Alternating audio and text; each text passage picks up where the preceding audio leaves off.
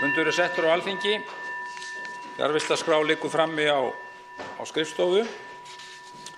Forseti vill tilkynna að á fundi atvinnuveganefndar í gær, þann 29. janúar, var Albertína Friðbjörg Elíasdóttir kjörin 1. varaformaður nefndarinnar. Útbýtt er á fundinum þingskjali 858 ÖSE-þingi 2018, skýrsla frá Íslandsdeild þings Öryggis- og samvinnustofnunar Evrópu, og þingskjali 872 Landsímahúsið við Austurvöll, þingsályktunartillaga flutningsmaður Ólafur Ísleifsson og fleiri. Tekið er fyrir fyrsta dagskrármálið störf þingsins. Til máls tekur hv. 1. þingmaður Reykjavíkurkjördæmis norður, Albert Guðmundsson.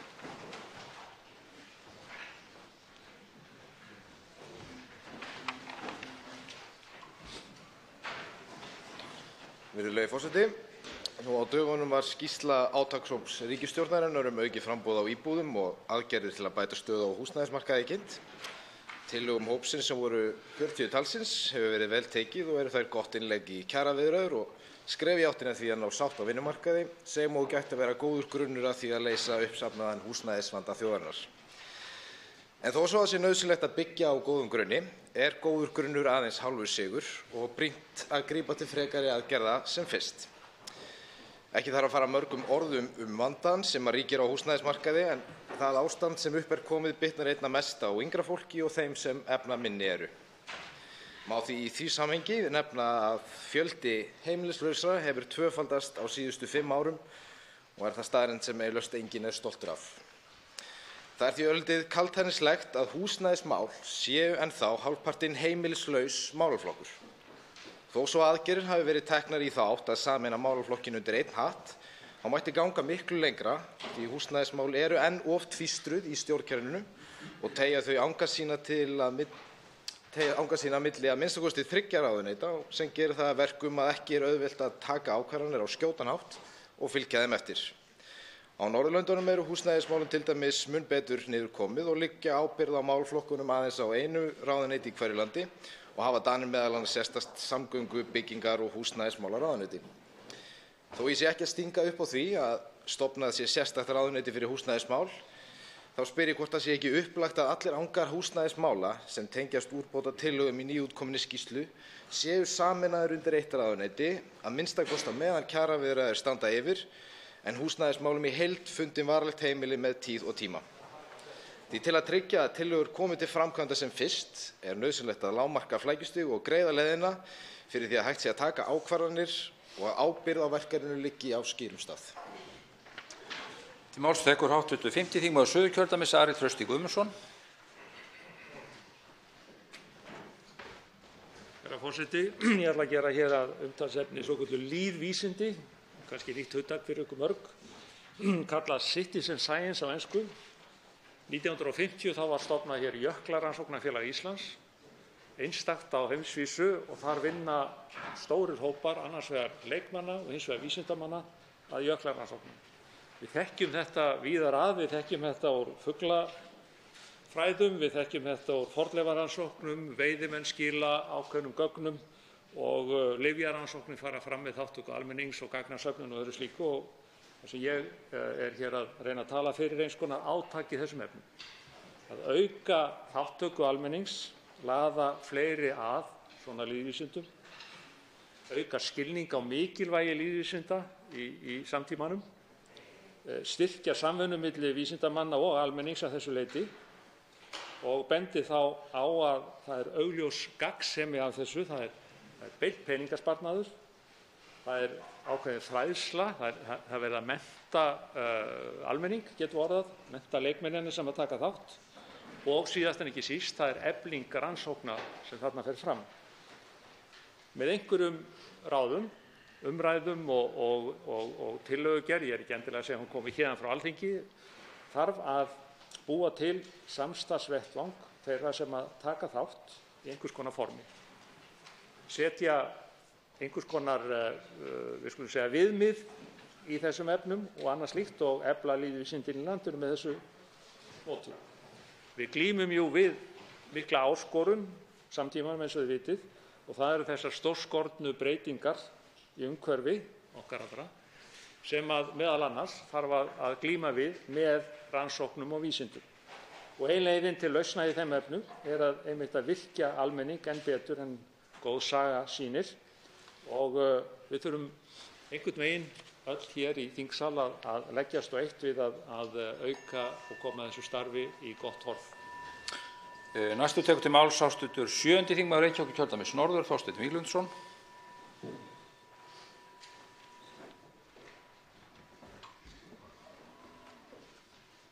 Forseti, það liggur fyrir að þingið fær nú á næstu dögum til umfjöllunar tillögur samgöngunefndar nýja samgönguáætlun, endurskoðaða samgönguáætlun.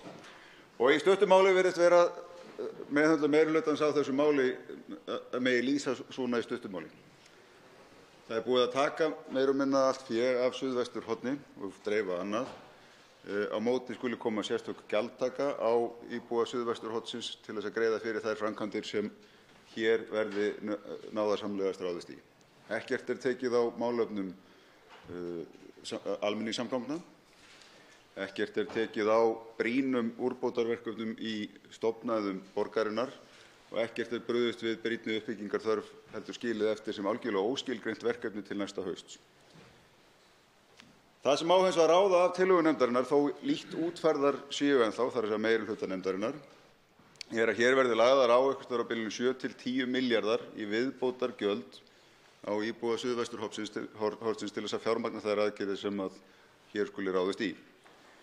Og nú skal það sagt skýrt að sá sem hér stendur ekki í grundvallaratriðum andvígur veggjöldum séu þau rétt meðhöndluð og skilgreind, enda sé ljóst að það fjármagn sem að veggjöldunum hljótist fari eingöngu til þeirra framkvæmda sem að verið að rukka fyrir. Það er alls óljóst að svo sé hér. Mér finnst þess nokkuð kómískt þegar ég horfi á þessi áform meirihlutans að sömu þingmenn áttu ekki orð yfir áformum fyrri ríkisstjórnar 4 milljarða hækkun kolefnisgjalda á umferð. Hækkun sem reyndar þegar hefur verið að stærstu hluta framkvæmda af þessari ríkisstjórn en finnst lítið tiltökumál að leggja 8 til 10 milljarða sérstaklega á íbúa suðvesturhornsins. Það kannski hjálpar þessum sömu þingmönnum að þessi áform stjórnarmeirihlutans vinna ekkert með okkur í aðgerðum okkar í loftslagsmálum, í aðgerðum til þess að draga úr losun gróðurhúsalofttegunda og til að styrkja almenningssamgöngur. Þetta er mjög skemmtileg þversögn í starfi meirihlutans. Til máls tekur háttvirtur 1. þingmaður Suðurkjördæmis Páll Magnússon.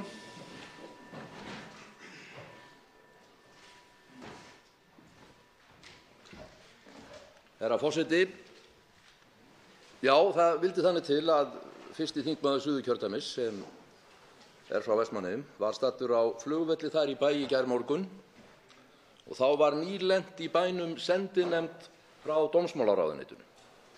Við eftirgrennslan kom í ljós að hún var þar til að tilkynna heimamönnum að frá og með föstudeginum næsta, ekki á morgun heldur hinn, yrði enginn sýslumaður í Vestmannaeyjum. Hvorki þingmenn kjördæmisins né bæjaryfirvöld í Vestmannaeyjum höfðu hugmynd þetta. Raunar þvert á móti því síðasta haust að þá var þessum aðilum gefið til kynna og fengu þau svör að einmitt þetta stæði alls ekki til að gera. Seinna í gærdag kom svo illskiljanleg tilkynning frá ráðuneytinu þess efnis að sýslumaðurinn sem var í Vestmannaeyjum hyrfi tímabundið til annarra starfa hjá einhverju sem heitir sýslumannaráð og tímabundið yrði settur sýslumaður í Vestmannaeyjum án þess þó að vera í Vestmannaeyjum sýslumaðurinn á Suðurlandi. Og seinna í sömu tilkynningu er sagt að þessar breytingar séu í samræmi við áform dómsmálaráðherra stefnumörkun í stjórnsýslu ríkisins og við frumvarp sem seinna yrði lagt fram á yfirstandandi þingi sem fæli meðal annars í sér að ráðherra yrði á hverjum tíma heimilt að skipa sýslumann yfir fleiri embætti en eitt til allt að 5 ára. Samkvæmt orðanna hljóðan væri þá ráðherra heimilt að skipa kannski bara 1 sýslumann yfir allt Ísland til 5 ára og sá yrði örugglega í Reykjavík. Þetta er algjörlega óboðleg stjórnsýsla.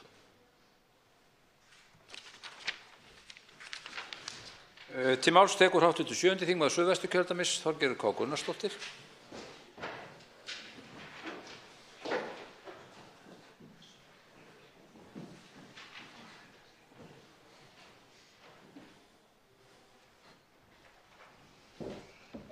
herra forseti. Vandræðagangur Breta ríður nú ekki við eindæming. Allri heimsbyggðinni er ljóst hversu mikilli krísu, eins og bara Bretar sjálfir kalla sig, Brexit-krísunni þeir eru staddir í. Og þessi vandræðagangur hann er ekki vegna þess að Evrópusambandið sé svona svakalega vont að það vil ekki sleppa takinu á Bretum. Nei, heldur er þessi ólíkindamál öll vegna þess að Bretar eru nú að vakna upp við þann vonda draum að þeir er að missa úr höndunum gott tæki, gott Evrópusamband sem hefur verið þeim stuðningur í gegnum tíðina. Þeir héldu að þeir gæti bæði átt kökuna og étið hana í senn. Vandræðagangurinn er meðal annars vegna þess að helstu baráttumenn Brexit í Bretlandi sögðu ekki satt. Þeir gengu ekki hreint til verks. Þeir lofuðu meðal annars hluti við útgöngu sem að gengu ekki upp og sögðu síðan frekar digurbarkarlega frá því strax á kosninganóttu. Þeir hefðu í rauninni ekki alveg meint allt sem þeir sögðu í aðdraganda kosninga. Þannig að það var í raun engin stoð fyrir þeirra fullyrðing í raunveruleikunum. Og síðan náttúrulega horfum við upp á það að hinir sem að vildu að Evrópusambandið að Bretar yrðu áfram í Evrópusambandinu að þeir fóru í tæknilegar bollaleggingar fyrir utan frekar veiklulega forystu verkamannaflokksins. En eftir stendur að bæði Skotar, Norður-Írar og unga kynslóðin vildi vera áfram í Evrópusambandinu og það voru sem sagt miðaldra fólkið og eldri sem ákváðu framtíðina fyrir það. En þetta er brýning fyrir okkur hér heima að ganga hreint til verks, að vera ekki með misvísandi upplýsingar, framsetningu á málum. Og ég er hér að auðvitað að horfa til EES-samstarfsins og samningsins. Það er hætt á ferðum að það sé óreiða innan stjórnarflokkana, að haukarnir innan stjórnarflokkana sé að ná tökum á umræðunum EES-samstarfið og séu beinlínis að ógna okkar gríðarlega miklu hagsmunum sem að tengjast EES-samstarfinu. Þess vegna vil ég brýna allt alþjóðasinnað, frjálslynt, markasinnað fólk hér á þingi til þess að standa vörð EES-samninginn, að leyfa ekki haukunum að ná völdum með misvísandi og jafnvel röngum upplýsingum í garð Evrópusamstarfsins. Til máls tekur hv. 3. þingmaður Suðurkjördæmis Birgir Þórarinsson.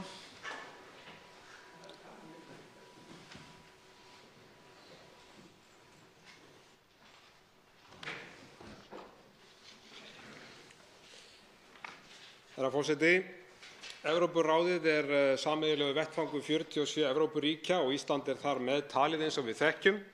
Í október á síðasta ári birti Evrópuráðið niðurstöður rannsóknar sem gerð var á meðal 80 þingkvenna í 45 löndum. Rannsóknin var kynferðislegt ofbeldi, líkamlegt og andlegt gagnvart þingkonum. Niðurstöðurnar eru sláandi. Daglega verða þingkonur í Evrópu fyrir kynferðislegu ofbeldi. Rúmlega 40% af þingkonum í þjóðþingum Evrópu hafa orðið fyrir kynferðislegri áreitni og í 70% tilfella eru gerendurnir karlkyns þingmenn. 50% eða helmingur þingkvenna hefur orðið fyrir kynferðislegum athugasemdum þar sem mikill meirihluti gerenda eru karlkyns þingmenn. Það sem er einnig sláandi er hversu lágt hlutfall þessara kvenna kæra verknaðina einungis 20%. Í rannsókninni kemur jafnframt fram að afleiðingar þessar fyrir þingkonur eru margvíslegar, kvíði, svefnleysi og ýmisleg heilsufarsvandamál. Auk þess hefur þetta neikvæð áhrif á öll störf þeirra og framgang í stjórnmálum. Herra forseti, það er í höndum okkar karlkyns þingmanna að uppræta þessa miklu meinsemd sem viðgengst í öllum þjóðþingum Evrópu, einnig hér á landi.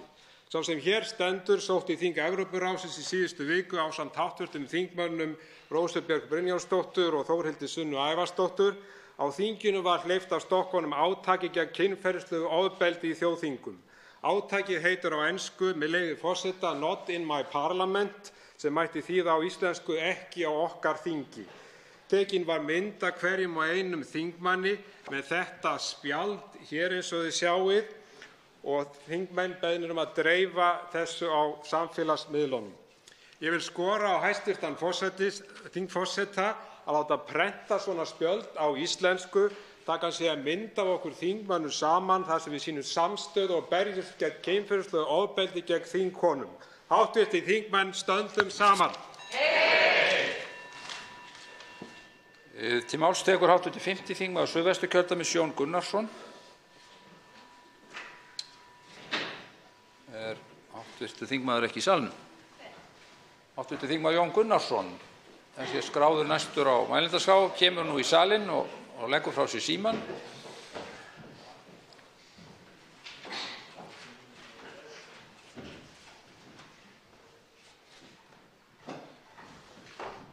Virðulegur forseti. Mig langar að gera hér að umtalsefni fréttir sem birtust okkur í morgun. Við höfum haft hér einstaklega mildan vetur. Nú koma nokkrir frostadagar í röð og þá fáum við þær fregnir að Orkuveita Reykjavíkur verði að virkja viðbragðsáætlun sína vegna þess að það getur orðið skortur á heitu vatni á höfuðborgarsvæðinu. Þetta kemur mjög á óvart. Þetta vekur upp spurningar öryggi höfuðborgarsvæðisins þegar kemur að heitu vatni og hitaveitu. Eitthvað sem við höfum ekki átt að venjast að þurfa að hugsa í áratugi. Til þess að ná hámarksnýtingu á jarðvarmaauðlind þá hún gjarnan samnýtt til raforkuframleiðslu og jarðvarmaframleiðslu. Þannig virkjað fyrir jarðvarmaframleiðsluna, það að segja hitavatnsframleiðsluna, en leið auðlindin nýtt til raforkuframleiðslu. Eigendaákvörðun það hjá Orkuveitu Reykjavíkur að það sé virkjanastopp. Og það birtist okkur að mínu viti í þessum afleiðingum. Það þó auðvitað líka mikil óvissa varðandi rammaáætlun og afgreiðslu hennar og það má vera að það setji fyrirtækinu einhverjar skorður auk vandræða í skipulagsmálum fyrir austan. Það þarf auðvitað að skoða alveg sérstaklega. Það tekur alltaf 10 ár, virðulegur forseti, að koma upp jarðvarmaveitu frá því að ákvörðun tekin og þar til að framkvæmdum lokið. Það sama á við raforkuframleiðslu. Það tekur 10 ár frá því að menn ákveða að byggja virkjun þar til að hún komin í notkun. Það skoðun einhverja að það þurfi ekki að virkja meira í þessu landi. Við þurfum þá að svara þeirri spurningu hvaðan orkan á að koma ef að þeirri stefna á að fylgja. Heitt vatn og raforka hluti af lífsgæðum landsmanna. Hér ekki sól og strandir, heldur leyfum okkur það að vera með 100 opnar sundlaugar allt árið kring í landinu og við höfum heita potta og við bræðum snjó af göngustígum og bílaplönnum. Við þurfum að skoða þetta með alvarlegum augum, virðulegum forseti. Máls tekur hv. 9. þingmaður Norðausturkjördæmis, Líneik Anna Sævarsdóttir. Virðulegi forseti. Meira orku en nú raforkukostnað í dreifbýli.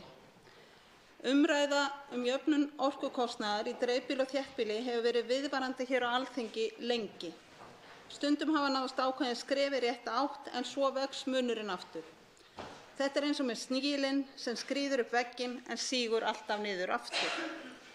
Staðan veldur viðvarandi óöryggi fyrir atvinnurekstur í dreifbýli.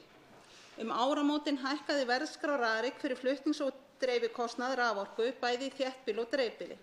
Hækkun í þéttbýli nemur 1,9% en 2,6% í dreifbýli. Það hækkar sem sagt mun fleiri krónur þar því kostnaðurinn í dreifbýlinu var hærri fyrir.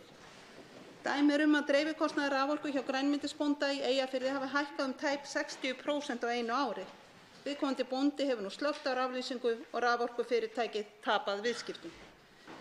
Það allt of mörg dæmi atvinnu við ræktun og ferðaþjónustu sem stendur höllum fæti í samkeppni vegna þess að fyrirtæki hafa lent utan línu sem dregin þéttbýli á dreifingarkorti raforku.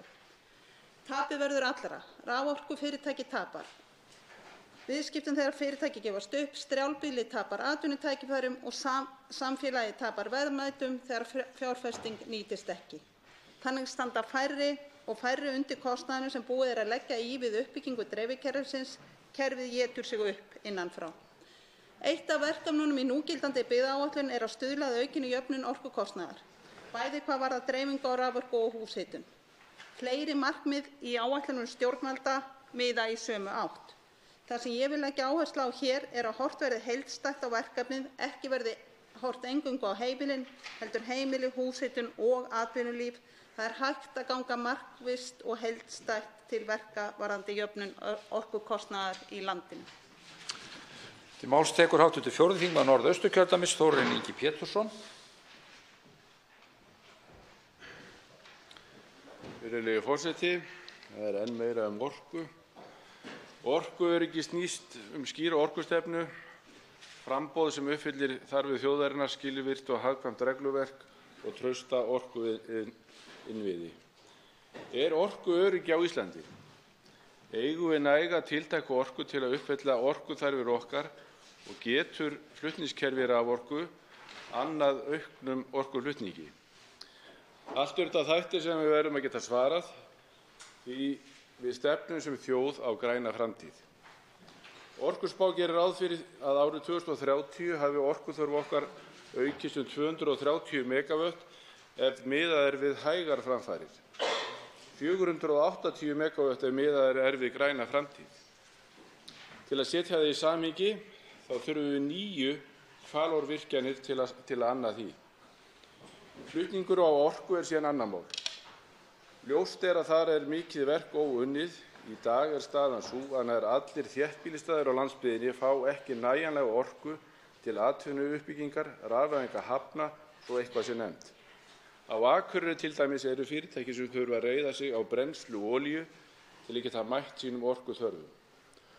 Orkuöryggi stór þáttur í því að við getum nálgast framtíðina á þann hátt sem við viljum. Í mínum huga ljóst að við verðum að nýta okkur sem flesta virkjunarkosti sem landið gefur okkur. Þar á við virkjun fjallvatna, vindorku, jarðhita. En með virkjunum komum við alltaf til með að hafa áhrif á umhverfi okkar, annað óumflýjanlegt. Markmiðið á samt alltaf að vera það að allar okkar gjörðir eiga miðast við að lágmarka umhverfisáhrif við svona framkvæmd. Virðulegi forseti, við sem þjóð stefnum á græna framtíð, látum verkin tala. Þá tekur til máls hv. 10. þingmaður Reykjavíkurkjördæmis suður, Þorsteinn Sæmundsson. Herra forseti. Þessar mundir bíða 4.000 manns á Íslandi eftir meðferðum eða aðgerðum. Þar af bíða 1.000 eftir liðskiptaaðgerðum. Og meðalbiðtími fólks sem þarf í liðskiptaaðgerð í fyrsta lagi 6 til 8 eða 10 mánuðir eftir að fá viðtal við lækni sem að skera úr það hvort að viðkomandi skuli fara í liðskiptaaðgerð eður ei. Frá þeim tíma bíður viðkomandi í alltaf 18 til 20 mánuði eftir aðgerðinni sjálfri. Það myndi þykja tíðindum sæta ef stjórnvöld á Íslandi myndu dæma fólk til einangrunar án dóms og laga mörg hundruð saman í langan tíma. En það akkúrat það sem að þessir biðlistar meðal annars gera. Það verða til þess að fólk sem þjáð og getur ekki hreyft sig eðlilega, það einangrast. Það ferðast ekki það mætir ekki á fundi, það fer ekki í bíó, vegna það getur ekki setið heila bíósýningu. Það bryður verkjatöflur og við getum reiknað með því að þessi 1000 manna hópur sem að staðaldri nú á biðlista eftir liðskiptaaðgerð, hann að borða svona 1 milljón tafla á ári. Á meðan eru hér til tækifæri til þess að stytta þessa biðlista með því að leyfa einkaklíník hér í Reykjavík að gera aðgerðir á liðskiptaaðgerðir, kostandi 1,2 milljónir krónur stykkið. En heilbrigðisráðherra og hennar hópur vill þetta ekki, hatast við allt sem einkarekið og merkilegt nokkuð við fengið Sjálfstæðisflokkinn í þann leiðangur með sér. Þetta saman fólk reiðubúið til þess að senda þessa sjúklinga til Svíþjóðar á einkaklíník þar sem kostnaðurinn þrefaldur. Nú það til 400 manns sem eiga rétt á því samkvæmt Evróputilskipun að fara til Svíþjóðar í slíka aðgerð og ég hvet alla sem nú sitja heima og þjást að nýta sér þennan rétt sinn og fara til Svíþjóðar og fá mein sín grædd þar þó að það kosti ríkissjóð þrefald. Til máls tekur hv. 4. þingmaður Reykjavíkurkjördæmis suður, Þórhildur Sunna Ævarsdóttir. Herra forseti, í næstu viku áætlað að ég muni mæla fyrir máli sem stendur mér mjög nærri og mér mikið hjartans mál, en það þingsályktunartillaga heildarendurskoðun lögræðislaga. Mig langar að drepa hér aðeins niður í greinargerð með þingsályktunartillögunni sem eins og fyrr segir ég hyggst flytja í næstu viku, eða vona allavega að ég fá að gera það og vona að ég fá sem mestan stuðning hér á þingi. En í greinargerð með þingsályktunartillögunni segir, með leyfi forseta, að mannréttindum ætlað að hafa efnislegt gildi og raunverulega þýðingu. Það viðhorf til réttinda fólks skín í gegn við lestur greinargerðar með ályktun Alþingis stefnu og framkvæmdaáætlun málefni fatlaðs fólks sem lögð var fram í byrjun árs 2012. Þáverandi velferðarráðherra Guðbjartur Hannesson lauk framsöguræðu sinni á þeim orðum að með samþykkt tillögunnar yrði haldið áfram á þeirri braut sem miðar að því að vernda og tryggja að allt fatlað fólk njóti fullra og jafnra mannréttinda og frelsis, auk þess að vinna að virðingu fyrir meðfæddri göfgi fatlaðs fólks. Tillagan með áorðnum breytingum var samþykkt samhljóða á Alþingi síðar sama ár sem varð til þess að margvíslegir ferlar fóru af stað. Einn helsti liður framkvæmdaáætlunar sneri að undirbúningi fullgildingarsamnings Sameinuðu þjóðanna réttindi fatlaðs fólks. Vinnan við breytingar á lögræðislögum var hluti af því ferli þó að með henni hefði verið fleiri markmið. Og það hefur verið varpað ljósi á nauðsyn þess að endurskoða þessi lög. Það hafa verið lögð fram formleg tilmæli úrbætur á lögum, meðal annars í skýrslu nefndar Evrópuráðsins gegn pyntingum. Nefndin hefur heimsótt Ísland 4 sinnum og gert athugasemdir við lög og verklag innan geðheilbrigðiskerfisins sem ekki þykja tryggja réttindi notenda með fullnægjandi hætti. Nefndin gerði meðal annars alvarlegar athugasemdir við skort á tilteknum verndarráðstöfunum sem tryggðar skyldu í lögum. Af hálfu nefndarinnar var ljóst að hvorki gildandi ákvæði laga né framkvæmd þeirra stæðust alþjóðlegar skuldbindingar. Fullt tilefni því til að endurskoða lögræðislögin. Þingsályktunartillagan mín leggur til að það fari fram heildarendurskoðun á lögræðislögum og það sé þingnefnd skipuð fulltrúum allra flokka sem að fara með þá vinnu og ég hvet ykkur að koma með mér í þann leiðangur. Til máls tekur hv. 3. þingmaður Suðvesturkjördæmis, Rósa Björk Brynjólfsdóttir. Virðulegi forseti, ég má tala hér nýja skýrslu Evrópuráðsins og Alþjóðaþingmannasambandsins kvenfyrirlitningu, kynbundið áreiti og kynferðislegt ofbeldi í 45 þjóðþingum en geri það nú aftur í tilefni atburða síðustu vikna. Niðurstöðurnar eru sláandi eins og hv. þingmaður Birgir Þórarinsson rakti svo vel og ein af þeim að 85% þingkvenna hafa orðið fyrir kynbundnu andlegu ofbeldi sem byggist á kynferðislegum athugasemdum útlit, kynferðislegri áreitni, hótunum og kúgunum. Til að bregðast við þessum hrikalegu niðurstöðum hefur Evrópuráðið efnt til átaks gegn kynbundnu ofbeldi og áreitni sem snýst meðal annars að efna til sérstakra umræðna í þinginu og betrumbæta siðareglur. Litið hefur verið til íslenska þjóðþingsins sem fyrirmyndar enda vöktu viðbrögð Alþingis við MeToo mikla athygli erlendis og það var gott að vera þingmaður Íslands og geta sagt frá barbershop-deginum hér og uppfærslu á siðareglunum. En nú svo komið að það vandræðilegt að vera íslenskur þingmaður erlendis því þar sem kynjajafnrétti ber á góma spyr fólk klaustursmálið. Erlendir ráðherrar, þingmenn annarra þjóðþinga og starfsfólk Evrópuráðsþingsins spyr allt þetta mál. Enda vanti að Ísland sé í fararbroddi þegar kemur að jafnréttismálum. Orðspor okkar þegar kemur að jafnréttismálum, okkar helsta stolti í alþjóðasamstarfi í mikilli hættu.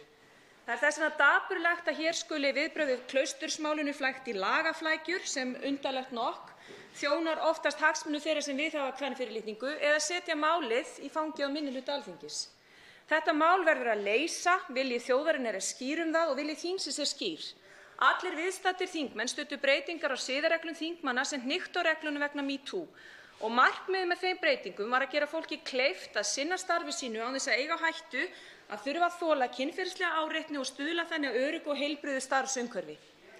Ég hvet þingheim allan til að rifja upp hvað við samþykktum hér í þessum sal og láta ekki eins og ekkert hafi í skorist.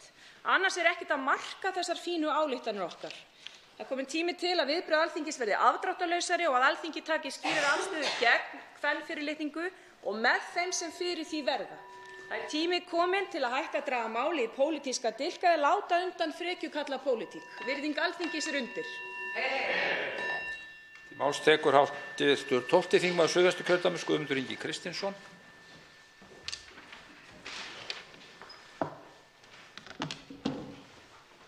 Virðulegi forseti, ég hef áður sagt það hér í punkti að listamannalaun eru 392.498 krónur, sem næstum réttu framfærslu sem þarf til að lifa af hér á landi. Hæstv. forsætisráðherra sagði listamannalaun að þau eru veitt til 3 mánaða, 6 mánaða, 9 mánaða, það ekki margir sem fáðu lengur en í ár og eyrnamerkt tilteknum verkefnum. Dæmi hafa sýnt að listamenn hafa verið á launum áratugum saman og stundað 2 vinnur. Milljarðar er á bið hjá ríkisstjórninni að afnema krónumóti krónuskerðingar. Á sama tíma er ríkið einnig að breyta höfundagreiðslum þannig að hugverk teljist til fjármagnstekna og verði skattlögð þannig en ekki launatekjur. Er ekki allir jafnir fyrir lögum? 65. grein stjórnarskrárinnar segir það. Sem betur fer núna næstu mánaðamót styrkir að hætta að skatta styrki til þeirra sem fátækastir eru. Það átti að gera 1. janúar en Tryggingastofnun ríkisins treysti sig ekki til þess að gera fyrir núna 1. febrúar. Við erum að tala fólk, öryrkja, sem er á hálfum listamannalaunum og skerða og þessi bætur sem eru rétt 200.000 krónur, það skerða allar tekjur sem þær fá. Allt skert. En við erum búin að finna réttu framfærslunum, við erum búin að finna rétta hljómgrunnin sem eru listamannalaun. Og þau skerðast ekki neitt, sama hvaða tekjur eru. Og þess vegna gerum við kröfu það að öryrkjar og eldri borgarar sitji við sama borð. Okkur ber skylda til þess, hvernig þessu þingsal, að sjá til þess að það sé ekki verið að mismuna og það sé verið að mismuna gagnast þeim sem fátækastir eru hérna. Vegna þess að við vitum búsetuskerðingar eru til staðar ennþá og þar er verið að skerða fólk sem hefur varla nokkra tekjur. Og við hljótum að gera kröfu það nú þegar að við hættum þessu og sjáum til þess að allir sé jafnir fyrir lögum. Þá tekur til máls 87. þingmaður Suðurkjördæmis Ásgerður K. Gylfadóttir.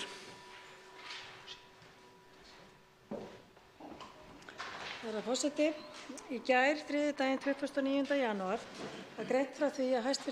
Heilbrigðisráðherra Svandís Svavarsdóttir hefði sent Landspítalanum og öðrum opinberum heilbrigðisstofnunum tillögur að 9 tilteknum atriðum eða aðgerðum til að stuðla að því að bæta úr skorti á hjúkrunarfræðingum. Þarna eru tíundaðir ýmsir þættir er lúta að starfsumhverfi, endurmenntun, tækjabúnaði og heilsueflingu. Það sem vekur einna helst athygli er að í bréfinu er ekki minnst einu orði að launakjör hjúkrunarfræðinga. Það sem vekur, ekki er heldur fjallað styttingu vinnuvikuvakta vinnufólks sem lengi hefur verið kallað eftir.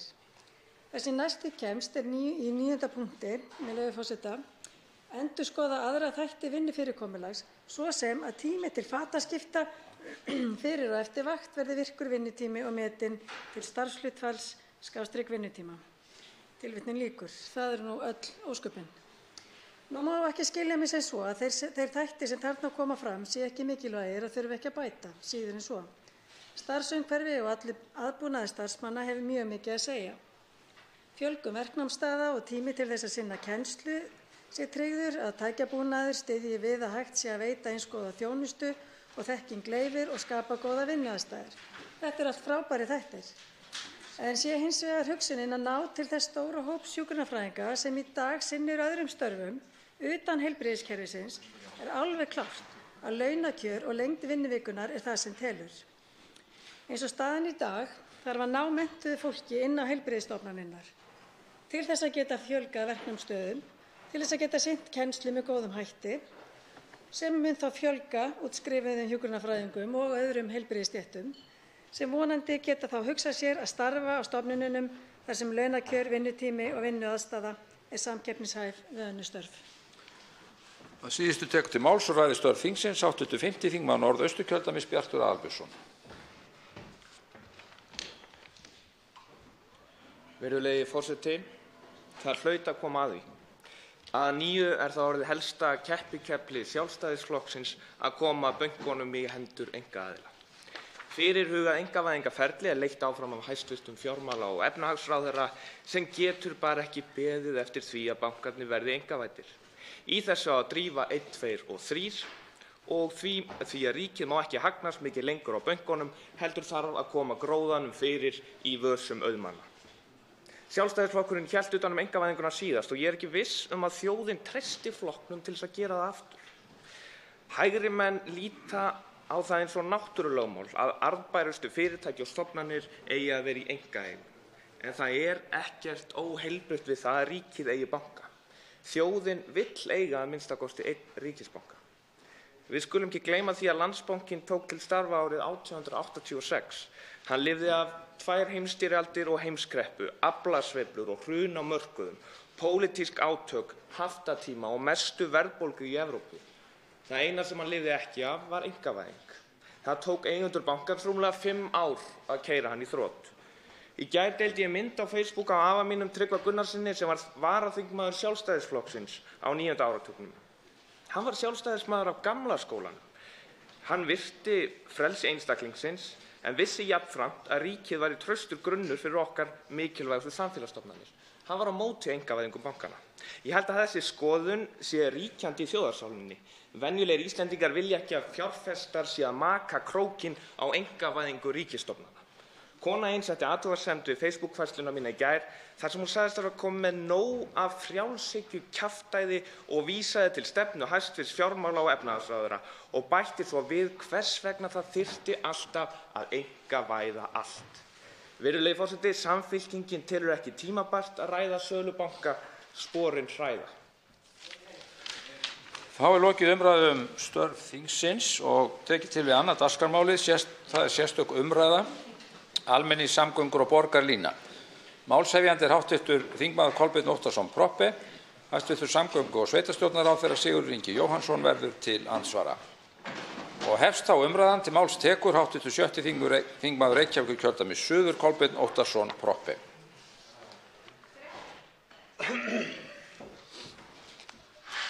Forseti, ég nú byrjaði að þakka hæstv. ráðherra að eiga orðastað við mig þessi gríðarlega mikilvægu mál.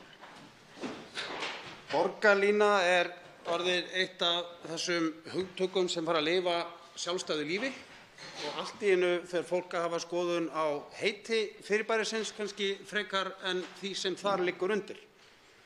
En staðreyndin einfaldlega sú að ef við ekki grípum til róttækra aðgerða til að byggja upp háhraða almenningssamgangnakerfi, þá erum við að horfa fram á það að bara til ársins 2033, sem nú bara handan við hornið, forseti, þá muni umferðartafir á höfuðborgarsvæðinu verða 25% meiri en í dag. Og þetta ekki ef við gerum ekki neitt, það að segja að við ætlum ekki að hætta að leggja vegi. Þetta ef við förum í allar þær stofnvegaframkvæmdir sem nauðsynlegt að fara í. Þrátt fyrir að við gerðum það, myndu tafir á höfuðborgarsvæðinu aukast eða verða 25% meiri í dag. Hvers vegna, forseti? Jú, vegna þess að umferðarskrá sýnir að verði umferðin eftir þessi 13-14 ár eins og hún í dag, þar að segja sama hlutfall í einkabílum, sama hlutfall í almenningssamgöngum og svo framvegis. Þá mun heildarumferðin aukast ríflega 40%. Við höfum byggt höfuðborgarsvæðið þannig upp, forseti, að það byggist fyrst og fremst á því að við förum á milli staða á einkabíl. Síðustu ár og hefur verið reynt að vinda ofan að þessu þannig að bjóða upp á annan valkost. Þau sem að kjósa að nota einkabílinn gera það vissulega áfram, en þau sem að kjósa að ferðast á annan og umhverfisvænni máta hafi meiri kosti til þess. Þannig var gerður samningur styrk á hverju einasta ári til uppbyggingar almenningssamgangna, 1 milljarð, 10 ár, fórum reyndar niður í 900 milljónir. Þannig að við höfum verið að hugsa eftir þessum nótum. En þetta, forseti, einfaldlega ekki nóg. Það þarf að grípa til róttækra aðgerða. Það að við förum fleiri á milli staða í almenningssamgöngum, það gagnast nefnilega öllum. Líka hinum sem einhverjum mér óskiljanlegum ástæðum geta ekki hugsað sér að nýta sér almenningssamgöngur. Því að færri bílar á vegum og götum borgarinnar og höfuðborgarsvæðisins þýðir einfaldlega þau sem eftir sem áður kjósa að fara á einkabílum. Það þá greiðfærari leiðin fyrir þau. Forseti, við höfum sett okkur metnaðarfull markmið í loftslagsmálum. Þau snúa því að Ísland verði kolefnishlutlaust árið 2040. Það morgunljóst að við náum trauðla slíkum markmiðum ef okkur ekki tekst að breyta ferðavenjum, draga úr því hvernig við ferðumst því að á þessum skamma tíma getum við alveg búist við því að varla búist við því að það verði búin orkuskipti að fullu. Og orkuskipti eru góðra gjalda verð því það annars konar mengun af umferð og hún snýst af hjólbörðum sem að snúast eftir malbiki. Og hún jafn mikil eftir því hvort bíllinn keyrður áfram á rafmagni eða bensíni. Sjálfkeyrandi bílar hafa oft verið nefndir.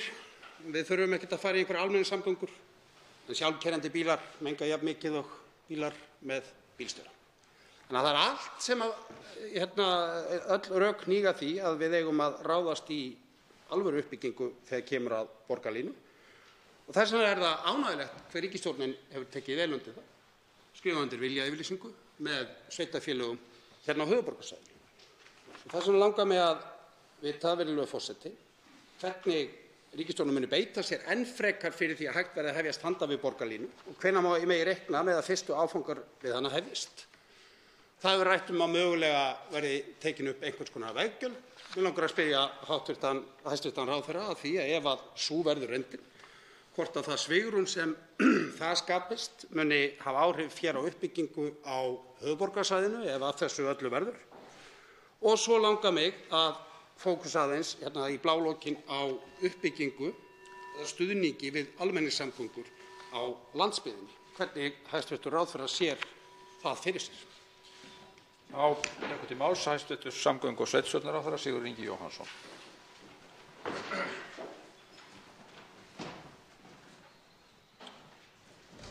Herra forseti, ég vil nú byrja á því að þakka hv. þingmanni að hafa frumkvæði að því að taka þetta mál hér til umfjöllunar í dag.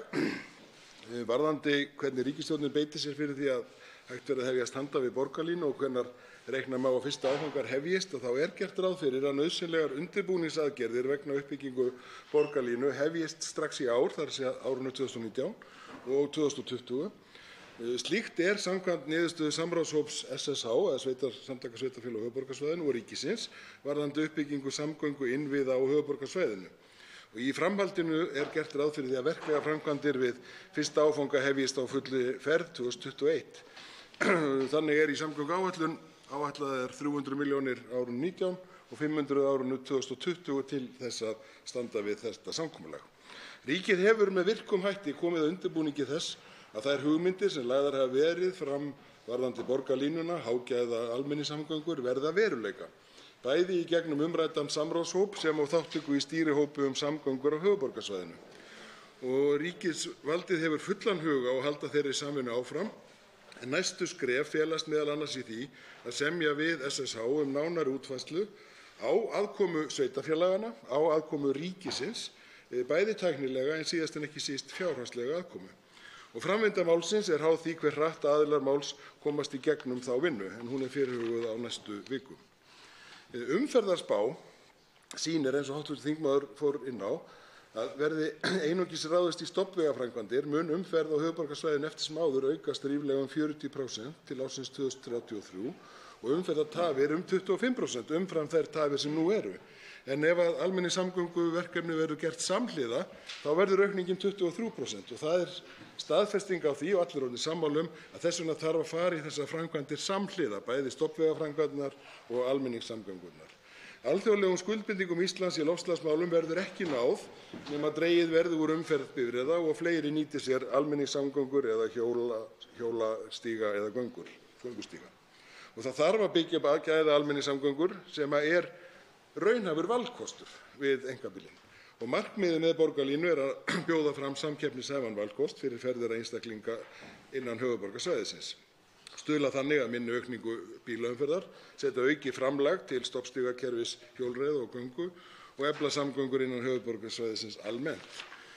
Til þess að hraða, og það brýnt að hraða uppbyggingu borgarlínu í ljósi mikillar uppbyggingar íbúða á höfuðborgarsvæðinu og sem á vaxtarsvæðum, og rétt að vísa þar í tillögu starfshópsins í húsnæðismálum, ríkis, sveitarfélaga og aðila vinnumarkaðarins sem nýlega var lögð fram, sem lögðu áherslu einmitt á þessa þætti. Miðað við að lega borgarlínu styðji við og svari auknum kröfum samgöngur meðal annars við þéttingu byggðar en líka út frá þeim sem ég kem hérna aðeins inn á í lokin. Þar við bætist að breyttar ferðavenjur verða mikilvægari út frá umhverfislegum sjónarmiðum.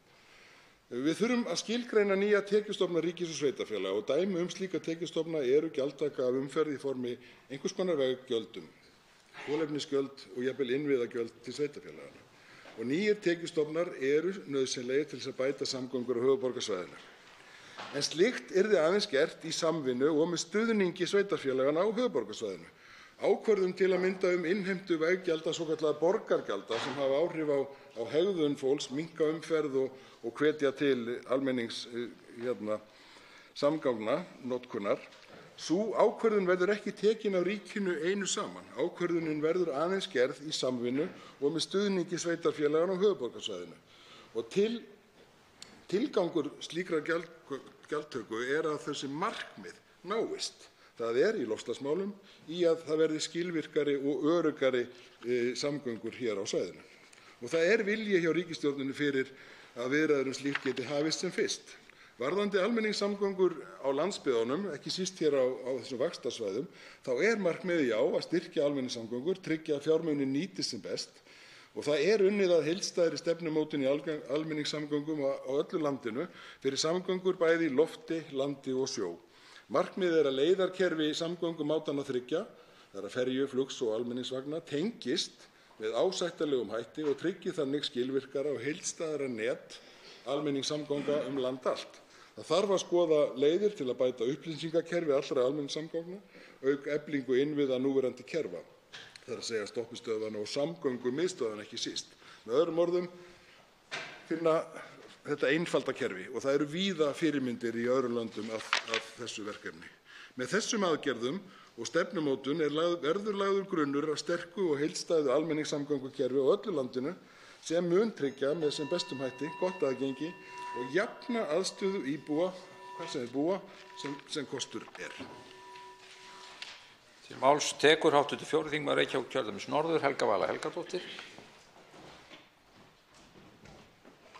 Herra forseti, ég vil byrja á því að þakka hv. þingmanni Kolbeini Óttarssyni Proppé fyrir að hefja þessa mikilvægu umræðu. Samgöngumál varða landsmenn alla, en almenningssamgöngur varða íbúa alls heimsins, núlifandi sem ófædda. Þess vegna fagna ég umræðunni, því ef við gerum ekki neitt eins og virðist vera stefnan hjá núverandi stjórnvöldum, þá mun fjöldi einkabíla í umferðinni hér á suðvesturhorninu aukast 40% á næsta rúma áratug. Í stjórnarsáttmála ríkisstjórnar er minnst á uppbyggingu almenningssamgangna með þeim orðum að áfram þurfi að byggja upp almenningssamgöngur allt land og að stutt verði við borgarlínu.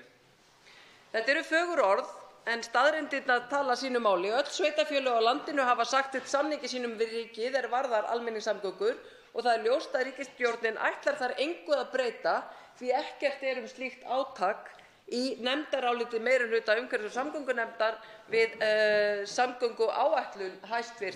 Samgönguráðherra til næstu 5 eða 15 ára.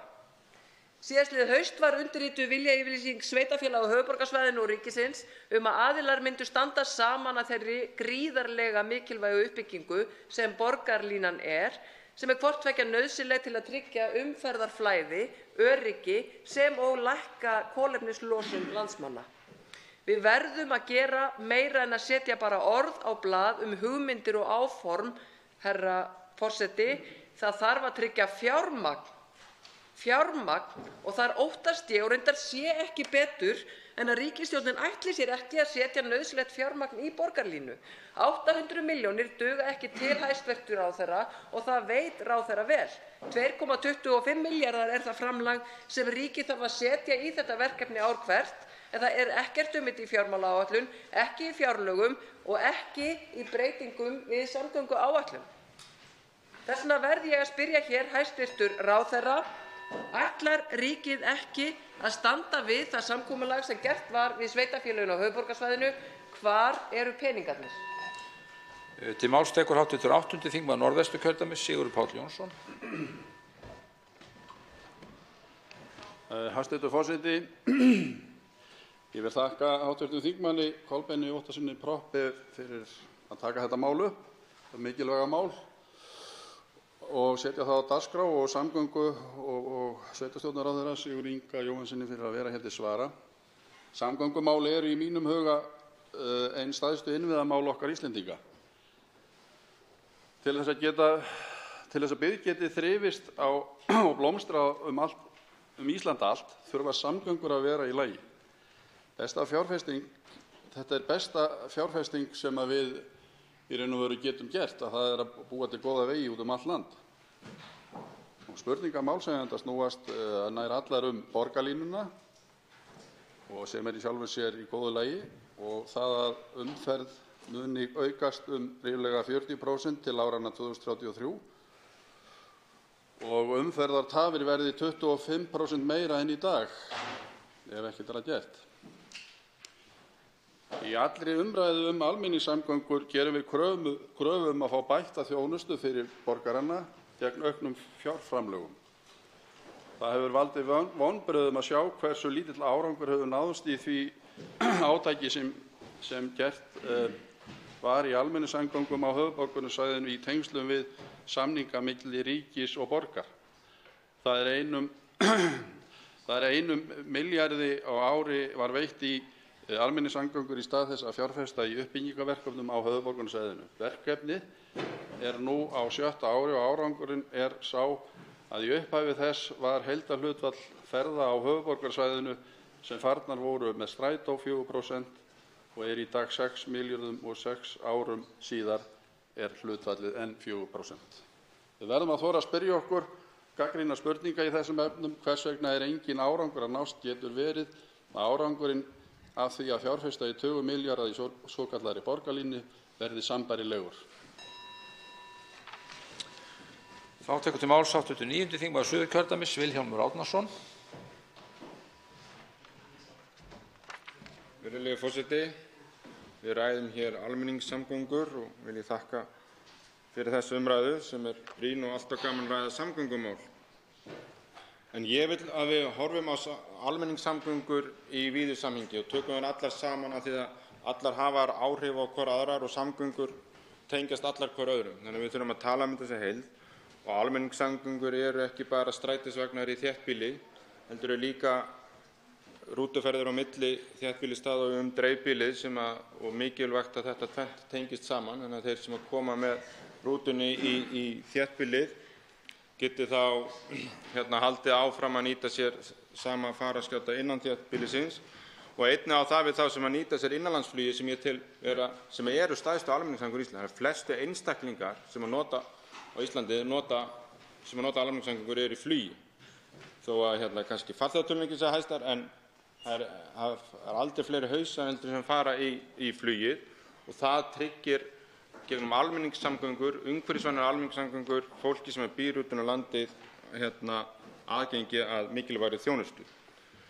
Og svo má ekki gleyma ferjónum líka. Þannig að allt þetta tala saman, almenningssamgöngur í þéttbýli og dreifbýli ásamt fluginu og ferjónum.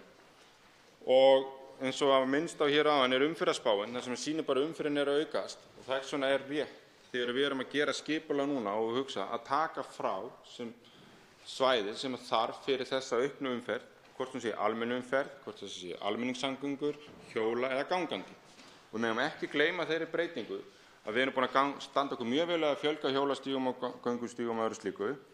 Þar er sami markhópurinn og við erum að berjast við að fá inn í almenningssamgöngunar, þannig að með að efla þann þáttinn, þannig að fleiri sem geta haft tækifæri að hjóla og ganga í vinnuna, þá er kannski minnkar mengi af þeim sem við erum að reyna að fá inn í almenningssamgöngunar en við eigum ennþá nóga mengun til að ná þangað inn, þannig að ég vildi bara hafa nefnt þetta. Þannig að það er mikilvægt við hönnun og skipulag á almenningssamgöngum að það sé tekið mið af því að fyrirkomulag þeirra getur breyst með tímanum.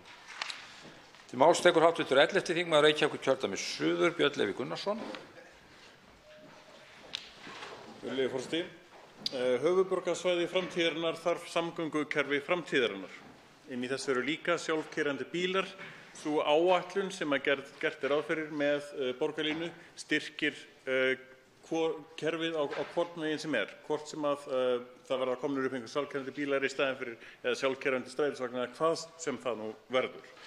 Framtíðin þarf að byrja núna miðað við gögn og þær upplýsingar sem við höfum í þessum málum. En staðan sú að við erum með samgönguáætlun sem er hérna liggur fyrir þinginu og á að búa afgreiða úr nefnd og við erum með fjármálaáætlun sem eru ekkert að fjármagna þessar aðgerðir sem þarf að fara út í. Rétt svona byrjaði í undirbúningsfasa. Þannig að ég held svona aðeins niður í vandanum. Ég hlakka til þess að sjá endurskoðaða fjármálaáætlun núna í lok mars, apríl. Og þá kemur það í ljós í raun og veru hvað í hendi hvað borgarlínuna varðar. Þannig að ég hlakka til þess að heyra bæði hæstv.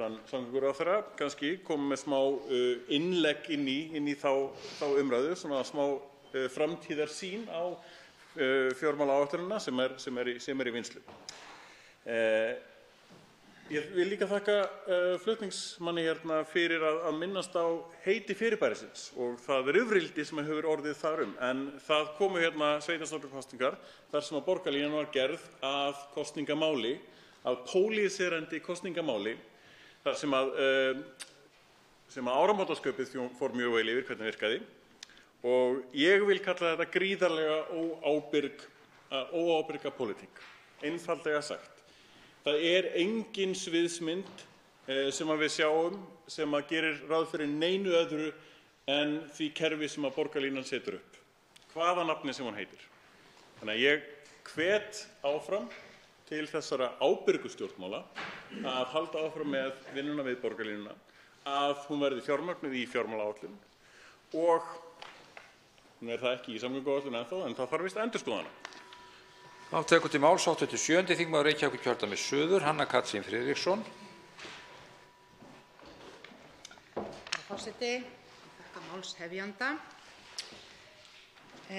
Það ljóst að hlutur stórhöfuðborgarsvæðisins í heildarfjárframlagi ríkissjóðs til samgöngumála mun minna en hlutfall tekna ríkisins af ökutækjum sem falla til á þessu sama stórhöfuðborgarsvæði. Það eitt af þessum málum sem það ríkir skilningur á samfélagslegu réttlæti þess að dreifa fjármunum með þessum hætti, enda næsta lítið framkvæmdir í hinum dreifðari byggðum ella. En nú verið að ganga mun lengra í álögum á íbúa stórhöfuðborgarsvæðisins með væntri samgönguáætlun. Og í umsögn meirihluta umhverfis- og samgöngunefndar við þessa áætlun kemur fram að það ekki gert ráð fyrir að fjárframlög ríkissjóðs til samgönguframkvæmda lækki vegna gjaldtöku á þeim framkvæmdum sem nefndin leggur til að verði fjármagnaðar með vegatollum, þar að segja á þessar 3 meginstofnæðar út frá höfuðborgarsvæðinu. Hins vegar að það svigrúm sem myndast verði nýtt til að flýta tilteknum framkvæmdum í samræmi við markmið samgönguáætlunar og til að auka fé til viðhalds og framkvæmda á tengivegum og styrkvegum. Svigrúmið þó það sem inni í fjárframlögum ríkissjóðs vegna framkvæmda við þessar 3 meginstofnbrautir, vegna þess að vegtollarnir koma inn, íbúar höfuðborgarsvæðisins munu bera hindanum þingana því. Það leggst ekki ofan á fjárframlög ríkissjóðs til þessara framkvæmda, heldur komið í staðinn og fjárframlagi ríkissjóðs verður úthlutað annað, en ekki borgarlínu. Og herra forseti, þetta ríkir ekki samfélagsleg sátt. Og þá veltir maður fyrir sér, í samhengi af því sem við erum að ræða hér núna, hvað geti búið til slíka sátt? Hvað með skýrt og bindandi samkomulag ríkisstjórnar með vilja Alþingis við sveitarfélög á höfuðborgarsvæðinu, samkomulag sem tryggir fulla fjármögnun borgarlínu. Ekki loðið orðalag að við ætlum að stefna því. Ekki að seinna verði samið útfærslu. Ekki baktjalda markum að höfuðborgarbúar borgi þar brúsin líka til viðbótar við eldsneytisskattinn sem fyrir mestu annað og svo vegtolla. Af hverju ekki hægt að ganga frá slíku bindandi samkomulagi leið og samgönguáætlun ríkisstjórnarinnar? Ef eitthvað ófrágengið, eitthvað vantar ennþá til að hægt sé að ganga frá slíku samkomulagi, það ekki hægt að ganga frá samgönguáætluninni strax. Þannig að þetta verður ekki skilið í sundur. Ekki frekar en yfirlýst markmið stjórnvalda í loftslagsmálum. Ekki frekar en markmið í húsnæðismálum. Herra forseti, borgarlínan lykillinn að lausninni. Til máls tekur hv. 12. þingmaður Suðvesturkjördæmis Guðmundur Ingi Kristinsson. Virðulegur forseti, ég vil þakka hv. þingmanni fyrir þessa umræðu. Borgarlína, ekki bara strætólína, ekki bara einkavegur fyrir strætó. Mér finnst borgarlína vera eitthvað svona flott orð til þess að rétta þetta ýmsa hluti. Jú, borgarlína væri mjög fín. Þetta svona einkavegur fyrir strætó og þetta hefur verið reynt á mörgum stöðum, til dæmis í Noregi, og þar var til dæmis líka leyft að 2 eða fleiri bíl mættu nota þennan veg. En er þetta samt afsökun fyrir því að hefta för einkabílsins? Arnarnesvegur til dæmis, á mörkum Reykjavík og Kópavog, þar rifist mislæg gatnamót eða ljósastíð. Þetta rifrildi hefur staðið síðan eftir að fyrsta áfengi var tekinn 2004. Og ég spyr, þetta til þess að þvinga borgarlínu inn? Ég get ekki ímyndað mér að það sé bara þessi þröskuldur á þessum gatnamótum frá 2004 sé út af bara hvort þeir vera mislæg gatnamót eða ljósastíð. Vegna þess að það er búið að gera kröfu um þetta. Þetta eru sjúkraflutningamenn, slökkviliðið. Þetta bara dauðast alvara. Vegna þess að þetta er búið að gera kröfu um það vegna hann kemur ekki. Þannig að ég segi, við að þvinga fram eitthvað sem 4% nota og á kostnað þess að öryggi almennings, vegna þess að eins og vegurinn er núna til dæmis byggður þarna, þá er stórhættuleg beygja á honum. Og ég vil að við tökum þetta allt til endurskoðunar og við hljótum að horfa á þetta í heild sinni. Við getum ekki horft á borgarlínu en á sama tíma gert ekkert vegna þeirra stíflu sem er hérna á kvölds og morgna fyrir einkabíl. Til máls tekur Ari Trausti Guðmundsson, hv. 5. þingmaður Suðurkjördæmis.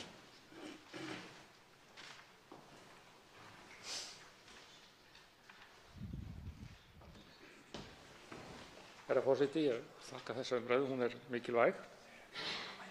Meirihlutaálit umhverfis- og samgöngunefndar samgönguáætlun, hún er ekki ennþá lögð fram, eða það álit er ekki ennþá lagt fram, en það er stutt í það. Það er mjög margar blaðsíður og það komu fjöldi gesta fyrir nefndina og það var alveg ljóst að það var mjög almennur áhugi á góðum almenningssamgöngum, hvort sem var innan höfuðborgarinnar eða utan.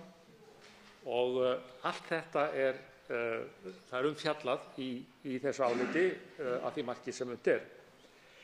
Borgarlínan, það er talað um að heildarupphæðin þar 10-15 árum sé 110 milljarðar og það er sett fé bæði af hálfu borgarinnar 50-50 í undirbúning hálfu borgarinnar og ríkisins og ennfremur þá er rætt næstu 2 skref, það er að segja hvað borg og hvað ríki muni leggja í næsta áfanga.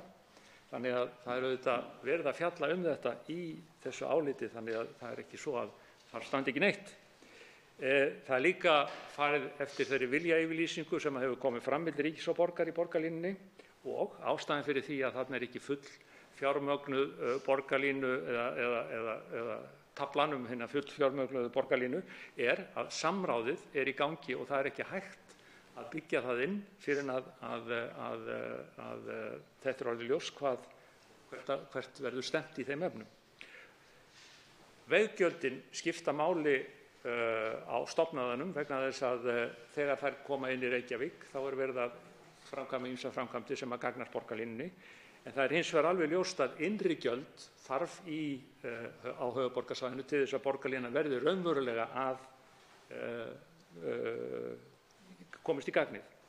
Þannig að horfa til Osló til dæmis, þar sem þetta hefur tekið 15-20 ár, er mjög gagnlegt.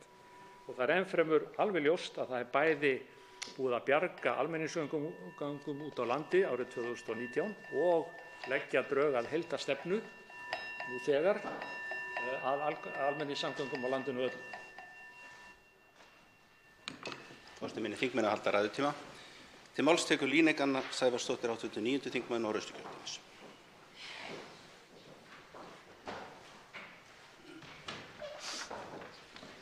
Virðulegi forseti.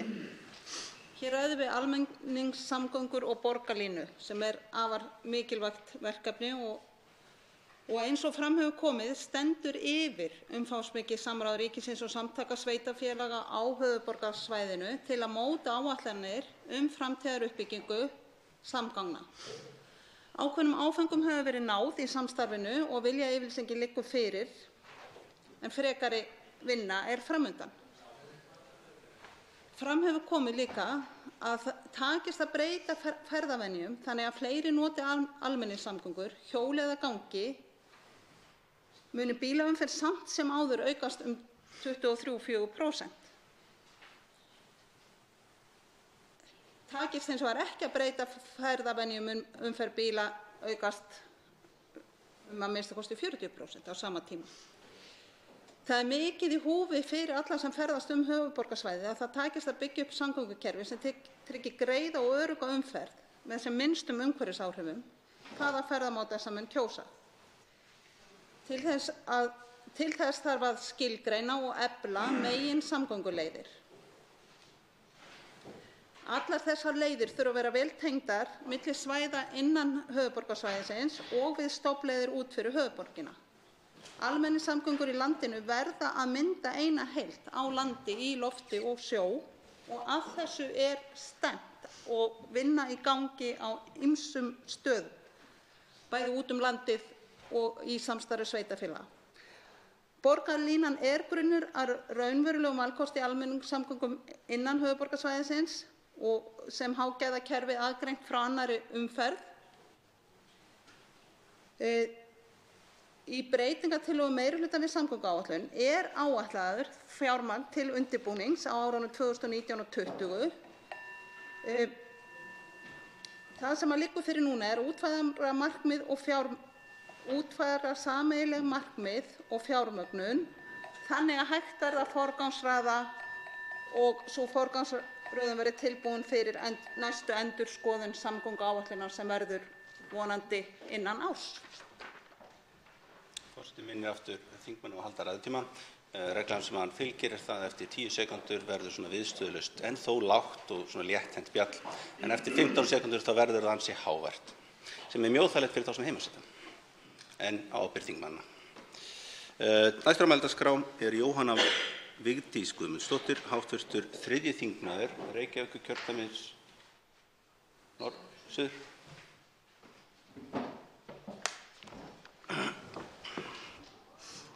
Virðulegi forseti. Ég fagna þessari umræðu, enda eru öflugir samgönguinnviðir gríðarlega mikilvægir fyrir lífskjör, lífsgæði landsmanna allra, þar með talið Reykvíkinga. Þessir innviðir mynda lífæðar samfélagsins okkar og undanfarin ár hefur fjárfesting í vegasamgöngum verið vanrækt alvarlega á meðan umferð hefur aukist stórlega. Leið verðum við að horfa til þess hvernig við getum dregið úr losun koltvísýrings og gera nógu mikið til þess að það skipti máli. Þetta er stærsta verkefni okkar kynslóðar, okkar sem hér erum og við þurfum að taka það mjög alvarlega. Þegar við skoðum fjárfestingar í samgönguinnviðum og í þróun í samgönguþjónustu verðum við því að taka ákvarðanir sem stuðla að breyttri ferðahegðun. Það þýðir lítið að segja fólki að nota almenningssamgöngur ef valkostir í þeim efnum eru fáir, undirfjármagnaðir og vondir. Almenningssamgöngur eru samgönguinnviðir eins og vegir og eins og mislæg gatnamót og á að fjármagna sem slíka.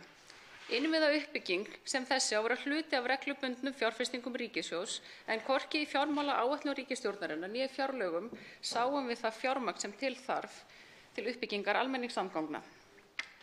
Ef við horfum til höfuðborgarinnar sérstaklega, þá sýna sameiginlegar niðurstöður samtaka sveitarfélaga á höfuðborgarsvæðinu og Vegagerðarinnar samgöngumál á höfuðborgarsvæðinu að án breyttra ferðavenja muni ástandið í umferðinni versna til muna á 15 ára tímabili samgönguáætlunar eins og fólk hefur vísað hér í.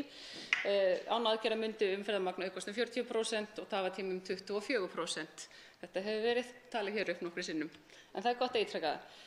Raunhæfir valkostir, ferðavalkostir í öflugum almenningssamgöngum eru eina leiðin til að minnka tafatíma og álagstímum á höfuðborgarsvæðinu og draga úr mengun. Það munu einfaldlega fleiri nota almenningssamgöngur eins og borgarlínu ef að þær eru byggðar upp. Það er gert ráð fyrir að ríkið veiti 300 milljónir króna í framlagi til undirbúnings og framkvæmda vegna borgarlínu árið 2019 og 500 milljónum árið 2020 gegn sambærilegu mótframlagi frá sveitarfélögum á höfuðborgarsvæðinu. Það liggur hins vegar fyrir að sameiginlegur heildarkostnaður ríkis og sveitarfélaga vegna fyrsta áfanga við uppbyggingu borgarlínu er 42 milljarðar króna og þetta skiptist með jöfnum hætti á milli ríkis og sveitarfélaga. Ég vildi spyrja hæstv. Samgönguráðherra hér við undirleik, hvar sjáum við fjárhagsskuldbindingu ríkisstjórnarinnar til borgarlínu? Og Ef mér þætti ekki svona vænt íslenska tungu þá myndi ég jafnvel ganga svo langt núna að vísa í fræga bíómynd með leyfi forseta, Show me the money. Þetta var skemmtilegt. Það þarf samt sem annað brot sem var frammi hérna það að það þarf að þýða ef maður biður forsetum að tala á íslensku og þingmálið íslenska þá þarf að þýða það en þingmaður veit það. Og aftur muni forseti ráðamenn á að halda ræðutíma og kannski að tímasetja ræðurnar áður en þeir koma inn í ræðustól væri ekkert úr vegi og geta aðstoð við þingstólinn. Til máls tekur Þorsteinn Sæmundsson, 10. þingmaður Reykjavíkurkjördæmis suður.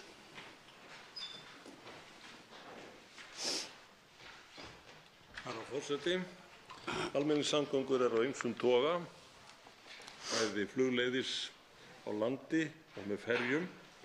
Og það verður að segjast eins og að á öllum þessum sviðum hefur ríkisvaldið undanfarin ár dregið lappirnar og nú svo reyndar komið að nú ætla menn að taka flugvöllinn í Reykjavík sem nú svona lífæð þeirra almenningssamgangna á landinu af á næstu árum og ekki ljóst hvað á að koma í staðinn.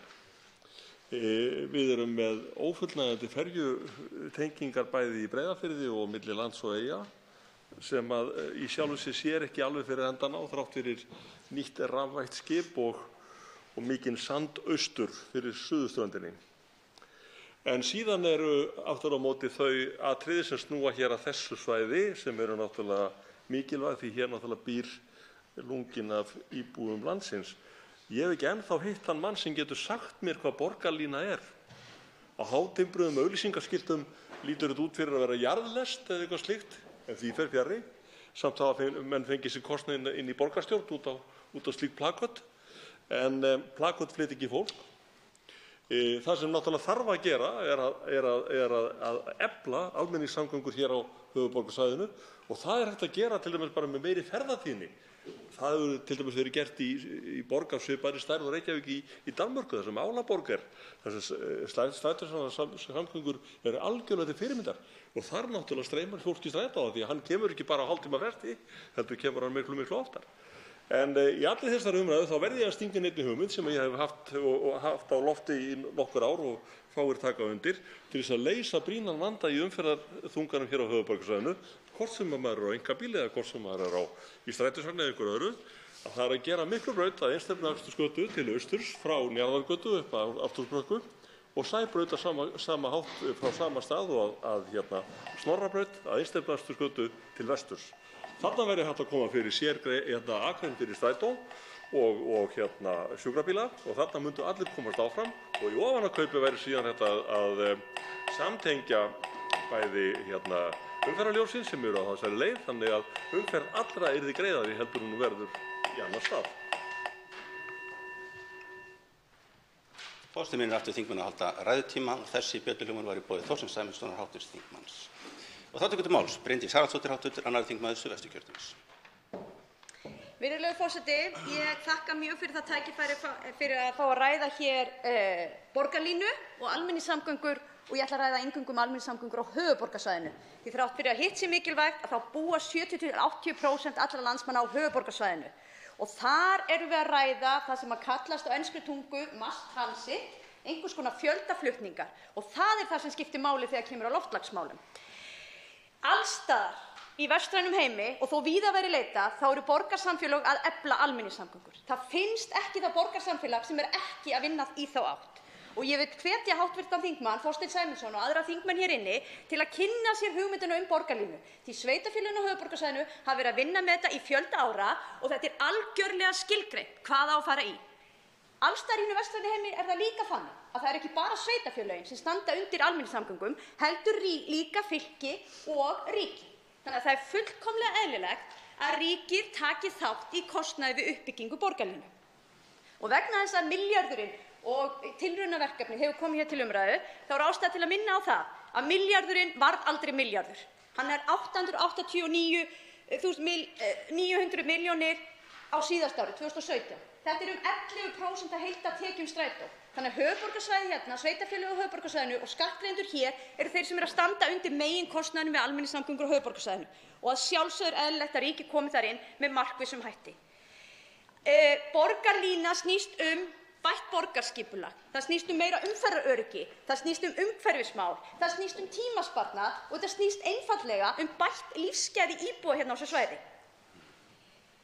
Þá kemur umræðan að því hvernig ætlum við að fjármagna þetta. Og nú erum við með hugmyndir á lofti vegtolla. Ég styð heils hugar þær hugmyndir að því gefnu að sjálfsögðu að þær tryggi að vegtollar hér á höfuðborgarsvæðinu fari í raunverulega uppbyggingu samgöngumannvirkja hérna á höfuðborgarsvæðinu. Bæði hvað varðar almenningssamgöngur borgarlínu og auðvitað líka hefðbundna almenningssamgöngukerfa.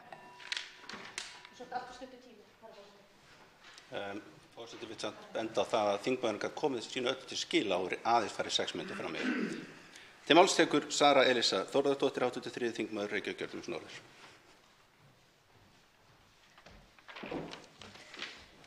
Herra forseti, í stjórnarsáttmála ríkisstjórnarinnar segir, með leyfi forseta, áfram þarf að byggja upp almenningssamgöngur land allt og stutt verður við borgarlínu í samstarfi við samtök sveitarfélaga á höfuðborgarsvæðinu.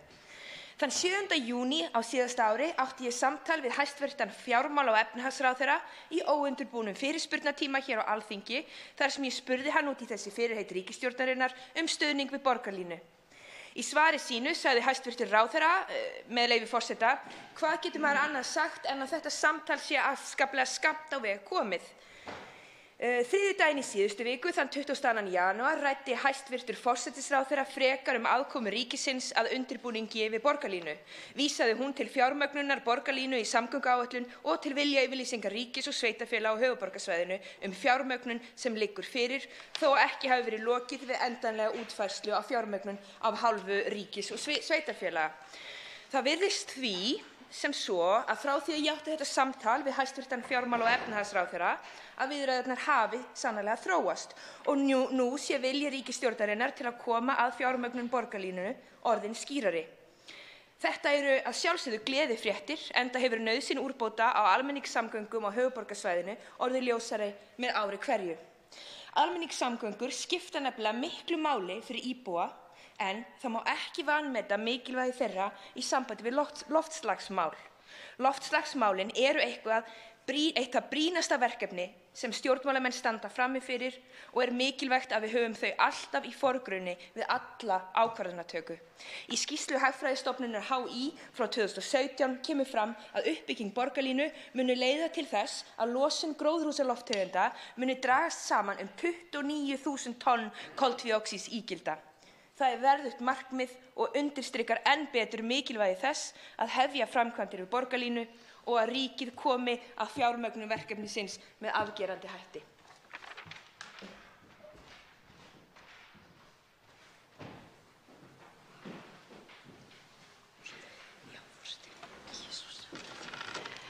Til máls tekur hv. 7. þingmaður Suðvesturkjördæmis Þorgerður Katrín Gunnarsdóttir.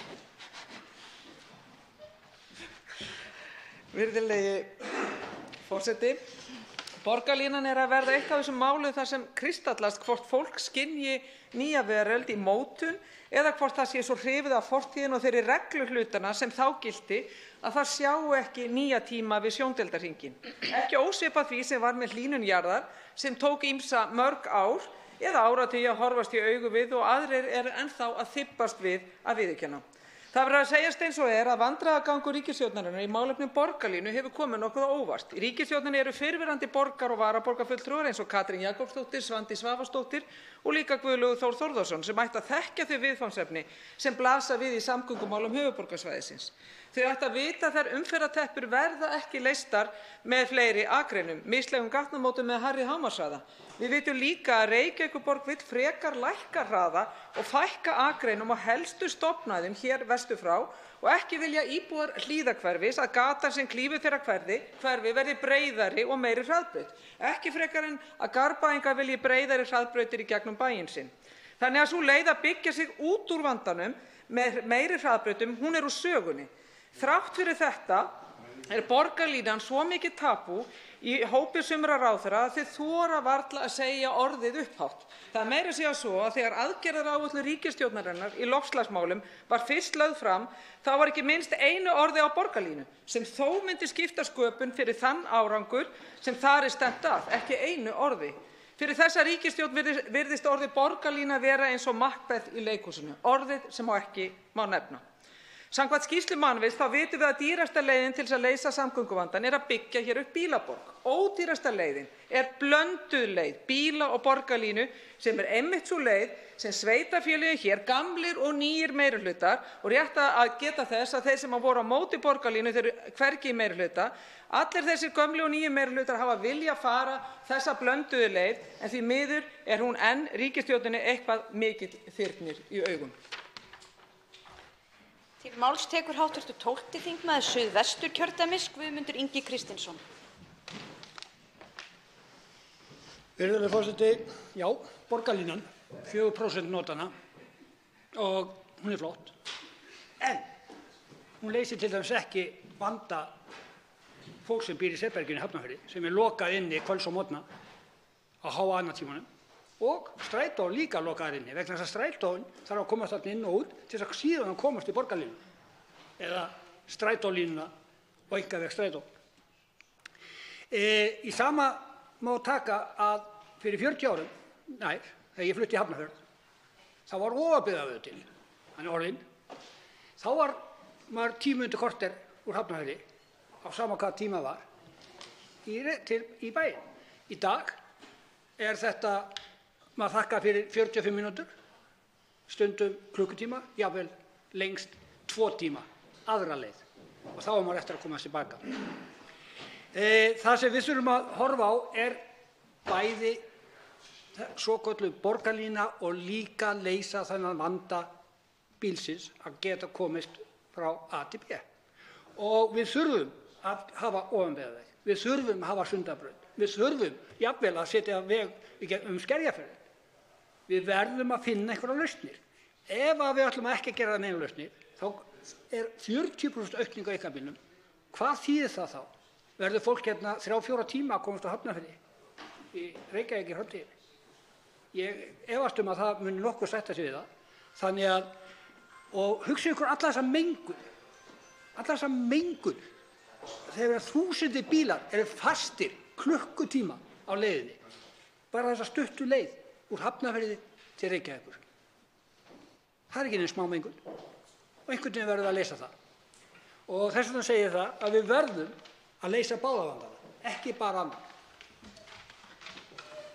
Til máls tekur hv. 7. þingmaður Reykjavíkurkjördæmis suður Kolbeinn Óttarsson Proppé.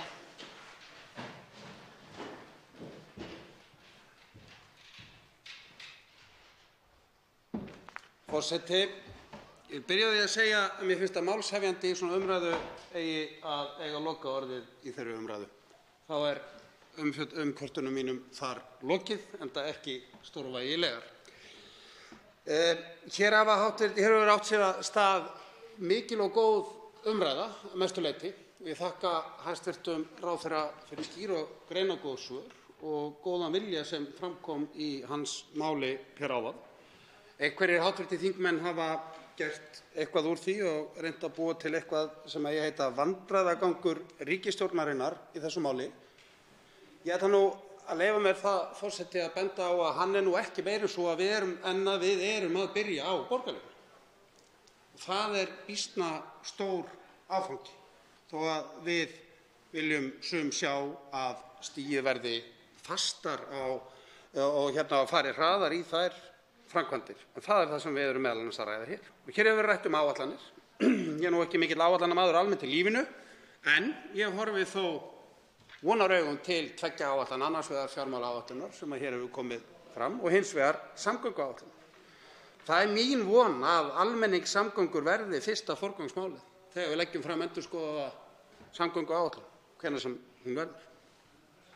Síðan hefur verið komið hér inn á þann þátt hugmyndarinnar borgarlínu sem við höfum kannski minnst rætt hér, enda eðlilega.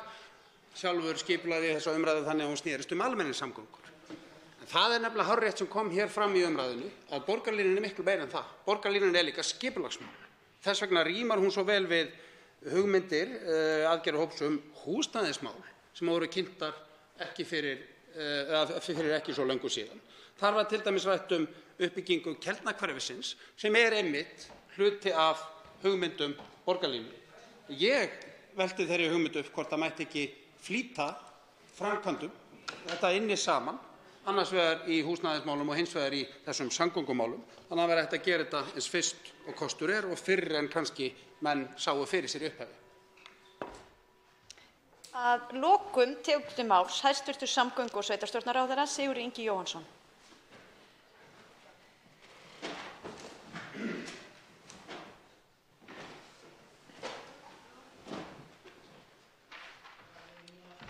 Já, frú forseti, ég vil líka þakka fyrir fína umræðu hér í dag.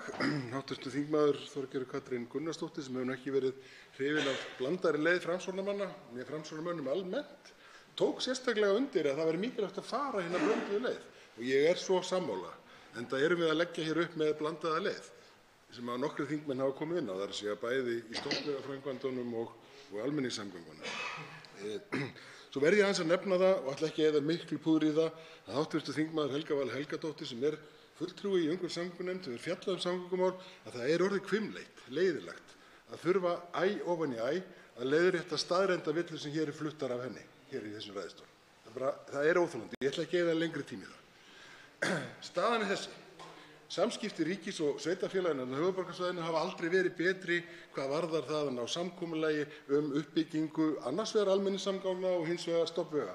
Það er sama sýn á það hvað það þýðir ef við gerum ekkert og hvað það þýðir það sem við ætlum að gera sameiginlega. Vinnan hefur hins vegar tekið ákveðinn tíma. Hún var auðvitað ekki tilbúin síðastliðið vor, undir kosningarnar. Það tók allt haustið að fá þessa sameiginlegu sýn eftir nýafstaðnar sveitarstjórnarkosningar. Það hefur tekist, þannig að vinnan núna er annars vegar samhliða fjármálaáætlun til næstu 5 ára. Við erum búin að tryggja sameiginlega fjármuni annars vegar ríkisins og sveitarfélaganna næstu 2 ár til að leggja af stað í almenningssamgöngunar. Við erum líka búin að tryggja hina eðlilegu forgangsröðun í stóru vegaframkvæmdunum.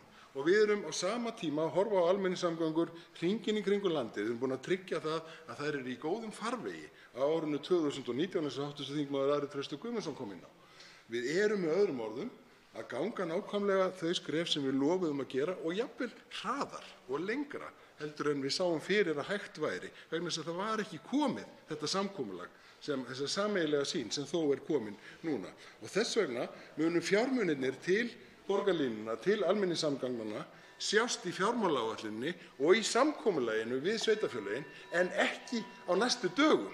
Það er fáránlegt, óskhyggja og bull og vitleysa, svo ég segi það nú hér, að ætlast til þess að það sé hægt að ganga frá hlutunum áður en að menn hafa unnið vinnuna sína og gengið frá því almennilega. Faglegheit er það sem skiptir máli og uppbygging. Þá er lokið sérstakri umræðu almenningssamgöngur og borgarlínu og tekið er fyrir 3. dagskrármálið. Fjármálafyrirtæki, stjórnarfrumvarp, mál nr. 303 á þingskjali 351, nefndarálit á þingskjali 857, önnur umræða. Til máls tekur framsögumaður meirihluta efnahags- og viðskiptanefndar, hv. 10. þingmaður Suðvesturkjördæmis, Óli Björn Kárason.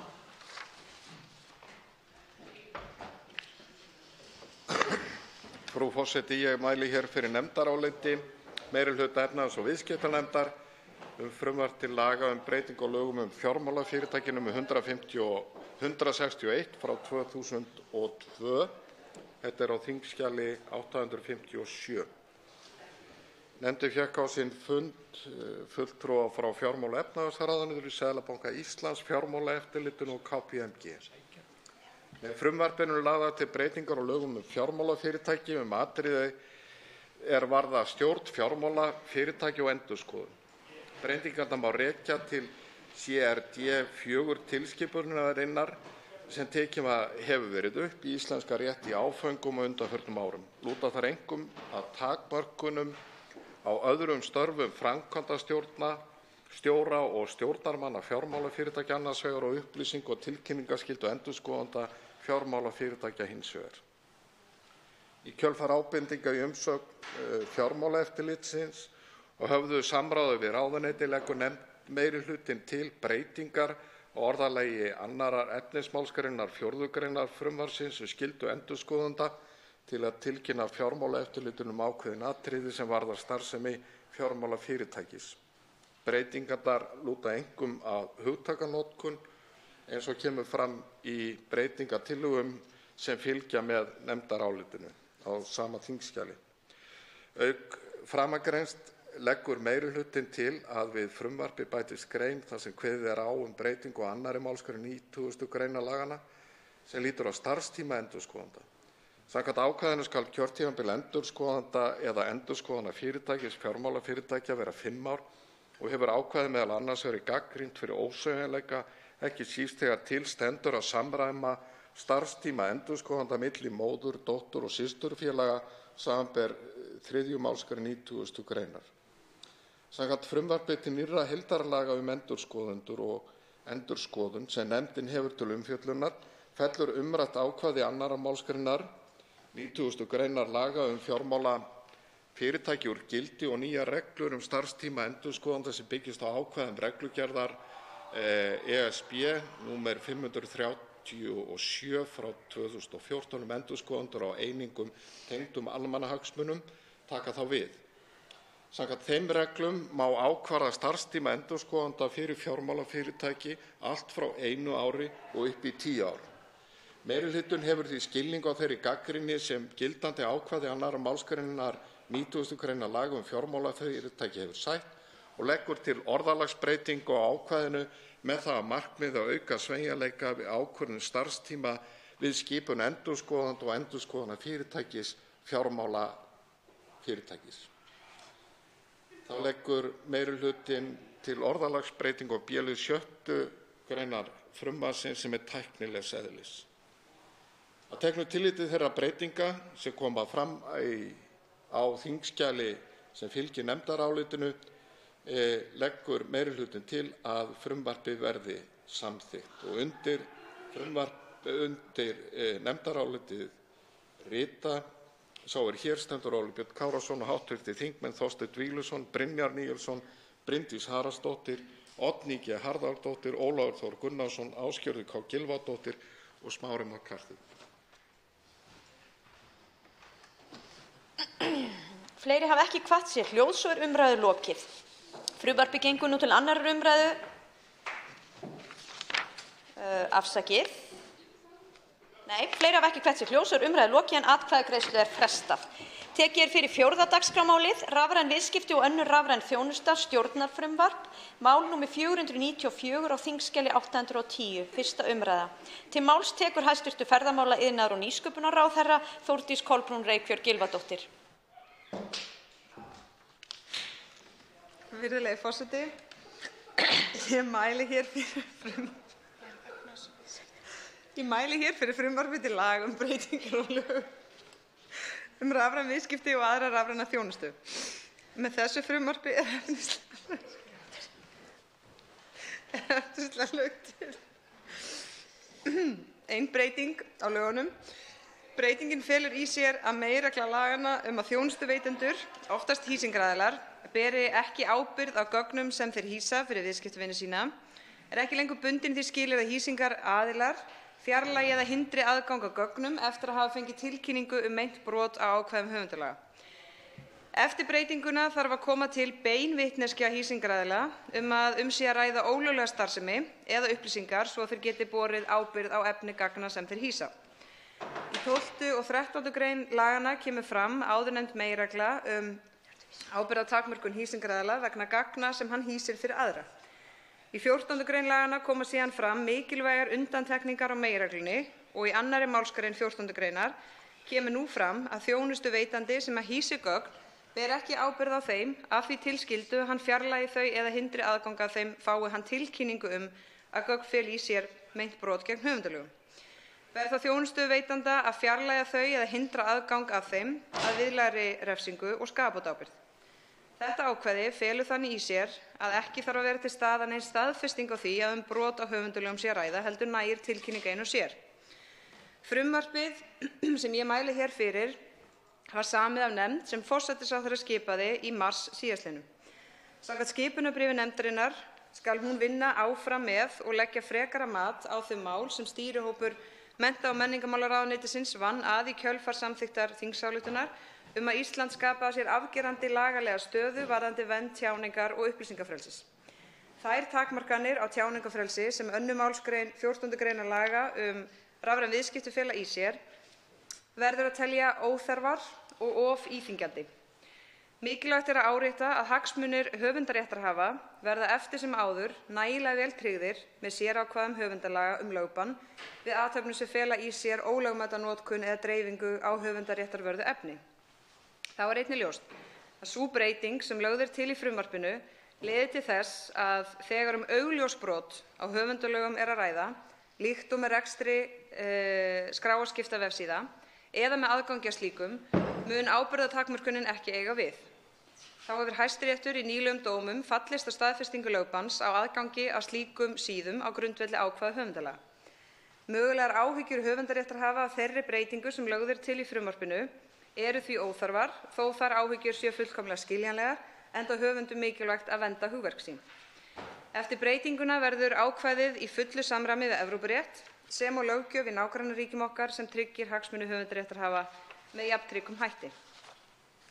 Tjáningarfrelsið er eitt grundvallargilda í frjálsu og lýðræðislegu samfélagi og nýtur verndar samkvæmt 73. grein stjórnarskrárinnar. Öllum þeim sem er annt lýðræðislegt samfélag ber að gæta þess sérstaklega að ekki séu lagðar óþarfa hömlur á það frelsi, enda er vandséð að lýðræði geti þrifist án tjáningarfrelsis. Allar hömlur á því verða því að vera á grundvelli ríkra almannahagsmuna og háðar stöðugu endurmati. Það var mat nefndarinnar, og ég tek undir það mat með flutningi þessa frumvarps, að undangengnu mati á undirliggjandi hagsmunum höfundaréttarhafa annars vegar og samfélagsins hins vegar á mögulegri misnotkun ákvæðisins sem telja verður alltaf fyrir hendi með ákvæðið í því horfi sem það nú er, að rétt sé að leggja til við Alþingi að því verði breytt á þann veg sem frumvarpið felur í sér. Að lokinni þessari umræðu legg ég til að málið gangi til 2. umræðu og til meðferðar hv. efnahags- og viðskiptanefndar.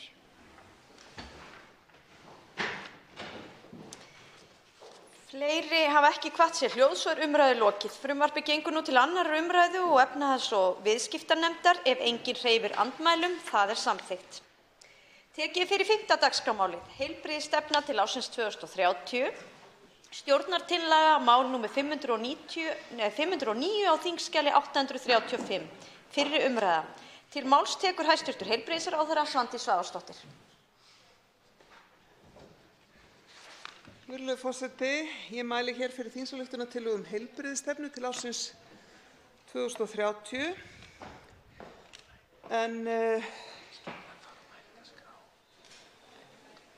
Ákvörðun að leggja fram heilbrigðisstefnu liggur í raun og veru fyrir í stjórnarsáttmála ríkisstjórnarinnar, en þar að auki er það auðvitað grundvöllur heilbrigðisþjónustunnar og heilbrigðiskerfisins að fyrir liggi hvert stjórnvöld hyggist halda í heilbrigðisþjónustunni og þróun hennar. Það er auðvitað svo að þegar við erum að tala lífslíkur og heilsu þjóða almennt, að þá eru auðvitað allir þættir samfélagsins mikilvægir og þar eru mikilvægastir þeir þættir sem að lúta að lífsstíl fólksins í landinu og félagslegum og efnahagslegum þáttum þjóðarinnar, og heilbrigðisþjónustan í því samhengi gegnir auðvitað minna hlutverki en margir myndu ætla. Engu að síður er góð heilbrigðisþjónusta nánast forsenda þess að við getum haft byggð og ekki síst í hinum dreifðu byggðum landsins. En þessi heilbrigðisstefna sem hér er mælt fyrir fjallar heilbrigðiskerfið og heilbrigðisþjónustuna í þessum þrengri skilningi. Það er að segja, og þær grunnstoðir sem eru nauðsynlegar til að hægt sé að byggja hér upp traust heilbrigðiskerfi, þar sem ríkið sem greiðandi þjónustunnar getur gert nauðsynlega forgangsröðun og ákveðið mikilvægi verkefna, byggt á þörfum notenda hverju sinni og tryggir þá sem jafnast aðgengi þeirra óháð búsetu eða efnahag. Það er auðvitað alltaf þegar verið er að setja saman stefnu af þessu tagi mikilvægt að horfa til þess sem að gerist í löndunum í kringum okkur, og meiri hluti þjóða til að mynda í Evrópu hafa nú þegar sett saman og lagt fram heilbrigðisstefnu til að ljóst sé hvaða grunnur það er sem að heilbrigðisþjónustan hvílir á í hverju landi. En það er leið misjafnt eftir löndum hvernig þessi grunnur er og hvernig hann er skilgreindur. Sums staðar er farið mun víðar en hér gert og fjallar líka lýðheilsumál, en við eigum gilda lýðheilsustefnu þannig hér farin sú leið að leggja fram stefnu sem lýtur fyrst og fremst að þjónustunni sem slíkri. Varðandi síðan það hvað hér ekki, þá held ég að það sé mikilvægt að við förum yfir það að hér ekki verið að fjalla einstaka þætti þjónustunnar. Það er að segja, hér erum við ekki að fjalla hvað með geðheilbrigðismál, hvað með öldrunarþjónustu, hvað með meðferð við fíknisjúkdómum, hvað með endurhæfingu, hjúkrunarheimili og svo framvegis. Hér erum við í raun og veru að leggja þennan grunn sem skapar forsendur fyrir því að við getum unnið að eflingu allra þessara innviða á kerfisbundinn hátt, óháð rekstrarformi og samkvæmt fyrirfram ákveðinni eða skýrri hugmynd forgangsröðun. Og það má auðvitað segja að með einföldum og skýrum hætti sé þetta grunnurinn að byggingunni sem við erum að byggja, þannig að þetta viðleitni til þess að byrja á grunni hússins en ekki á þakinu og það afar mikilvægt þegar við erum að taka ákvarðanir í heilbrigðismálum að við séum ekki frá degi til dags að eltast bara við fyrirsagnir dagsins og slökkva elda, heldur séum við með einhverja heildarhugsun undir. Í stefnunni eins og hún lögð hér fram eða í þessari þingsályktun þá orðuð framtíðarsýn fyrir heilbrigðisþjónustuna í 2 liðum. Í fyrsta lagi að íslensk heilbrigðisþjónusta verði á heimsmælikvarða og lýðheilsustarf með áherslu á heilsueflingu og forvarnir verði hluti af allri þjónustu, sérstaklega þjónustu heilsugæslunnar. Og B. Árangur innan heilbrigðisþjónustunnar verði metinn með því að mæla gæði hennar, öryggi, hversu aðgengileg hún og hvað hún kostar. Það er að segja að þetta eru meginmarkmið fyrir þjónustuna alla, að hún sé á heimsmælikvarða, standist það sem best gerist í heiminum og að við séum með mælikvarða til þess að mæla okkar árangur. Heilbrigðisstefnunni hér skipt í kafla þar sem og þeir eru í sjálfu sér ekki endilega settir fram í mikilvægisröð, heldur miklu frekar kannski í einhverjum skilningi eðlilegri röð. Og í fyrsta lagi fjöllum við þá forystu til árangurs, það er að segja hvernig heilbrigðiskerfinu stjórnað. Og þar auðvitað afar mikilvægt að við séum alveg klár á því hver ber ábyrgð á hverjum hluta þjónustunnar og maður verður þess áskynja þegar maður starfar í heilbrigðisstofnun eða í heilbrigðisráðuneytinu að stundum eru grá svæði þarna á milli sem mikilvægt að skýra, að það sé góð samvinna milli heilbrigðis- og félagsþjónustu, það séu skýr mörk á milli þess sem sveitarfélögin gera og ríkið gerir og svo framvegis. Og í stefnunni eins og hún lögð fram hér í tillögu til þingsályktunar þá gert ráð fyrir að á árinu 2030 séum við búin að ná tilteknum markmiðum undir þessum kafla sem má sjá í tillögunni sem hér lögð fram. Í öðrum hlutanum rætt rétta þjónustu á réttum stað og það líka, kannski má vísa þar bara einfaldlega til umfjöllunar efna nánast hvers einasta dags í fjölmiðlum, það er að segja þegar fólk ekki að fá þjónustu á réttum stað, það ekki að fá þjónustu við hæfi, það jafnvel að fá þjónustu, þeir sem ættu að vera á hjúkrunarheimili, þeir eru að fá þjónustu á bráðadeild eða þeir sem ættu að fara á heilsugæslustöð, þeir eru að fara á bráðamóttöku og svo framvegis. Þannig að þetta allt saman, þetta samspil að þjónustan sé veitt á réttum stað og á réttum tíma, að það snýst líka það að við skilgreinum hvað fyrsta stigs þjónusta, hvað verkefni heilsugæslunnar, hver annars stigs þjónustan, það er að segja sérfræðiþjónusta utan háskólasjúkrahússins og þriðja stigs þjónusta háskólasjúkrahúss og sjúkrahúss á Akureyri eftir atvikum. Þarna erum við að tala að hlutverk hvers og eins sé skilgreint og tryggt að sjúklingarnir fái þjónustu á réttu stigi þjónustunnar. Hér eru líka listaðar upp 10 mismunandi markmið sem að hv. þingmenn geta séð í tillögunni.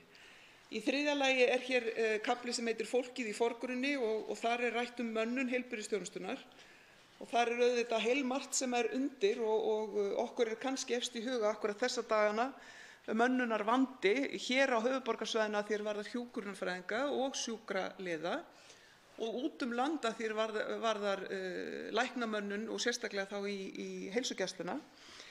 Hvernig tryggjum við nægilega mönnun í heilbrigðiskerfinu og hvernig tryggjum við það að við séum með á einum stað og með sýnilegum hætti nákvæmlega hver mönnunin er í dag. Það er ekki þannig að það sé einfalt að kalla þær upplýsingar fram. Hver mönnunin er núna, hverjir eru að vinna í kerfinu okkar og hversu mikið og svo framvegis.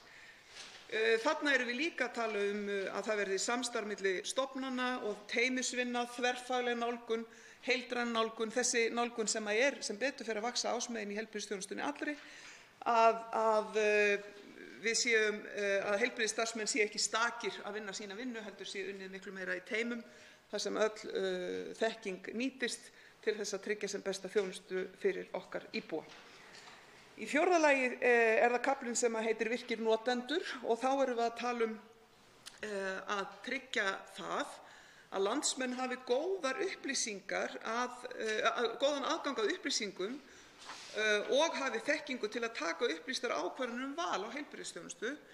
Það er að segja þeir sjái rafræna notendagátt, þeir noti og nýti sér heilsuveru eða einhverja slíka gátt.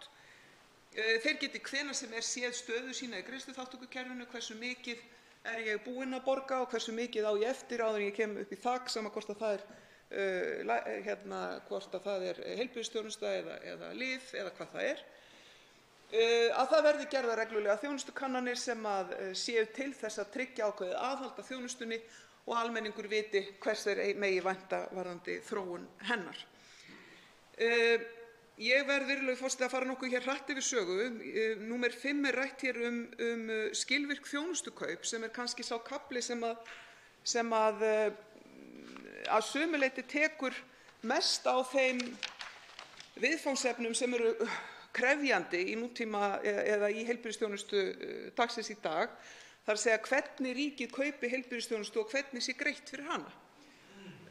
Hér er skemmst að minnast auðvitað úttektar Ríkisendurskoðunar á kaupum á heilbrigðisþjónustu á vegum Sjúkratrygginga Íslands, þar sem að Ríkisendurskoðun bendir á það að það þurfi að gera þetta allt saman miklu skýrari hætti. Það er að segja að það þarf að liggja fyrir á grundvelli stefnu ráðherra hvaða heilbrigðisþjónustu beri að kaupa, í hvaða magni, hverjar eru kröfurnar að vera varðandi gæði, árangur og svo framvegis. Og það þurfi að ríma saman líka við hugmyndir greiðsluþátttöku sjúklinga og þess háttar. Þarna erum við að tala þarfagreiningu og þarna erum við líka að tala það að það sé í raun og veru sambærilegt kerfi óháð því hver veitir þjónustuna. Það er að segja bæði þeir sem að veita þjónustuna á grundvelli sérstakra samninga við Sjúkratryggingar Íslands í dag og líka þeirra aðila sem að veita heilbrigðisþjónustu og eru í hluti af opinbera kerfinu.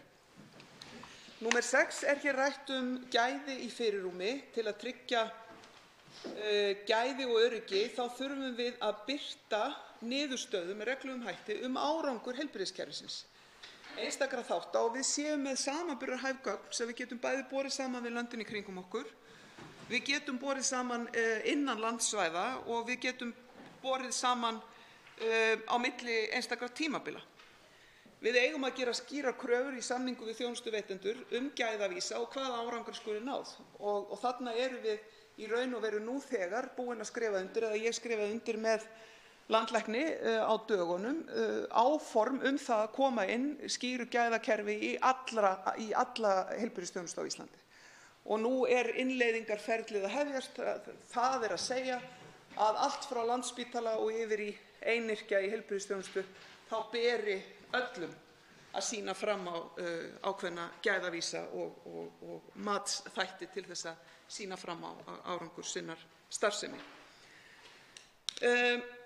Númer 7, þá ræðum við hér framtíðina og sá kafli heitir Hugsað til framtíðar. Þá erum við að tala það hvernig við tryggjum það að íslensk heilbrigðisþjónusta dragist ekki aftur úr með nokkru móti. Það er að segja að við menntum starfsfólkið okkar, gerum það vel fyrirfram með grunnmenntuninni en gerum það líka með sí- og endurmenntun þannig að fólkið okkar standist samanburði það sem best gerist í heiminum.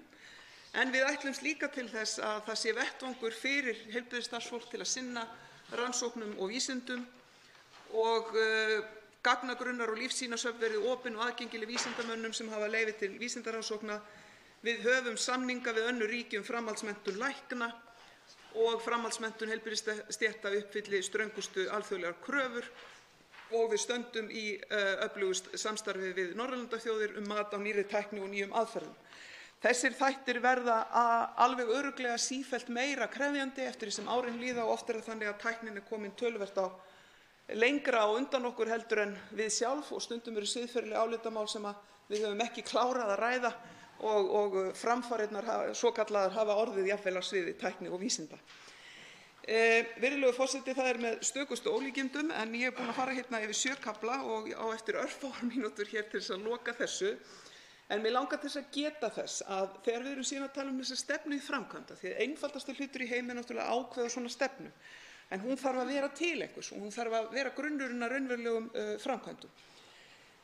Við gerum ráð fyrir því að það verði gerðar áætlanir aðgerðir til 5 ára í senn og þær aðgerðir verði samhliða fjármálaáætlun á hverjum tíma. Þær verði uppfærðar árlega meðan heilbrigðisstefnan í gildi og heilbrigðisráðherrann leggur fram aðgerðaáætlanir heilbrigðisstefnunnar til umræðu á Alþingi ár hvert. Ekki til afgreiðslu við velferðarnefndar heldur bara til þess að gera þinginu grein fyrir því hverjar eru aðgerðirnar þá í samræmi við hvern kafla stefnunnar og hvað stendur til, hvaða skref á að taka í hverjum kafla fyrir sig. Og það auðvitað fyrir utan allt það hér sem hér var aðeins drepið á í byrjun og lítur að einstökum þáttum heilbrigðisþjónustunnar og verður partur af áætluninni sem lítur að þjónustu við aldraða, áherslur í endurhæfingu, þjónustu við ákveðna sjúklingahópa og svo framvegis. Þannig að við erum í raun og veru hér að tryggja þennan grunn og það það sem er í raun og veru langþráð hér. En mig langar til þess að geta þess hér alveg í lokin að við þurfum líka að gæta því hversu raunhæft það er að tryggja jafnt aðgengi óháð búsetu og við þurfum að nýta nútímatækni og öfluga sjúkraflutninga til þess líka. Og við þurfum síðan að tryggja það að það verði áfram reglubundið samráð þessar aðgerðir sem hér eru boðaðar, það er að segja við forstjóra opinberra heilbrigðisstofnana, sveitarfélög, notendafélög, fagaðila og aðra. Virðulegur forseti, ég geri ráð fyrir að þessari tillögu verði vísað til velferðarnefndar að lokinni 1. umræðu. Svo háttar til að 3 hv. þingmenn hafa óskað eftir því að veita andsvar og er ræðutími því styttur í 1 mínútu í síðari umferð. Fyrst veitir andsvar hv. 6. þingmaður Suðurkjördæmis, Oddný G. Harðardóttir.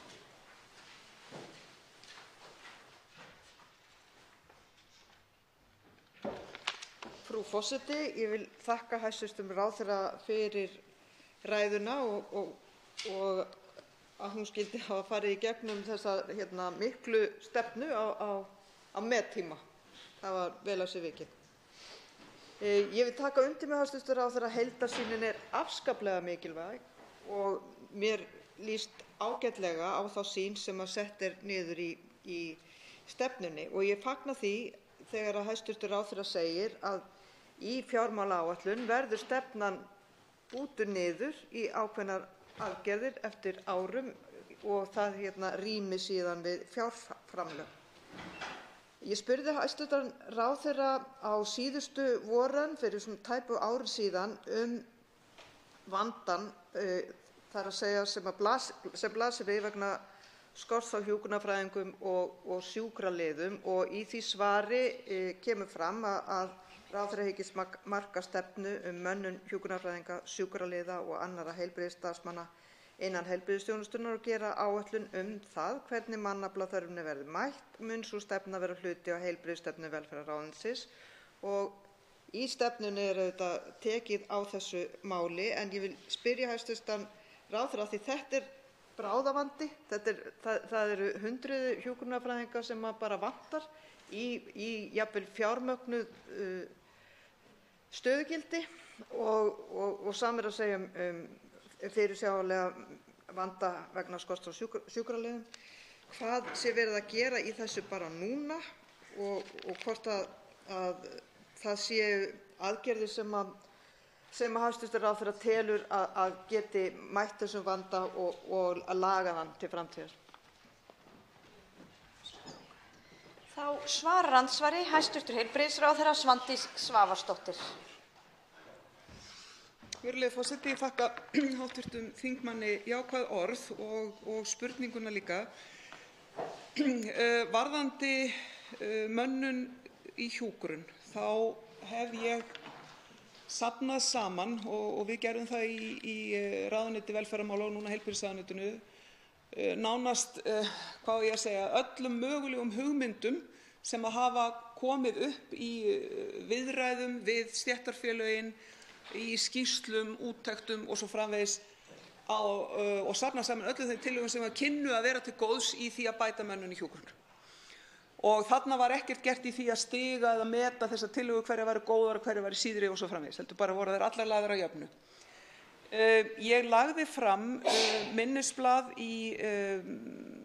í sérstakri ráðherranefnd samræmingu mála, þar sem við vorum, ég og forsætisráðherra og fjármálaráðherra, þar sem við fjölluðum það með hvaða hætti væri hægt að ýta á aðgerðir hjá stofnunum, þar að segja öllum þessum opinberu stofnunum, til þess að bæta mönnun í hjúkrun, án þess að trufla það sem sannarlega samtalið kjör og vinnutíma og á sér stað við samninganefnd ríkisins.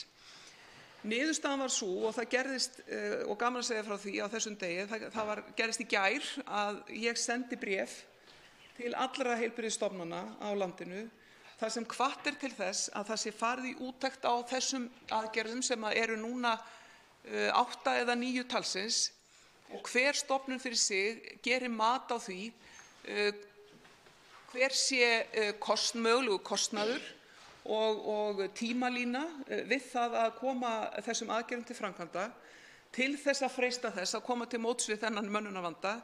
Og ég lagði áherslu á það að það yrði mjög stuttur tímafrestur gefinn, þannig að við bíðum fram í, mig minnir hvort það 15. eða 20. febrúar, með að fá einhvers konar mat frá heilbrigðisstofnunum að því varðar þessar tilteknu aðgerðir.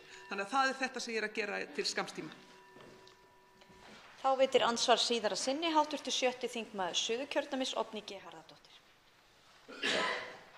Frú forseti, margir, eða við sem búum á landsbyggðinni, við búum við þær sérstöku aðstæður að við fáum til okkar sérfræðiþjónustu sem einkastofurnar ákveða að þeir vilji bjóða okkur. Einn punkturinn hér í kafla 2, eða síðasti punkturinn, þar fjallað hlutverk Landspítala sem háskólasjúkrahús, það verður styrkt og það gott, og einnig að veitt verði hátækniþjónusta og einnig þriðja stigs þjónusta sem ekki sé hægt að veita annars þar á landinu. Ég spyrja hæstv. ráðherra hvort að það verði gerðar þær kröfur til Landspítalans eða þeirra sérfræðinga sem þar vinna, það verður ekki bara sjúkrahúsþjónusta, göngudeildarþjónusta, kennsla og rannsóknir, heldur verði þeim líka ætlað að ákveðin skylda við sérfræðiþjónustu á landsbyggðinni. Þá svarar andsvari síðara sinni hæstv. heilbrigðisráðherra Svandís Svavarsdóttir. Já, virðulegi forseti, við höfum í ráðuneytinu gert úttekt á því hvert aðgengi almennings og gjörvallar byggðir landsins að sérfræðilæknaþjónustu, og það sannast sagna mjög mismunandi og nánast tilviljanakennt á köflum hvaða aðgengi fyrir hendi. Þannig að það þarf að ná utan þennan þátt, og það erum við að gera í raun og veru með tvennu móti. Í fyrsta lagi með því að samningar við sérgreinalækna að þeir feli í sér einhvern áskilnað það að þjónustan sé veitt víðar heldur en á höfuðborgarsvæðinu. Og í öðru lagi með því að styrkja stöðu bæði Landspítala og Sjúkrahússins á Akureyri í því að vera bakhjarl í því að veita tiltekna sérfræðiþjónustu á sínu svæði. Þetta að hluta til komið til framkvæmda og verður gert ennþá betur, og þar líka afar mikilvægt að við skilgreinum það fyrir landið allt hvaða sérgreinar það eru sem allir ættu að eiga aðgengi að allan ársins hring, vegna þess að það eru ekki allar sérgreinar en þær eru sumar, og þannig að við erum að ná utan þetta með þessu móti. Þá veitir andsvar hv. 7. þingmaður Reykjavíkurkjördæmis suður, Hanna Katrín Friðriksson.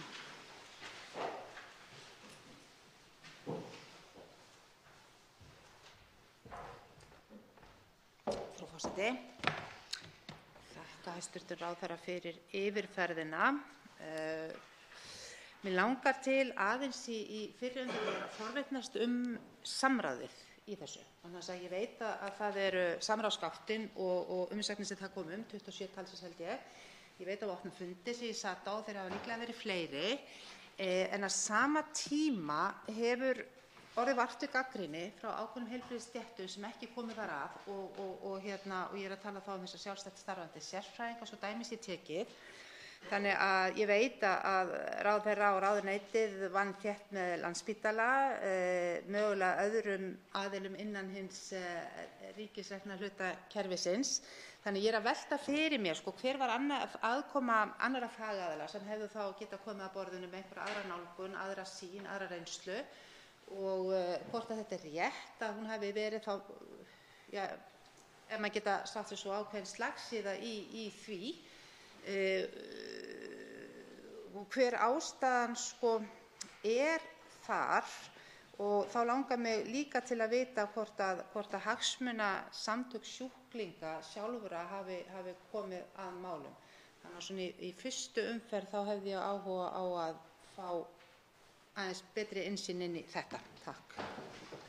Þá svarar andsvari hæstv. Heilbrigðisráðherra Svandís Svavarsdóttir.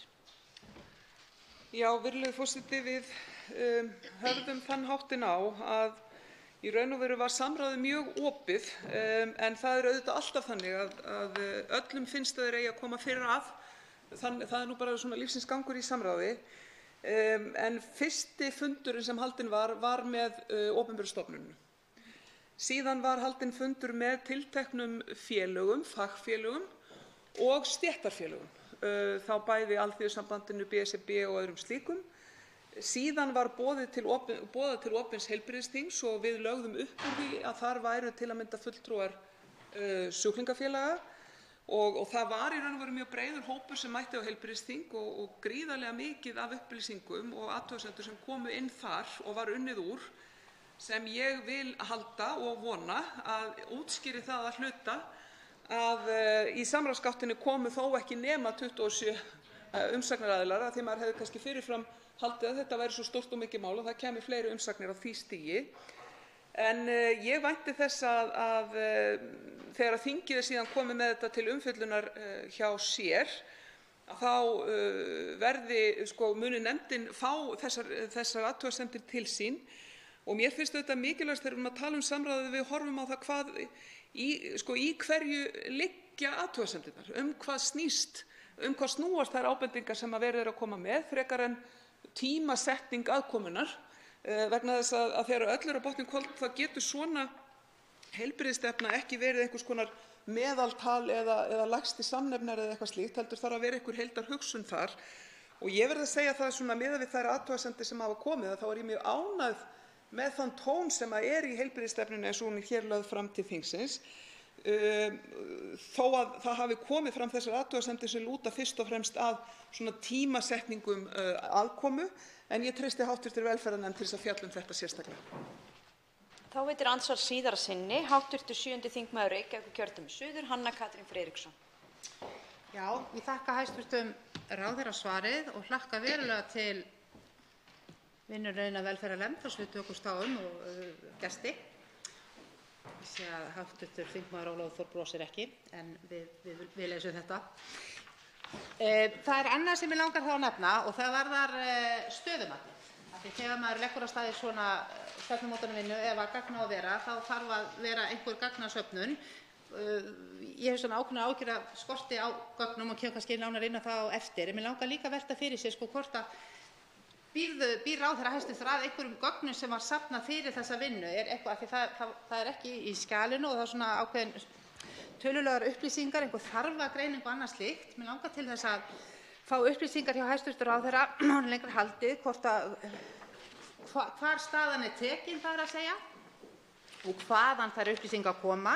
Ég meina það er ekkert launungarmál og helsta hagdeild heilbrigðismála er Landspítalinn. Er það hagdeildin sem var nýtt? Eru það tölurnar sem við notum? Bara svo maður viti hvaðan kemur.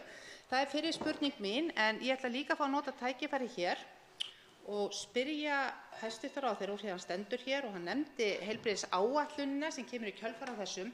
hvert verður vinnulagið þá? Verður hún sett í samráðsgátt? Verður það lögð fram sem þingsályktunartillaga næsta haust og er það svona framhaldið af þessu? Takk.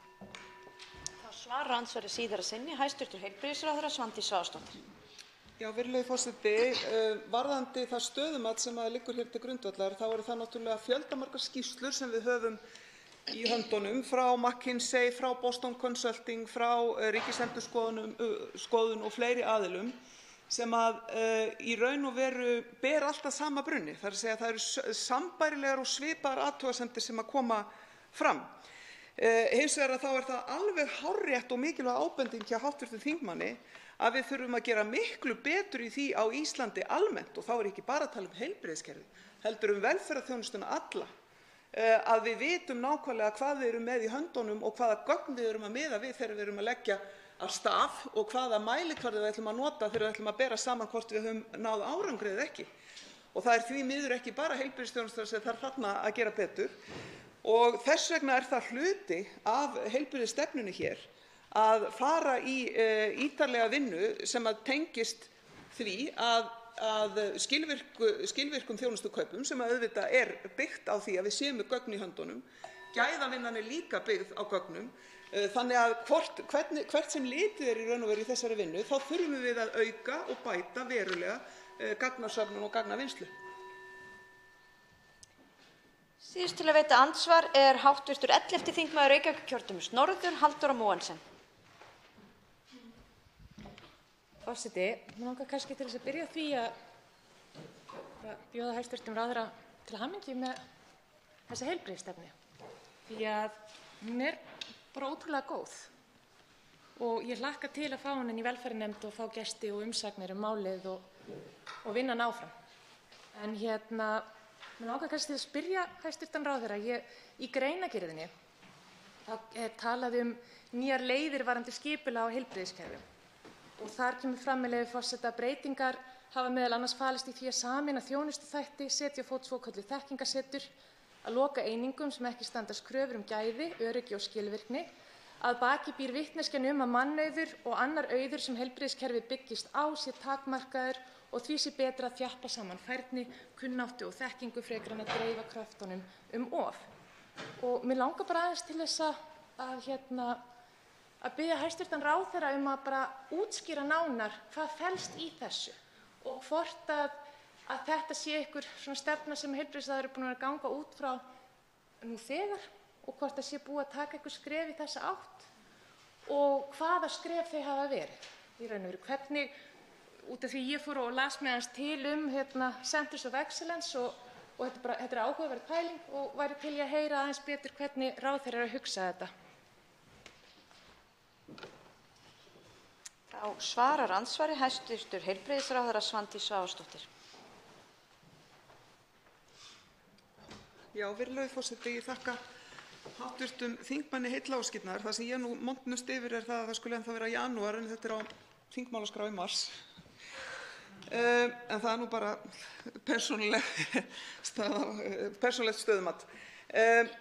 Ég vil nefna kannski að því að hv. þingmaður er að spyrja svona þekkingarmiðstöðvar og það hvernig hægt er að ýta í raun og veru þróun áfram með því að kalla saman þekkingu á einn stað, að þá myndi ég kannski vilja nefna í því sambandi þjónustumiðstöð heilsugæslunnar sem að í raun og veru snýst eða þróunarmiðstöð heilsugæslunnar heitir það. Það snýst í raun og veru það að halda til haga því sem best er að gerast í heilsugæslunni, bæði á höfuðborgarsvæðinu og út land, að beina þekkingu og framþróun frá höfuðborgarsvæðinu út á land og tilbaka, þannig að við séum með einhvers konar vettvang þar sem við getum verið að þróa þekkingu og horfa til framtíðar, óháð búsetu. Þannig að þetta er svona eitt dæmi sem er komið til framkvæmda en ekki dæmi sem er endanlegt í þessum efnum.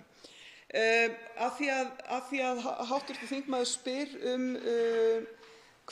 hvað sé í raun og veru þarna undir, að þá er það því til að svara að við erum allan tímann að tala það sem ég nefndi hér áðan, það er að segja að við vitum hverjir gæðavísarnir eru og við vitum hver árangurinn á að vera og við þekkjum mælikvarðana í kerfinu öllu, vegna þess að eins og kerfið okkar er núna, þó það sé gott á heimsmælikvarða, það Það er gott á öllum mælikvörðum.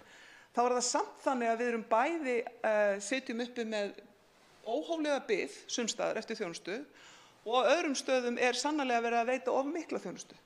Þannig að meðan að það er svo að við höfum ekki þessa yfirsýn, að þá erum við stöðugt að lenda í þessum þáttum og ég hef trú á því að heilbrigðisstefnan muni hjálpa okkur til að sjá þetta allt saman skýrar. Þá veitir andsvar síðar að sinni. Hv. 11. þingmaður Reykjavíkurkjördæmis norður, Halldóra Mogensen. Forseti, mig langar kannski til þess að fylgja þessu með því að spyrja hvort að hluti af þessu sé að færa þjónustu í auknum mæli eða svona að beina fólki í auknum mæli að hinu opinbera frekar heldur en að hafa, það er náttúrulega öll þessi frjálsu félagasamtök. Er það einhver vinkill í þessu líka út af því að ég hef tekið eftir því að þetta hefur verið dálítið stefna hjá hæstv. Ráðherra að kannski að reyna að taka þjónustuna meira í hið opinbera og hvort að þetta sé hluti af því. En svo langar mig líka til þess að spyrja varðandi eitt markmið sem kemur fram í stefnunni varðandi vinnutíma og vaktabyrði starfsfólks, að það verði í samræmi við bestu gagnreyndu þekkingu, lög og kjarasamninga. Og mig langar kannski til þess að spyrja hæstv. Ráðherra hvað þetta þýðir í samræmi við bestu gagnreyndu þekkingu. Telur hæstv. Ráðherra ekki þörf á því að taka það sérstaklega fram til dæmis með að létta á vaktabyrði og minnka vinnutíma og ég veit að þetta er reifað í greinargerðinni sem mikilvægur hlutur og hvers vegna er það þá ekki hreinlega bara eitt af markmiðunum? Þá svarar andsvari síðar að sinni hæstv. Heilbrigðisráðherra Svandís Svavarsdóttir.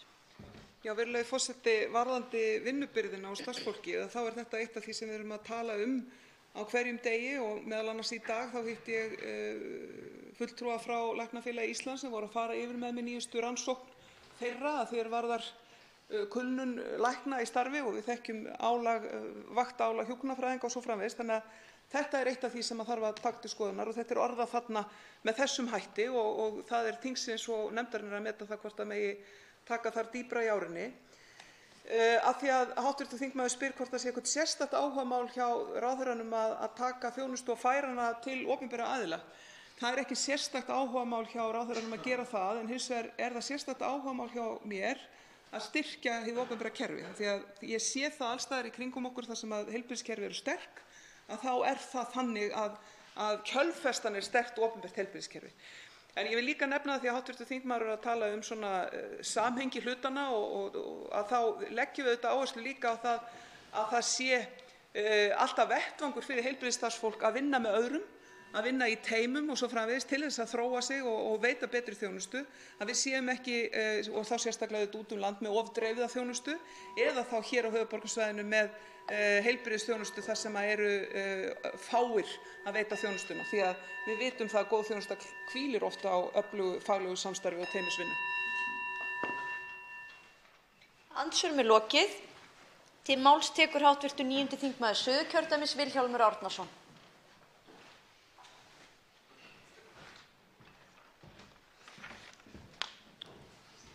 Virðulegi forseti, ég vil byrja á því að fagna framkomu þessara stefnu, heilbrigðisstefnu og ég hlakka bara mikið til þessar umræðu og tilkomu hennar er nú bara kannski ekki góð sýn bara fyrir þá umræðu sem tökum hér og við þurfum að velta upp fyrir ykkur hvernig kerfi við viljum hafa og hvernig það þróast og hvernig staðan er.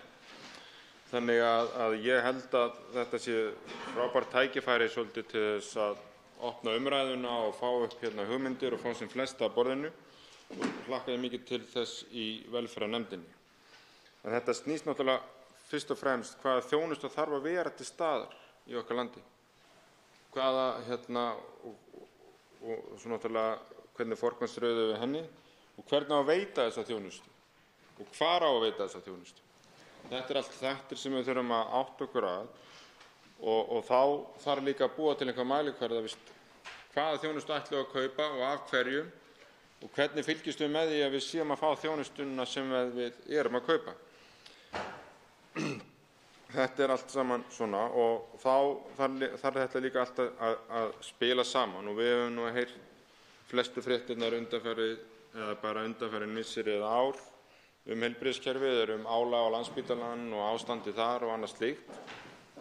Þá þurfum við að hugsa svolítið kerfið að hvar viljum við veita þjónustuna og hvaða aðra möguleika höfum við, eins og núna álagið á bráðadeildirnar. Þá þurfum við kannski bara að taka ákvörðun það að byggja upp alvöru bráðadeildir á þeim öðrum stöðum. Hér sérstaklega í Kragasjúkrahúsunum eða hérna næst okkur eins og Selfossi og Reykjanesbæ og Akranesi og Vestmannaeyjum og víðar að þessum stærri stöðum að þá sé hægt þá þarf ekki að flytja jafn mikið fólk frá þessum stöðum inn á Landspítalann og auka álagið þar, og þá líka hægt að veita betri þjónustu heima í héraði og erum að draga úr þá sjúkraflutningum og álagi og þá annars staðar í kerfinu. Og inn í þessu verður þá líka að hafa í huga þessar miklu breytingar sem eru. Okkar heilbrigðiskerfi svolítið byggt upp kringum íbúafjölda. En íbúafjöldinn segir bara svo lítið í dag. Til dæmis í því samfélagi sem ég bý í Grindavík, sem að búa yfir 3.300 íbúar, en það er fleiri sem koma hverjum einasta degi í Bláa lónið, starfsfólk og gestir, heldur allir íbúafjöldi, og það eru virkir einstaklingar. Og eins getum við horft svo á áhrifasvæði Öræfajökuls, Skaftafell og þar í kring. Þar eru kannski jafnaði íbúar á hverjum tíma 150 mestalagi, bæði skráðir íbúar og þeir sem að vinna þarna tímabundið. En virkir GSM-símar hjá Veðurstofunni, sem með rýmingaráætlun þarna, eru 2500 á hverjum degi. En öll þjónustan byggð upp fyrir þessu 150. Þannig að það eru björgunarsveitarmennirnir 2 sem að sinna öllum verkefnum að vera sjúkraflutningamenn, slökkviliðsmenn, björgunarsveitarmenn. Það eru vissu fleiri virkir í björgunarsveitinni Kára en þetta lendir svolítið mikið á sömu einstaklingunum aftur. Og þannig að við þurfum að fara að hugsa þessa þjónustu svolítið út frá þessu. Og þá þarf líka að hugsa svolítið aðra leiðir, að við þekkjum systemið og var alltaf bara héraðslæknirinn sem gat gert allt. Nú er þetta orðið svolítið öðruvísi og þá þurfum við að hugsa eins og hefur verið nefnt þessar teymisvinnur og annað slíkt. Hvað geta hjúkrunarfræðingar gert mikið, hvað geta fjarlækningar komið mikið, hvað geta sérhæfðir viðbragðsaðilar sinnt miklu af því sem að bæði læknar og hjúkrunarfræðingar ekki ráðum, getum við þróa námið að þessu saman og hvaða úrlausnir höfum við, nota fara meira í að færa sérhæfða aðstoð á vettvang með þyrlum og flugvélum og öðrum faraskjótum, þannig að við séum í teymi sem fara og það er margt svona sem við þurfum að hugsa. Og þá kannski langar mér að sameina næstu umfjöllunarefni svolítið, að það þetta viðbragð. Það getur skipt svo miklu máli hvaða álag það verður og hvaða heilbrigðisþjónustan þarf að veita bæði veikum og slösuðum. Það getur skipt miklu sköpum hvernig fyrsta viðbragð er. Ef fyrsta viðbragð snöggt og rétt, þá getum við dregið verulega úr þörf og þjónustu annars staðar og afleiðingum atburðarins. Þess vegna þarf þessi bráðaþjónustu utan spítala að vera mjög vel skipulögð. Og þá kannski vil ég koma inn á þetta sem var rætt aðeins líka áðan, að hvernig búum við til einhvern svona skipulag innan kerfisins þannig að við séum að beita bestu aðferðum hverju sinni, og þar var mennt þróunarmiðstöð heilsugæslunnar, sem ég held að sé mjög gott. Þar sem safnað svolítið allri faglegri þekkingu og þróun og skipulagi og pælingum á einn stað. Ekki endilega vera að bæta við kerfið, heldur bara að safna þessum upplýsingum á sama staðinn, þar sem fólk að ræða þetta, til að tala það, hvernig getum við menntað þennan gera sem mest, hvernig getum við þróað betri aðferðir og nýjar bjargir og hvernig þetta. Og þetta held ég við þurfum að horfa á í utanspítalaþjónustunni. Þar sem við erum með yfirlæknir utanspítalaþjónustu á einum stað, við erum með þá sem sjáum sjúkrabílana á einum stað, sjúkraflugið einhvers staðar allt annars staðar, og svo erum við með landlæknir sem með einhvers konar eftirlit, svo með fagráð sjúkraflutningum á ólíka stöðu. Þetta alltaf einhvern veginn dreift og engin fókus, og þannig held ég að sé hægt einhvern veginn að ná, og þetta hefur við gert í lögreglunni, mennta- og starfsráðuneytið lögreglunnar líka, þar sem þetta var allt saman á einn stað og gert miklu öflugra og strax fyrir að skila miklum árangri. Þannig að ég held að sé einhvern veginn svona hvernig náum við þessum markmiðum að koma með hagkvæmara skipulag og meiri þróun og hvernig stundum við nýsköpun í heilbrigðisgeiranum. Við verðum að tryggja það að fólk sem með hugmyndir í rafrænum lausnum, í nýjum aðferðum og ekki endilega læknar, það þurfi ekki endilega læknar í heilbrigðiskerfinu, hvernig notum við sálfræðinga, sjúkraliða, hjúkrunarfræðinga og lækna allt meira saman í teymisvinnu. Öll þessi nýsköpun, það þarf að vera hvati fyrir hana. Við erum að leggja nýsköpun í öllu sem við gerum hér og með mikla nýsköpunarsjóði og tækniþróunarsjóði. Þessi sjóðir, þetta fjármagn sem við erum að setja á þessar áherslur þurfa að vera velkomnar inn í heilbrigðisgeirann. Það er ekki gott eins og maður hefur heyrt af fólki sem að reyna að feta þessa fótspor að sameina bæði tæknigeirann og heilbrigðisgeirann í nýsköpun. Það sagði bara að herðu ef þú ert með einhverja aðra hugmynd þá miklu auðveldara fyrir það bara að fara í hana. Gleymdu bara þessu opinbera kerfi þarna kringum það. Það er ekki gott að heyra það. Og þetta verður að tryggja að þess að auka bæði hagkvæmni í heilbrigðisþjónustuna og möguleikann og úrræðin, þannig að við getum veitt fleirum betri þjónustu, þá verður að vera galopið fyrir nýsköpun inn í heilbrigðiskerfið. Ég tel það mikið. Og svo þurfum við að hafa mikið í huga þetta með starfsfólkið og við skulum ekki bara ákveða að það sé ekki hægt að fá starfsmann á þennan stað eða þetta sé bara úrelt. Aðstæðurnar eru svo miklar og við getum þá ekki horft á það Ísland sem einn þátt. Því við eigum mikið að heilbrigðismenntuðu fólki út allan heim sem langar mögulega að koma heim. Ef við erum að bjóða upp á einhverjar nýjar aðferðir eða einhver nýtt frelsi, einhverjar skemmtilegt fyrirkomulag á einhverju, þá getur viðkomandi vilja koma heim. Og nú eru samgöngur að lagast, tæknin og fjarlækningar og allt þetta að lagast, þá bara kannski meiri líkur á því að íslenskir heilbrigðisstarfsmenn vilja fara að vinna á auknum mæli heima, vilja kannski nota seinni hluta starfsævi sinnar að búa í sveitinni og sinna einhverju læknisþjónustu út í sveitinni. Þannig við skulum passa okkur að ákveða ekki bara fyrirfram það vill enginn vinna út á landi eða það er ekki hægt að reka þessa heilbrigðisþjónustu á þessum stað þegar fæst ekki einhver fyrir. Bæði tæknin og fjölbreytileikinn getur hjálpað okkur í þessu og þá skulum við bara hafa það í huga að það þarf ekki allt að vera veitt á Landspítalanum. Ég held að það sé mjög mikilvægt að við gerum það og við þurfum að hugsa lokum að það er hægt að tala heilbrigðiskerfi í marga klukkutíma en að lokum vil ég bara nefna það að við þurfum að hafa í huga þessu hvernig getum við aukið fyrsta stigs viðbragði í heilbrigðisþjónustunni. Þannig við séum ekki alltaf að bregðast við þriðja stigi eins og ég vil nefna með hjúkrunarheimilin. Hvernig getum við aðstoðað eldra fólk meira fyrr, veitti meira öryggi heima hjá sér eða í þjónustu íbúðum þannig að við senkum þriðja stigs viðbragðin sem ég vil kalla hjúkrunarheimili. Þannig við séum að mæta þeim. Þetta er það sem ég var að tala um viðbragðsaðilann áðan líka og líka varðandi forvarnir og í geðheilbrigðismálunum. Hvernig getum við aukið fyrsta viðbragðið til þess að draga úr afleiðingunum þannig við þurfum ekki að nota þriðja stigs viðbragð. Til máls tekur hv. 11. þingmaður Suðvesturkjördæmis Ólafur Þór Gunnarsson.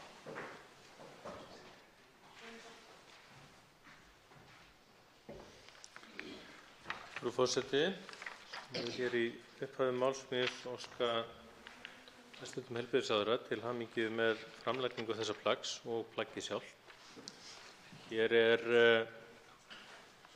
vonandi ferðinni lykilplagg fyrir okkur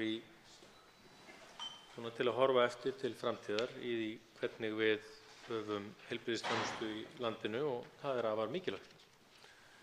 Og ég fagna því að í þessari stefnu sé ekki verið að týna sér í smáatriðum við annaðhvort einstaka stofnanir, einstaka þjónustuliði og svo framvegis, heldur sé horft svolítið vítt yfir sviðið vegna þess að það er einmitt það sem okkur hefur svolítið skort í íslensku heilbrigðiskerfi, að leyfa okkur einhvern tímann að sjá heildarmyndina fyrir öllum eldunum sem brenna sem að hæstv. Ráðherra nefndi hér áðan. Þó að á þeim þurfa að taka og þá þurfa að slökkva, þá mega eldar sem brenna ekki verða vitarnir sem við siglum eftir þegar að við ákveðum með hvaða hætti við ætlum að hafa heilbrigðisþjónustuna í landinu. Við eigum að bregðast við þeim, auðvitað, en ekki nota þá sem okkar siglingamerki. Ég get nú eiginlega ekki annað en sagt að það er náttúrulega óstöðan að afgreiða þetta plagg á einhverjum 10 mínútum. En ég býð svo vel að eiga sæti í hv. velferðarnefnd, þannig að ég fæ væntanlega nægan tíma til að ræða þetta þar. Og það er ágætt. Mér langar að tæpa á nokkrum atriðum og ná ég ekki að tæpa á öllum sem skipta málinu og þá verður það bara að hafa sig. Fyrst er það með fyrsta liðnum forystu til árangurs. Þar er þetta atriði með góða samvinnu milli heilbrigðis- og félagsþjónustu. Það sem hlutverk og ábyrgð þessar aðila verði skilgreind. Þarna er náttúrulega átt við meðal annars þennan núning sem oft er á milli ríkis og sveitarfélaga í þessum efnum. Þarna er mjög mikilvægt að við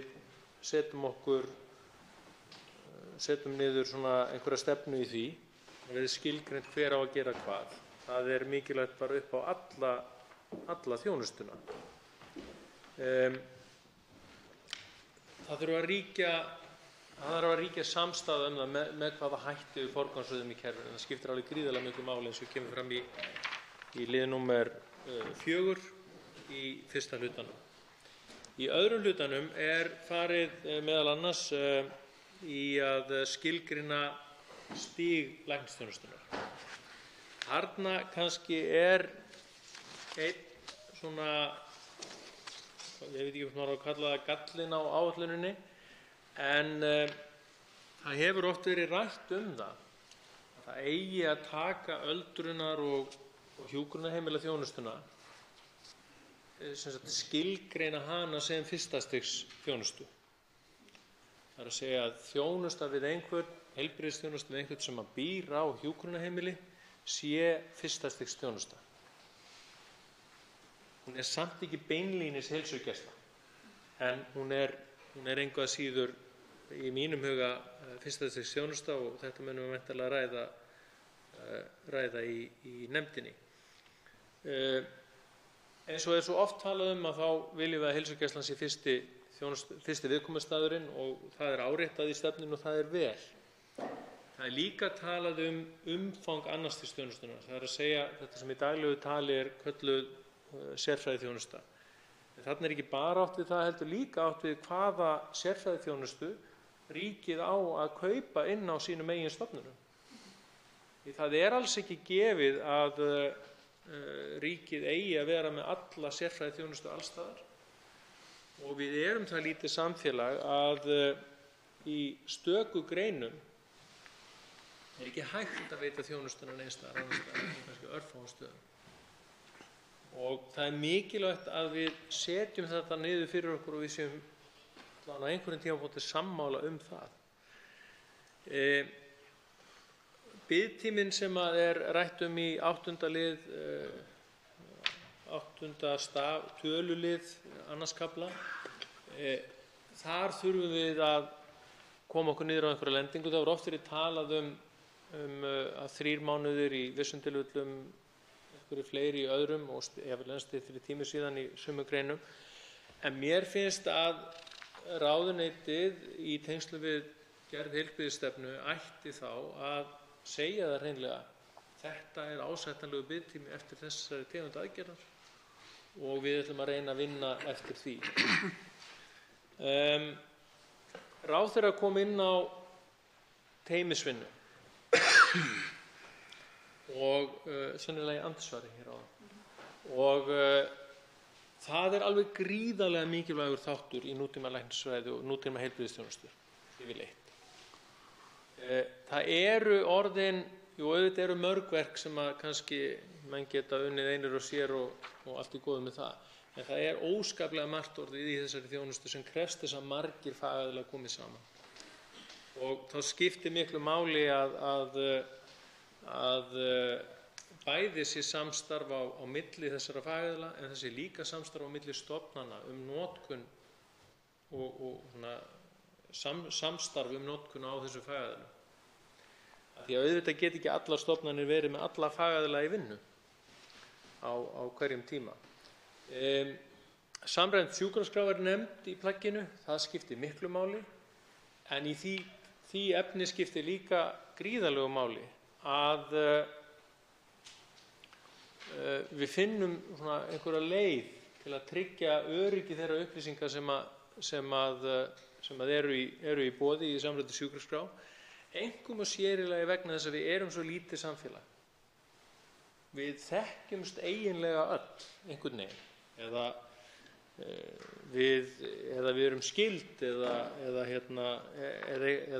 eitthvað þess háttar og það getur verið alveg gríðarlega viðkvæmt að upplýsingar fari á þvæling. Ég er mjög ánægður með að sjá að það er neglt niður í stefnuna að kostnaður við skimanir eigi að vera á hendi ríkisins. Skiptir gríðarlega miklu máli. Þannig náum við árangri, eða aukum allavega líkurnar á því, að við náum árangri í þeirri vinnu. Nú, markmiðið í greiðsluþátttöku er mjög göfugt, það er að segja að við ætlum að standa okkur best allra Norðurlanda. Stendur reyndar ekki Norðurlanda, það stendur nágrannalanda, en látum það liggja á milli hluta. Þetta skiptir mjög miklu máli, því að í þessu felst að við viljum að okkar heilbrigðisþjónusta sé almannaréttur í rauninni á Íslandi. Þess vegna skiptir þetta svo miklu máli, að kostnaður sé ekki hindrun fyrir því að fólk sæki sér þjónustu. Og þess vegna er þetta eitt af lykilatriðunum í stefnunni. Í Hugsað til framtíðar-kaflanum er aðeins farið inn á menntun og þá þætti, sérstaklega það að það er sérstakt ákvæði í stefnunum það að heilbrigðisstarfsfólk hugi að menntun annarra heilbrigðisstarfsmanna. Það skiptir mjög miklu máli að sá eða sú sem að ræður sér til starfa við heilbrigðisþjónustu þurfi að gera ráð fyrir því að miðla þekkingu og reynslu. Það er alveg gríðarlega mikilvægt. Það kann vel að vera að það þurfi þá að semja þetta í einhverjum tilfellum við fagfélög eða ganga frá því einhvern veginn sérstaklega við fagfélögin og ég veit að sum fagfélögin eru með svona klausur í sínum samningum, en það er mikilvægt að þetta sé neglt niður í heilbrigðisstefnuna. Að þetta sé ein af grunnforsendum fyrir því að við ætlum að halda áfram að hafa gott heilbrigðiskerfi. Þá er síðasti punkturinn sem ég ætla að nefna, það er gagnreynd, formlegt mat á gagnreyndu notagildi sem er seinasti töluliðurinn í kafla 7. Þetta kemur í rauninni aftur inn á það að hlaupa ekki eftir eldunum að vissu leyti, heldur að gefa sér tíma til að vita, já, það er búið að sýna fram á að þetta virkar. Og það er búið að sýna fram á að þetta virkar ekki og svo framvegis. Og það er mjög mikilvægt að við gerum þetta vegna þess að annars getum við aldrei haft neina stjórn á kostnaði. Annars getum við ekki haft neina stjórn á því hvert við ætlum að fara með kerfið. Nú, ég geri líka ráð fyrir að 5 ára áætlanirnar sem við talað þær verði að einhverju leyti ræddar hér í þinginu eða minnst kosti verði ræddar skýrslur þeim tengdar hér í þinginu þegar þar kemur. En vinnan er rétt að byrja og það verður gaman að vinna úr þessu plaggi í velferðarnefnd. Guðmundur Ingi Kristinsson, hv. 12. þingmaður Suðvesturkjördæmis, tekur til máls.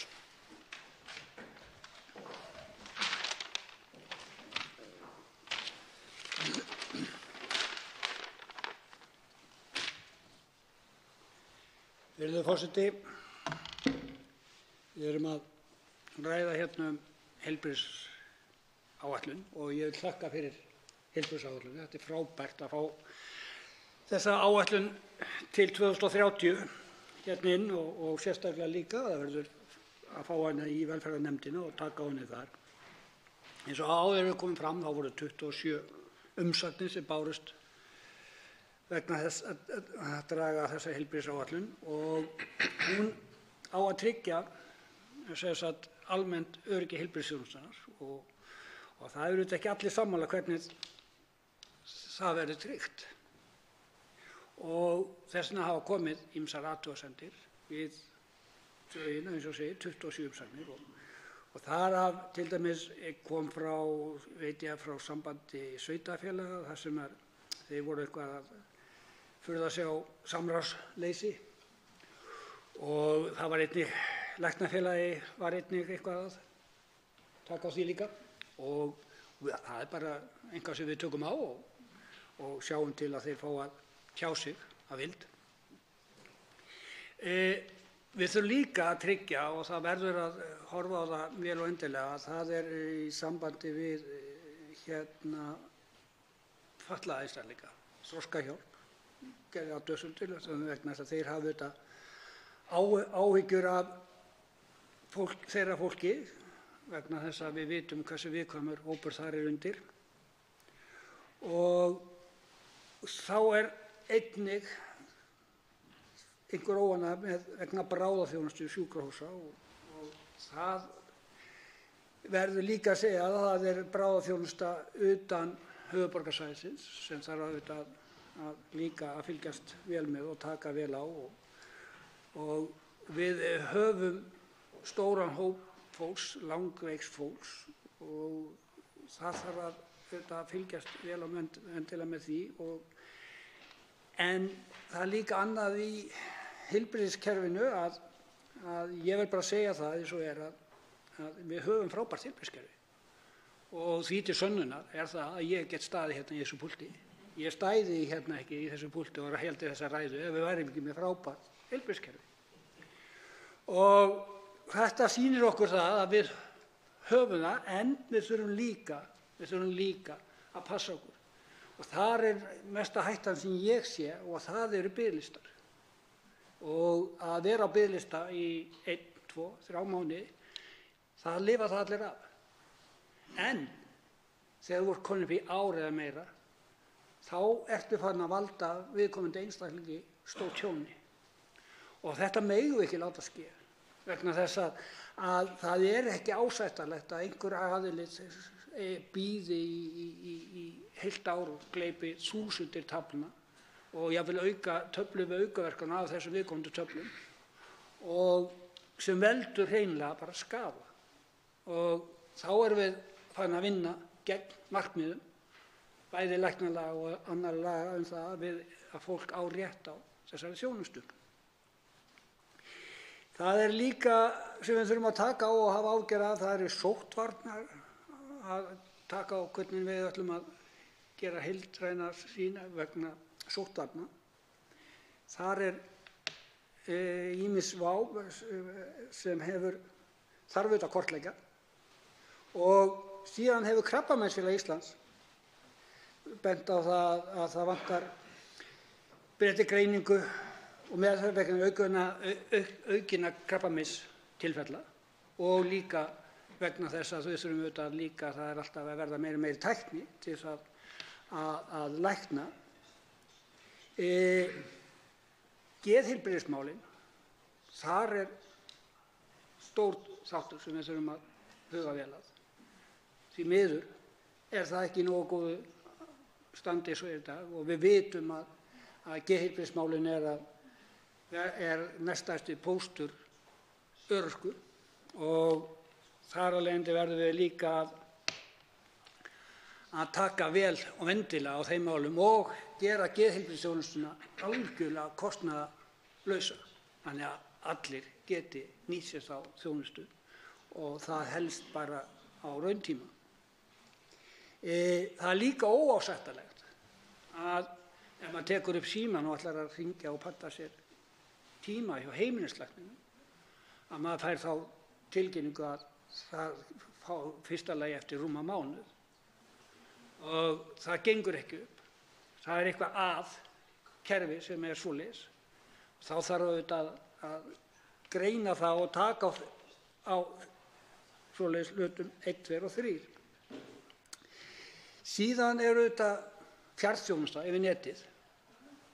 Við þurfum að nýta hana betur. Ég man það núna þegar ég fór að hugsa þessa fjarþjónustu yfir netið, hvernig nágrannar okkar á Grænlandi gerðu þetta. Þeir voru konur með einhverja færanlega vél sem var hægt að gera ýmsa hluti með úr afskekktubyggðum, og þetta var mjög sniðug aðferð sem þeir voru og hlutfallslega mjög ódýr og gaf ákveðið öryggi á ákveðnu marki, og þetta er það sem við þurfum líka að gera eitthvað í. En síðan er annað sem er líka svolítið hugleikið, og það er sjúkraþjálfun. Það er stór póstur í því að koma fólki aftur til virkni, og látið mig vita það. Ég hef nú farið ekki og fá sjúkraþjálfun, og þar er líka eitt af því sem veldur því að ég get verið hér, og það eigum við að stórauka, og því miður er gífurlegir biðlistar í dag eftir sjúkraþjálfun, og við þurfum að einhvern veginn að fjölga sjúkraþjálfurum og taka þeim vandann. Síðan er eitt sem er annað og það sem er kannski alvarlegt, það er sjúkraskrár. Og það er auðvitað mjög alvarlegt mál, og ég er gersamlega óskiljanlegt að það skuli ennþá í dag vera þannig ástatt að læknar á vegum tryggingafélaga séu starfandi á sjúkrahúsum og hafa óheftan aðgang að sjúkraskrá fyrir tryggingafélagin. Og það er ömurlegt, frá öllu ömurlega, að lesa sig í niðurstöðu mats tryggingafélags það að þetta og hitt hafi sést í sjúkraskrá. Þú hefur ekki einu sinni hugmynd um það og þarft að fara að tékka á því hvort að það sé rétt.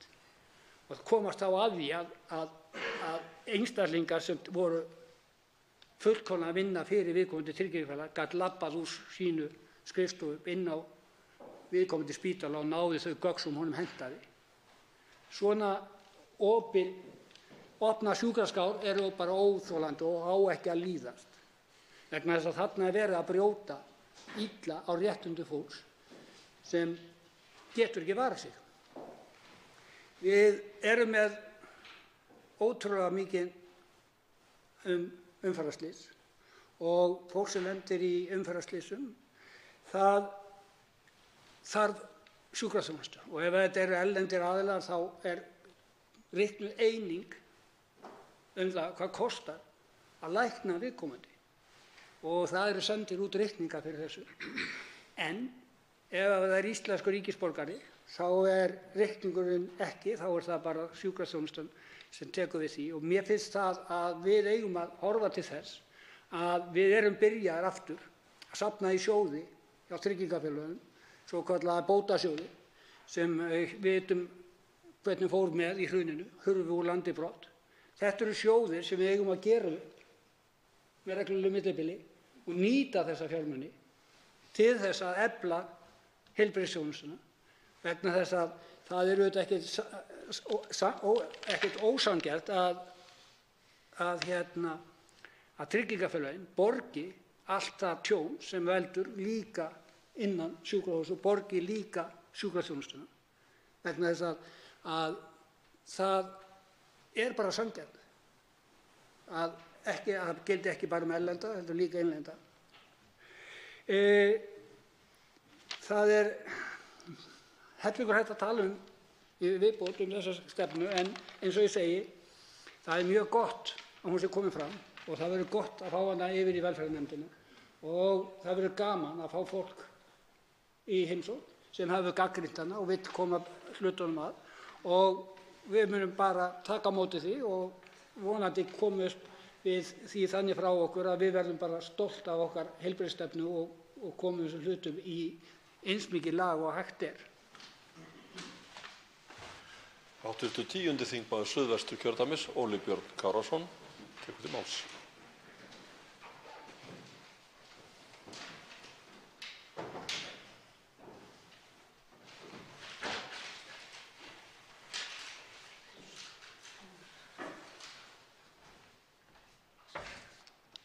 Herra forseti.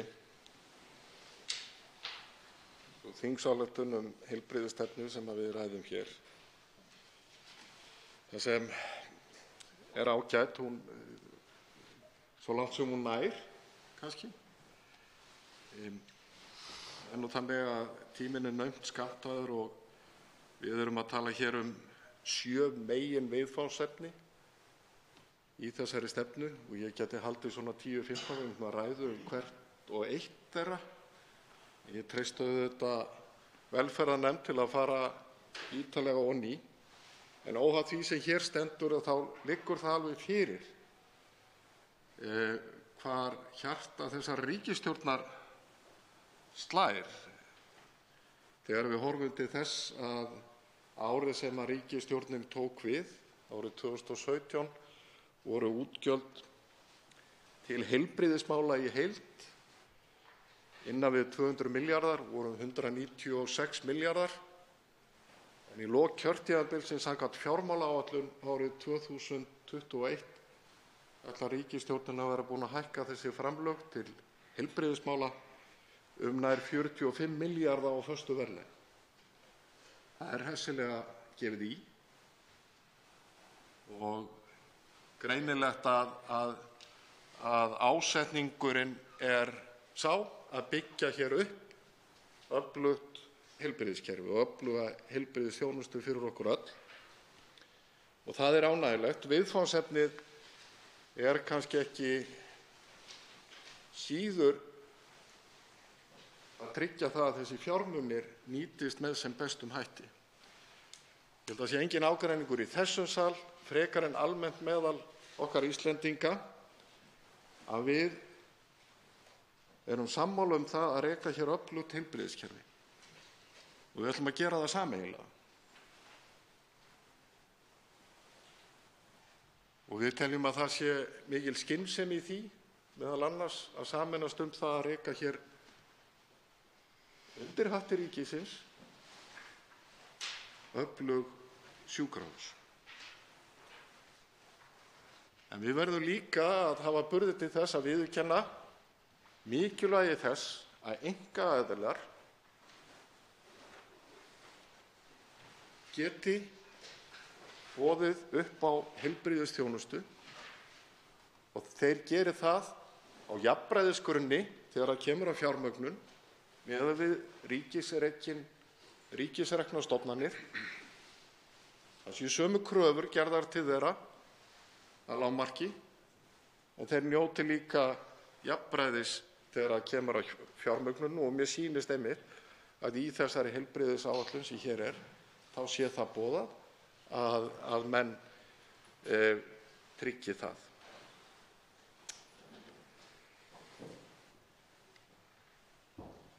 Þannig að ég get fagnað því. Það er auðvitað hægt að halda langar ræður það með hvaða hætti við eigum að reyna að láta einkaframtakið vinna með og byggja undir og styðja við hina opinberu, og þá þegar ég segi allt heilbrigðiskerfið er auðvitað opinbert, vegna þess að við erum að meira eða minna að standa undir því sameiginlega, en hvernig við viljum samþætta og efla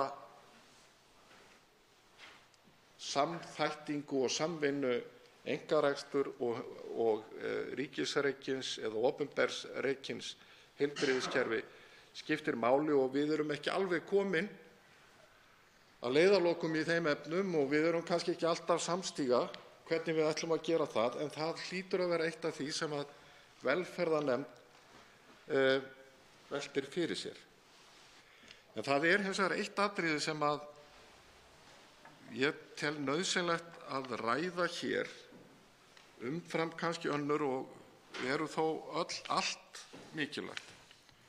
Og það er að það liggur fyrir að einhver stærsta áskorun sem að við stöndum frammi fyrir þegar kemur að heilbrigðiskerfinu á komandi árum og áratugum er auðvitað hvernig við nýtum fjármunina. Það verður alltaf kallað á aukna fjármuni og við munum sjálfsagt aldrei geta mætt öllum þeim kröfum en jafnvel enn stærri áskorun er að tryggja mönnun heilbrigðiskerfisins. Hvernig við tryggjum það að hér verði nægjanlega margir sem eru tilbúnir að leggja það á sig að mennta sig til þess að vera læknir, hjúkrunarfræðingur, sjúkraþjálfari, tannlæknar og svo framvegis. Að leggja það á sig að sinna þessari ótrúlega mikilvægu þjónustu sem að heilbrigðisþjónustan á öllum sviðum. Og þegar að farið yfir hér þingsályktunina, og það þá númer 3, fólk í forgrunni, þá það ágætt svo langt sem það nær. Mér finnst að vísu að þegar að menn hafa sett saman þessa 9 liði sem þar eru, að þá hafi menn fyrst og fremst verið að huga að svona einhvers konar starfsmannastefnu hins opinbera kerfis. Það er að segja, þetta sé svona einhver markmið sem ágætt út af fyrir sig inn í hinu ríkisrekna opinberu reknu heilbrigðisstofnunum. Og það í sjálfu sér gott og blessað, en við þurfum að ganga miklu lengra. Við þurfum að velta því fyrir okkur að byggja, hvernig við getum byggt upp íslenskt heilbrigðiskerfi, ekki bara til að, sem auðvitað æðsta markmið okkar, að tryggja heilbrigðisþjónustu fyrir alla, eins góða og hægt á hverjum tíma, og vera alltaf í hópi þeirra þjóða sem bjóða upp á bestu þjónustuna. Við þurfum að huga að því hvernig við erum samkeppnishæf við önnur lönd þegar það kemur að hinum alþjóðlegu heilbrigðismarkaði. Vegna þess að fólk sem innan heilbrigðisgeirans, hjúkrunarfræðingar, sjúkranuttarar, læknar, röntgentæknar og svo framvegis, þetta allt fólk sem í sjálfu sér ekki bundið við landamæri. Og við þurfum að huga alveg sérstaklega að þessu. Og ég sannfærður það að það snýst ekki bara til dæmis launakjör sem við gætum boðið. Þetta snýst líka fjölbreytileika í starfsvali. Það er að segja að unga konan sem ákveður að fara til Svíþjóðar í framhaldsnám í læknisfræði, krabbameinslækningum eða heimilislækningum, að hún sjái að það séu kannski önnur tækifæri hér á Íslandi heldur en bara að ráða sig inn á Landspítalann.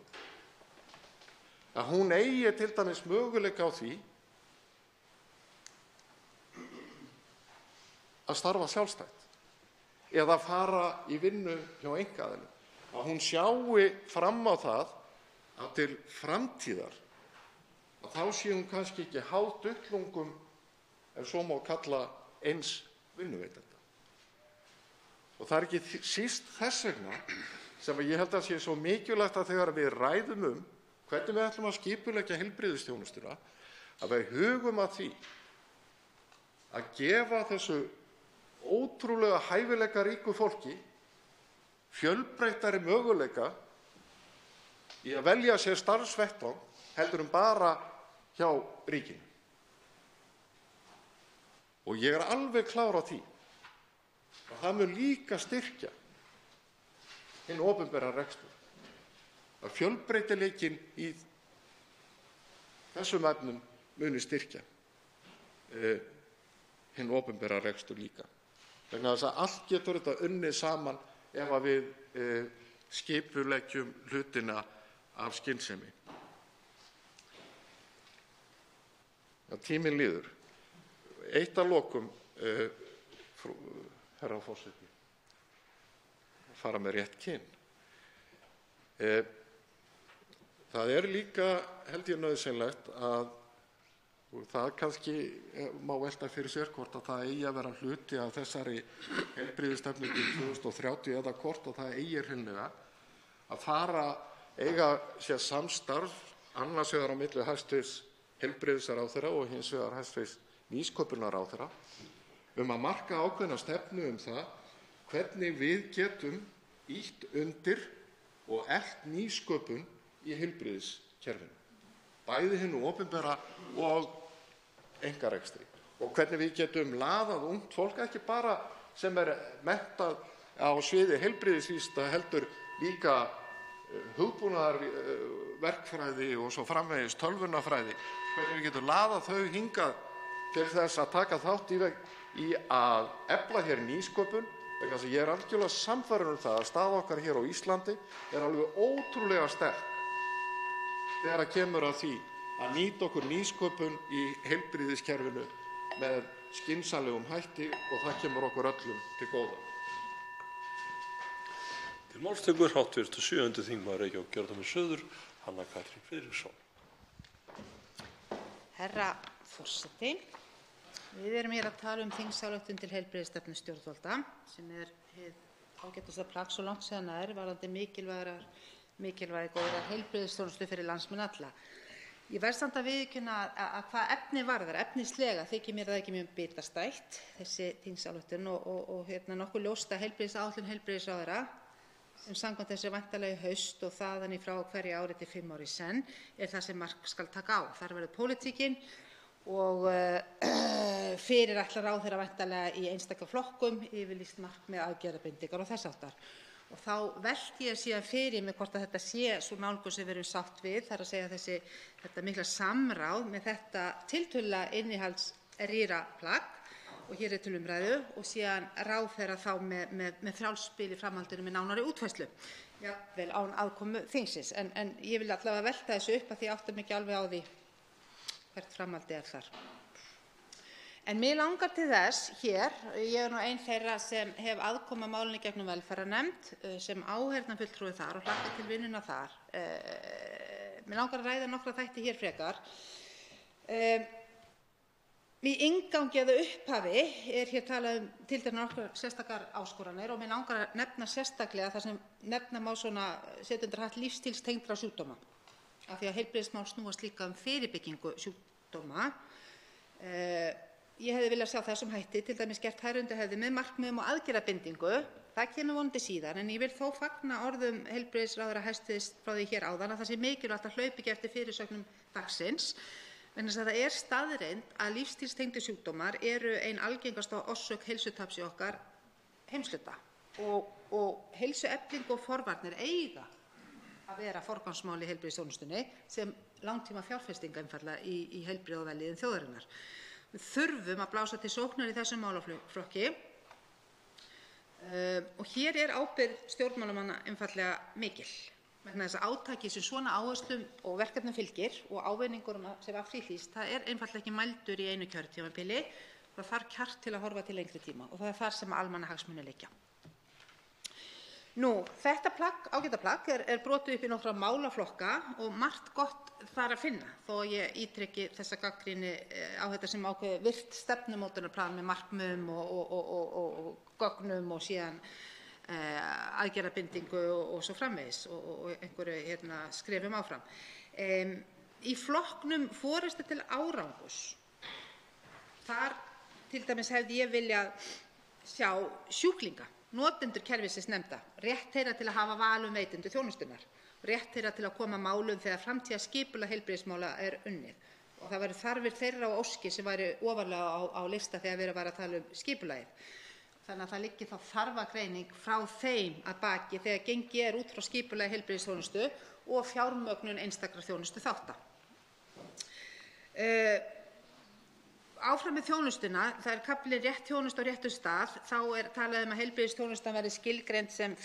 stigs, 2. stigs og 3. stigs þjónusta og þá 1. stigið heilsugæslan sem gott og mikilvægt markmið sem reyndar kannski það sem menn hafa náð einna lengst með, þannig séð, það lengst komið og fullkomlega eðlilegt að byrja á 1. stiginu. Síðan það 2. stigs þjónustan sem þá skilgreind sem sérfræði þjónusta utan sjúkrahúsa og svo 3. stigs Landspítalinn og Sjúkrahús Akureyrar. Og raunverulega má segja að 2. stigs þjónustan sé þá allt annað en þessi heilsugæsla á 1. stigi og Landspítalinn og Sjúkrahús Akureyrar á 3. stigi. Og það kemur fram í stefnunni að það talað á höfuðborgarsvæðinu sérstaklega séð fyrst og fremst sjálfstætt starfandi sérfræðingar, en þetta eigi þó ná til meira en minna allra heilbrigðisstofnana landsins fyrir utan þessar 2 stóru stofnanir. Þannig að 2. stigið orðið ansi stórt og viðamikið. heldur utan þetta allt, sjúkrahús úti á landi, sjálfstætt starfandi heilbrigðisstarfsmenn af ýmsum toga, öldrunarþjónustu, heimaþjónustu, endurhæfingu ef ég skil þetta rétt. Og enn fremur ljóst, og það kannski punkturinn sem mig langar að koma hérna, það töluverð skörun þarna. Vegna þess að þjónustan á göngudeildum og dagdeildum spítalanna tveggja, hún að mörgu leyti sambærileg og sérfræðiþjónusta á læknastofum og læknamiðstöðvum. Og það sem ég myndi vilja skilja, margt sem ég vil skilja, en allavega í þessu samhengi, af hverju það ekki þjónustan sjálf sem ræður för við þessa flokkum frekar en þjónustuveitandi, uppruni hans. Og ég velti því upp, ef það viljandi gert að nota tegund eða uppruni þjónustuveitandans, rekstrarformi sem aðalatriði, þá skil ég ekki hvert hagræði raunverulega af því. Þannig það svona spurning sem allavega eitthvað sem ég hlakka til að kafa nánar ofan í, bara til að átta mig á. Því ég skil vel þessa flokkun, ég átti mig ekki alveg á því af hverju þetta ræður för. Og helst af öllu myndi ég vilja sjá skipulag heilbrigðisþjónustar á þann veg að á sem flestum sviðum hefðu sjúklingarnir val þjónustuveitendur. Smæð okkar ágæta samfélags gerir auðvitað verkum að það ýmislegt sem fellur undir starfsemi Landspítala og Sjúkrahúss Akureyrar sem verður ekki gert annars staðar. En að sama skapi þá eru gráa svæði fjölmörg og þeim fer fjölgandi með tækninýjungum ýmiss konar sem geta og munu gjörbreyta því hvernig við nálgumst heilbrigðismálin heilt yfir. Þannig ég myndi vilja sjá þróun á þessari annars stigs þjónustu og vonandi verður hún í samræmi við þarfir og val þeirra sem þurfa þjónustuna að halda, en ekki í samræmi við óskir heilbrigðisyfirvalda hverju sinni og allra síst í samræmi við óskir núverandi þjónustuveitenda á fyrsta og þriðja þjónustustigi. Ég að tala möguleika fólks á að njóta að minnstakosti sama mæli og nú þjónustu sjálfstætt starfandi sérfræðinga ef það kýs og ef þessir aðilar uppfylla sömu skilyrði gæði, öryggi og kostnað og ríkisreknir aðilar innan okkar ágæta kerfis. Markmið ætti að mínu viti að vera sátt og samvinna á milli ólíkra aðila og sátt það hvar ákveðnu verkefni sé sinnt. Og vonandi það sem verið stefnt að. Og svo talandi kannski tækninýjungar og breytingar, þá má líka velta upp hér hvernig fjarlækningar, sérstakt áhugamál mitt, fjalla inn í þessa þrepaskiptingu heilbrigðisþjónustunnar. Hvar heyrir hún til? Vegna þess að ég sé ekki betur en ef við berum gæfu til að nýta okkur tækifæri fjarlækninga, þá séum við að minnstakosti að máta henni í 2 af þessum 3 stigum. Og hvernig gerum við það? Ég bara komin hérna í vanda með þetta allt saman. Stefnan komin á mönnunarvandann. Hann náttúrulega mjög stórt úrlausnarefni sem við höfum. Svo stórt að það ekki á færi hinna færustu heilbrigðisráðherra að leysa það einir og óstuttir. Það bara þannig. Þetta samfélagsmál. Hann hefur aukist gríðarlega á síðustu árum, ekki síst meðal hjúkrunarfræðinga og ég get ekki annað að nota tækifæri hér og vekja athygli á tillögu okkar ágæta þinghóps Viðreisnar ásamt fleiri góðum samþingmönnum þar sem við töluðum að leggja það átak að jafna kjör kvennastétta. Þetta eru að miklu leyti kvennastéttir. Minni á það, en það eru alls ekki bara launin sem skipta máli varðandi mönnunarvandann. Kulnun í starfi meðal heilbrigðisstarfsstétta verður sífellt meira aðkallandi úrlausnarefni og ég hvet hæstv. Ráðherra til að kafa ofan í ástæðurnar fyrir því, vegna þess að svörin þar gætu orðið mikilvægt leiðarljós í þessari vinnu sem varðar stefnumótun í heilbrigðiskerfinu. Við erum með fagstéttir sem að gríðarleg menntun liggur á baki, það þarf hugsjónir í þetta starf og svo eru það klástu kulnun, þannig að lausnin þar. Ráðherra hefur ítrekað sagt síðast í ræðustól hér áðan að hún hafi ekki áhuga að útrýma einkarekna hluta heilbrigðiskerfisins, heldur styrkja ríkisrekna hlutann. Og þannig skilja a.m.k. ráðherra þá hún noti orðalagið að styrkja hið opinbera kerfi þegar hún talar. Ég minni bara á að heilbrigðiskerfið opinbert kerfi, það ríkir samfélagsleg sátt og innan þess kerfis þurfa að mínu mati að þrífast mismunandi form, ekki formsins vegna, heldur vegna þess að það þannig sem að kerfið þjónar notendum sínum best. Íslenskt heilbrigðiskerfi til fyrir notendur. Það ber ekki vitni góða þjónustu að koma í veg fyrir að notendur hafi val ef það mögulegt. Markmiðið á að vera að veita heilbrigðisþjónustu eftir þörf og leiðarljósið þar ætti að vera sjúkratryggingaréttur landsmanna, ekki skipulag þjónustuveitenda. Íslenskt heilbrigðiskerfi þarf starfsfólk. Mönnunarvandinn verður ekki leystur með því að takmarka starfsmöguleika heilbrigðisstarfsfólks í einu ríkisreknu móti. Íslensk heilbrigðiskerfi þarf nýsköpun. Það þarf að vera fljótt að tileinkja sér tækninýjungar og dæmin sýna alls staðar frá, ekki bara innan heilbrigðisgeirans, að það gerist frekar á stöðum þar sem fólk getur hlaupið hratt og hefur hvata til þess. Íslenskt heilbrigðiskerfi þarf að nýta fjármagnið vel. Einokun þjónustuveitenda, sama hvaða nafni þeir heita og hvaða þjónustu þeir veita, mjög ólíklega leiðin til þess. Fjölbreytileiki svarið svo lengi sem tryggt að allir þurfa að gangast undir sömu gæðakröfur og eru fjármagnaðir á sama hátt. Og að lokum langar mig að þakka ráðherra hæstv. Fyrir að vera þetta tímanlega að leggja fram þetta plagg og gefa okkur í velferðarnefnd Alþingis þannig tíma til að vinna málið vel. Og ég veit að hæstv. Ráðherra mun vera boðin og búin að aðstoða okkur við þá vinnu og samstarf nefndarinnar við hana verður áfram í góðum farvegi. Til máls hv. 7. þingmaður Suðurkjördæmis, Ásgerður K. Gylfadóttir.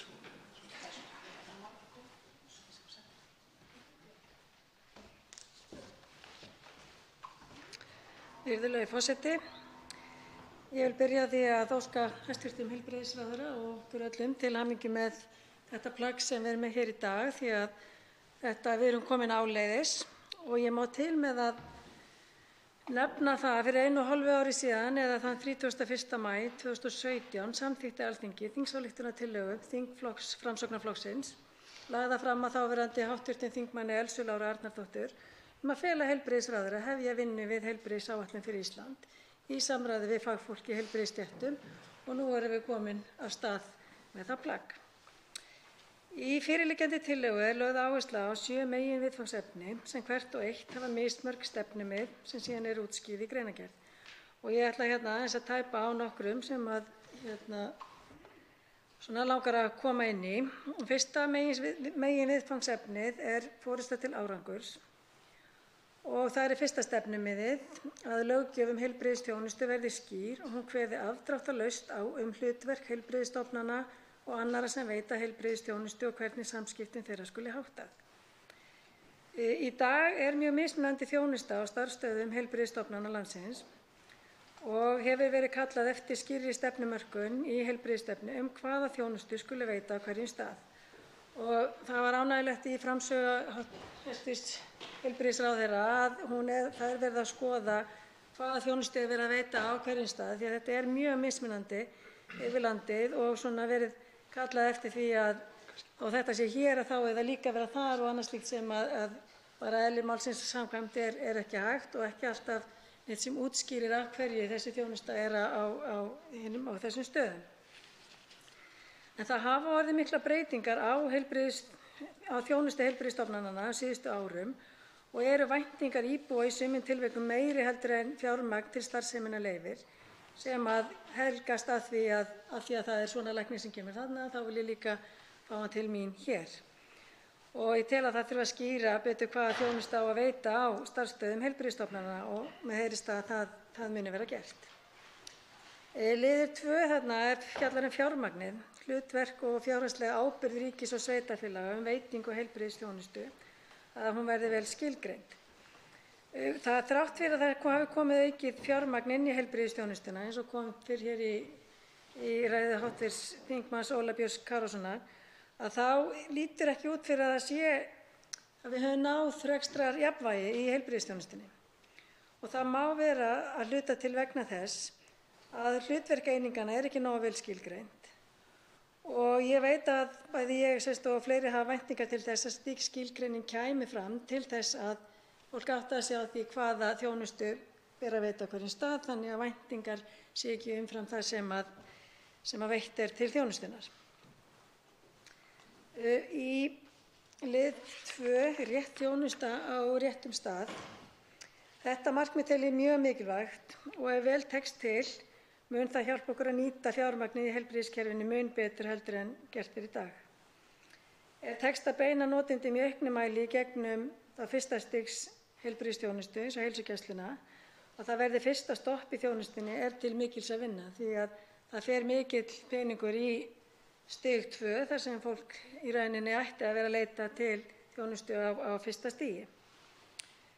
Annars stigs þjónusta, sérfræðiþjónusta utan háskólasjúkrahús, það eins og kom inn hjá síðasta ræðumanni mjög breitt og þar að finna heilbrigðisstofnanir landsins en í textanum í þingsályktunartillögunni talað að annars stigs þjónusta sé veitt meira og minna á öllum heilbrigðisstofnunum landsins og þetta meira og minna svolítið ólýst orðalag og ég vænti þess að það muni taka breytingum í meðförum hv.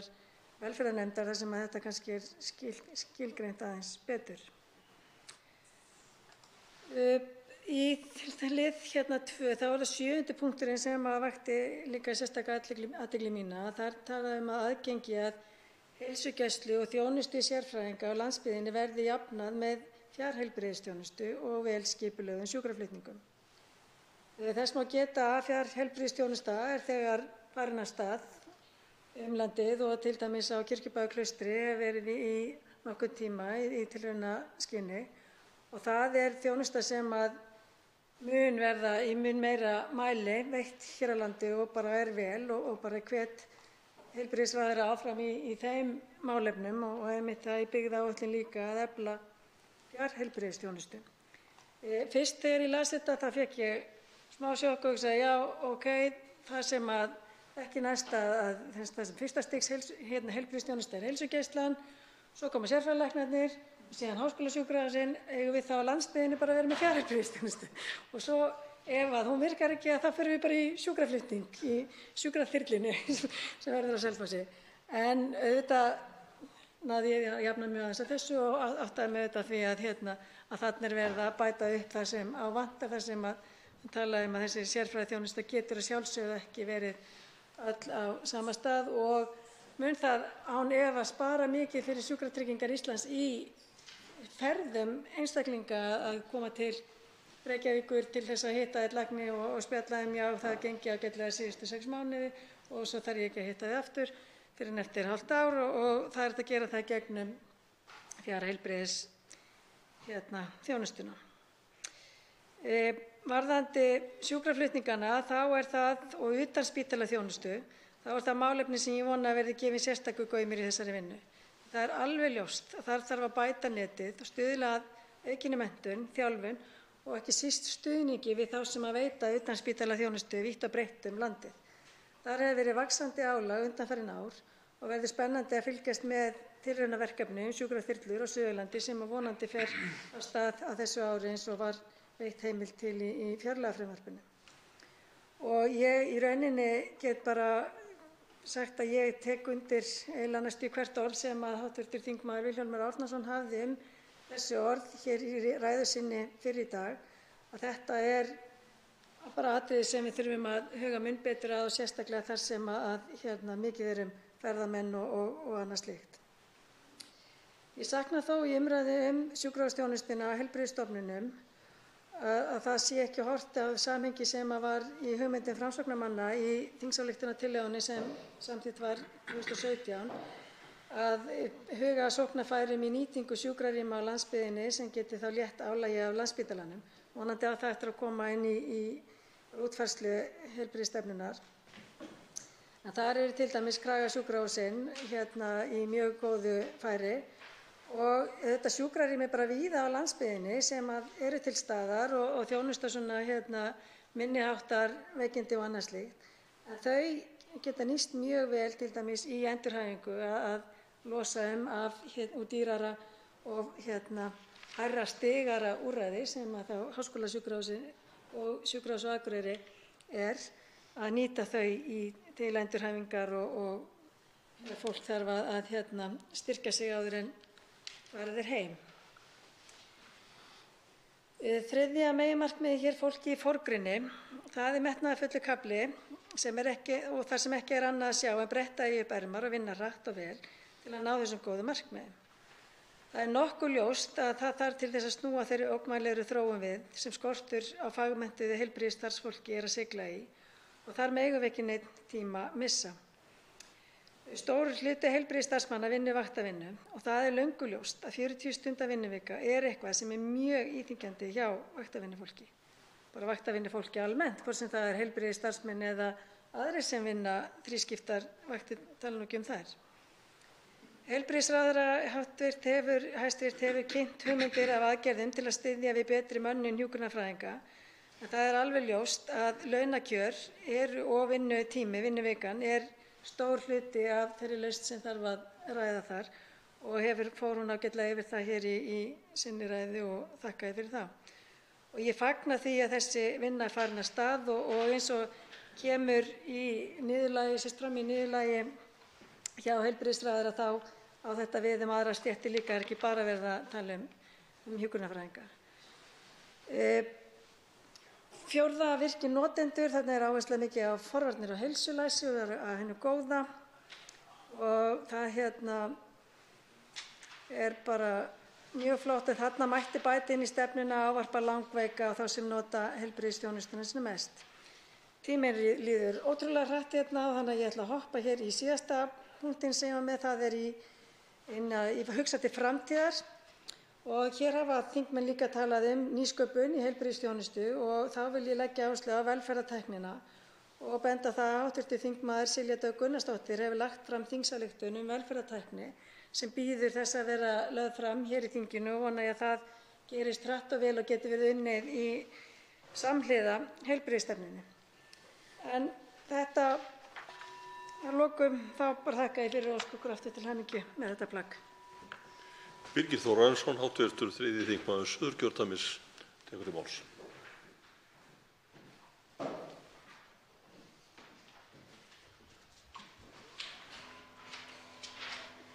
Herra forseti, ég vil byrja á því að þakka hæstv. Heilbrigðisráðherra fyrir þessa yfirferð og þessa tillögu, þingsályktunartillögu heilbrigðisstefnu til ársins 2030.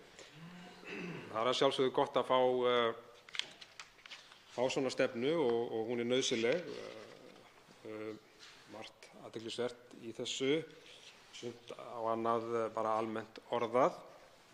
Ég ætla að byrja á því að víkja hér aðeins fyrst að kaflanum forystu til árangurs og þar er þarna í lið 7 rætt ábyrgð og valdsvið stjórnenda stofnana og í lið 8 segir að stjórnendur á öllum sviðum heilbrigðiskerfisins séu valdir út frá faglegri hæfni þar sem meðal annars séu gerðar kröfur leiðtogahæfileika og reynslu í stefnumiðuðum stjórnarháttum.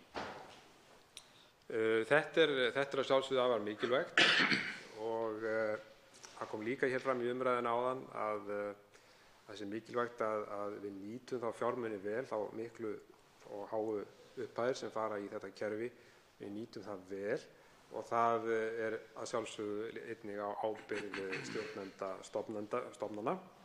Ég nefni þetta hér vegna þess að á fund fjárlaganefndar kom núna síðasta ári, í lok síðasta árs, fulltrúar frá heilbrigðisráðuneytinu þar sem er verið að ræða fjárveitingar og stöðuna á nokkrum heilbrigðisstofnunum hvað það varðar. Og þá kom þar fram af hálfu ráðuneytisins að það væri stjórnunarvandi á ákveðnum stofnunum, heilbrigðisstofnunum. Og það er að sjálfsögðu áhyggjuefni.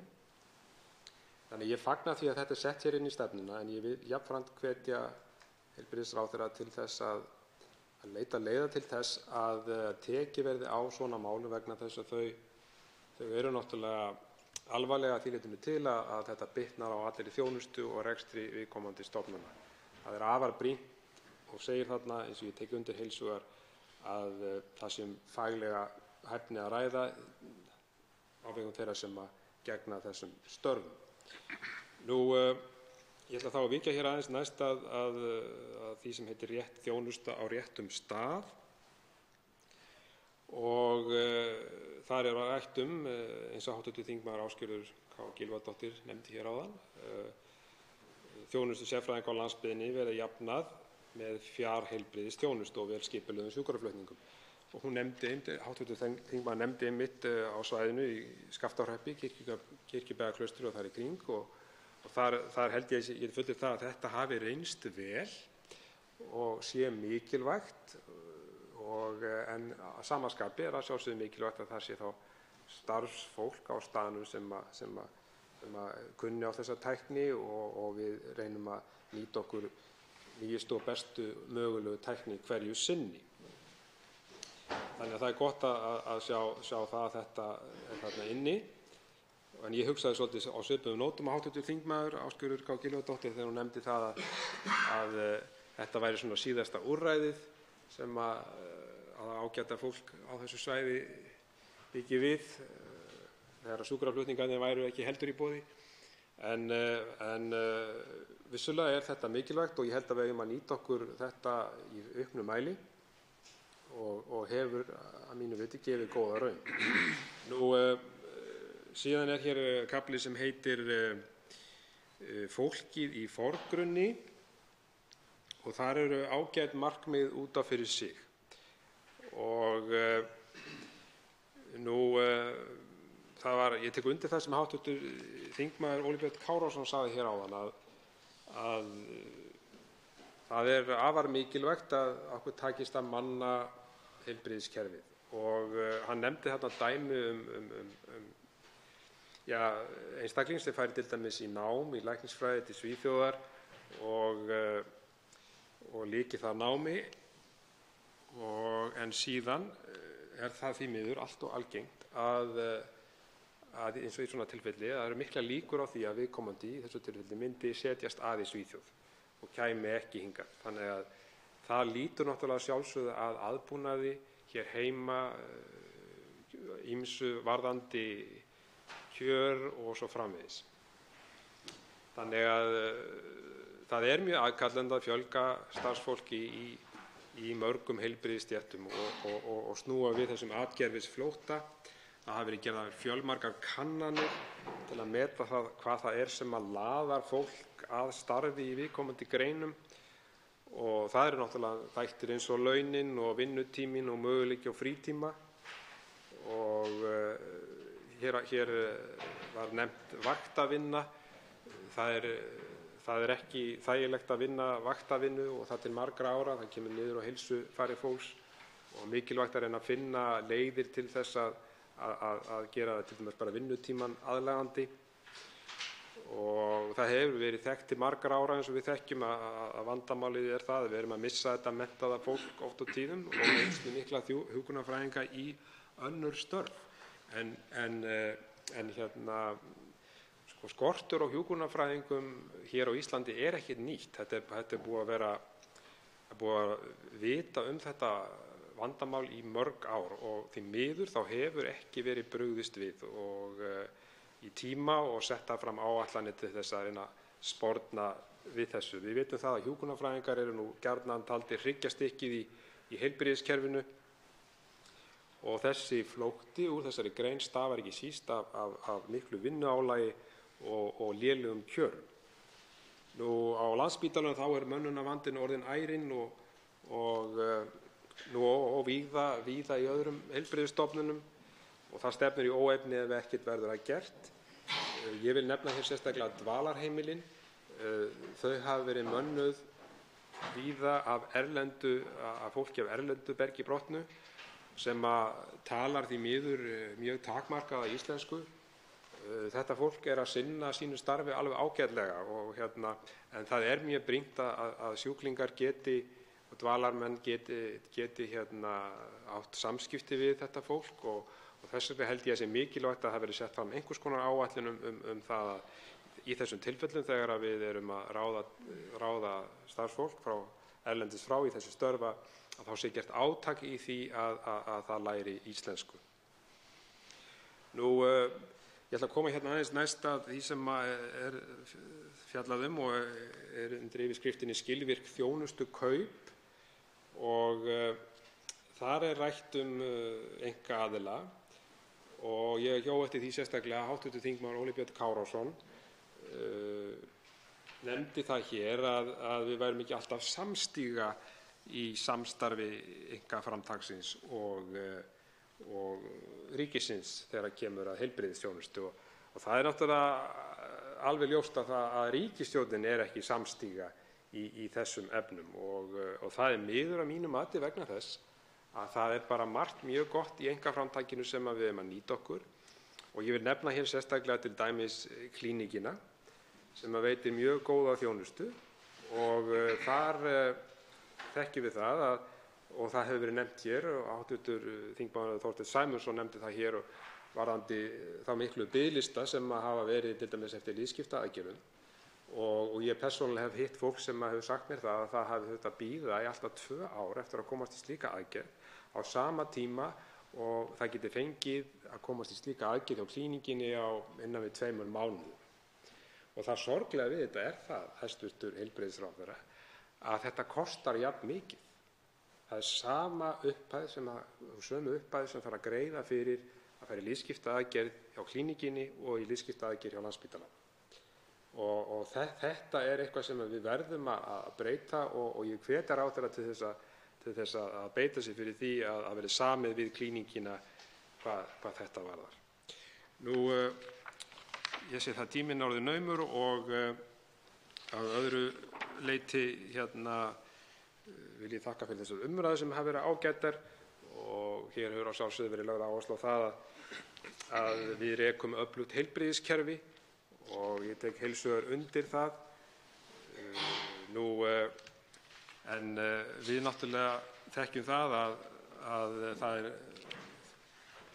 alltaf spurning fjármagn, spurning forgangsröðun og sjálfsögðu stefnumörkun, en okkar sameiginlega markmið er náttúrulega það að heilbrigðiskerfið verði starfhæft og veiti góða þjónustu og það snýst náttúrulega þessi stefna. Bryndís Haraldsdóttir, hv. 2. þingmaður Suðvesturkjördæmis, tekur til máls.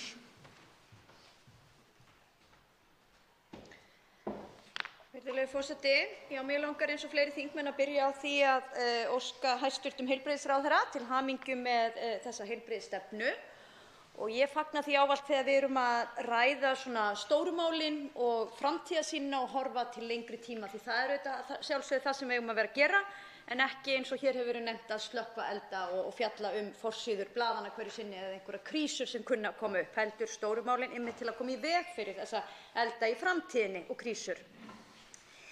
Mig langar að byrja á því að nefna hér í 1. málsgrein varðandi framtíðarsýnina, þá fagna ég því að hér er fjallað sérstaklega lýðheilsustarf, sem ég held að sé nú grunnurinn að góðu heilbrigðiskerfi, grunnurinn að því að við þurfum helst sem minnst að nota hið alvarlega heilbrigðiskerfi. Það er auðvitað að byggja undir lýðheilsuna.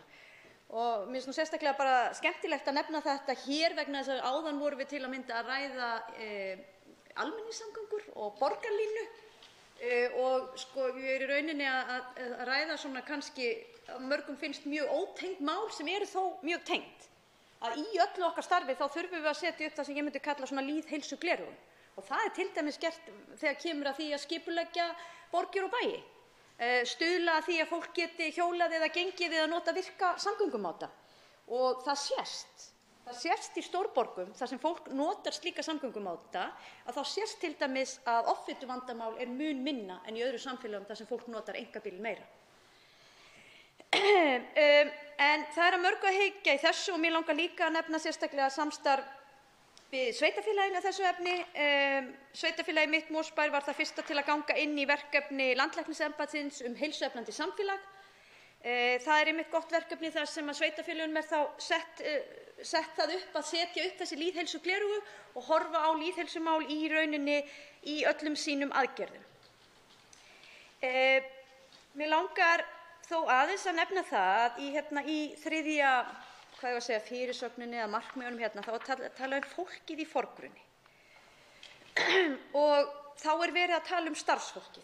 Mér langar nú kannski bara sem ábending að velta því upp, er þetta rétt nálgun? Ætti ekki að vera mannauðurinn í forgangi eða þá starfsfólki í forgangi? Því að ég verð að viðurkenna þegar ég hugsa heilbrigðiskerfi og fólki þá hugsa ég almenning og notendur heilbrigðiskerfisins. Þó er ég ekki að gera lítið úr því sem stendur undir þessum kafla og tek heils hugar undir mikilvægi þess að við hugum að mannaflanum í heilbrigðiskerfinu og eins og bæði fréttir síðustu daga og umræðan hefur verið, þá vitum við það hversu mikilvægt það er að huga því að bæði að tryggja það að fólk hafi áhuga á því að sækja nám í þeim fræðum sem að skila fólki svo inn í heilbrigðiskerfið og sé tilbúið að starfa þar áfram. Því við vitum líka að við höfum menntað til að mynda fjöldan hjúkrunarfræðinga sem hafa svo valið að starfa annars staðar og það er hægt að finna örugglega ýmsar ástæður fyrir því og þetta er eitthvað sem við þurfum að huga að. Hér er talað sérstaklega það í punkti 8 samstarf milli stofnana og teymisvinnu og þverfaglega heildræna nálgun, að það eigi sem sagt að einkenna vinnubrögð heilbrigðisstarfsfólk og ég tek undir það. Ég held reyndar að þetta sé svona eitt af mikilvægari þáttunum þegar kemur að því til að mynda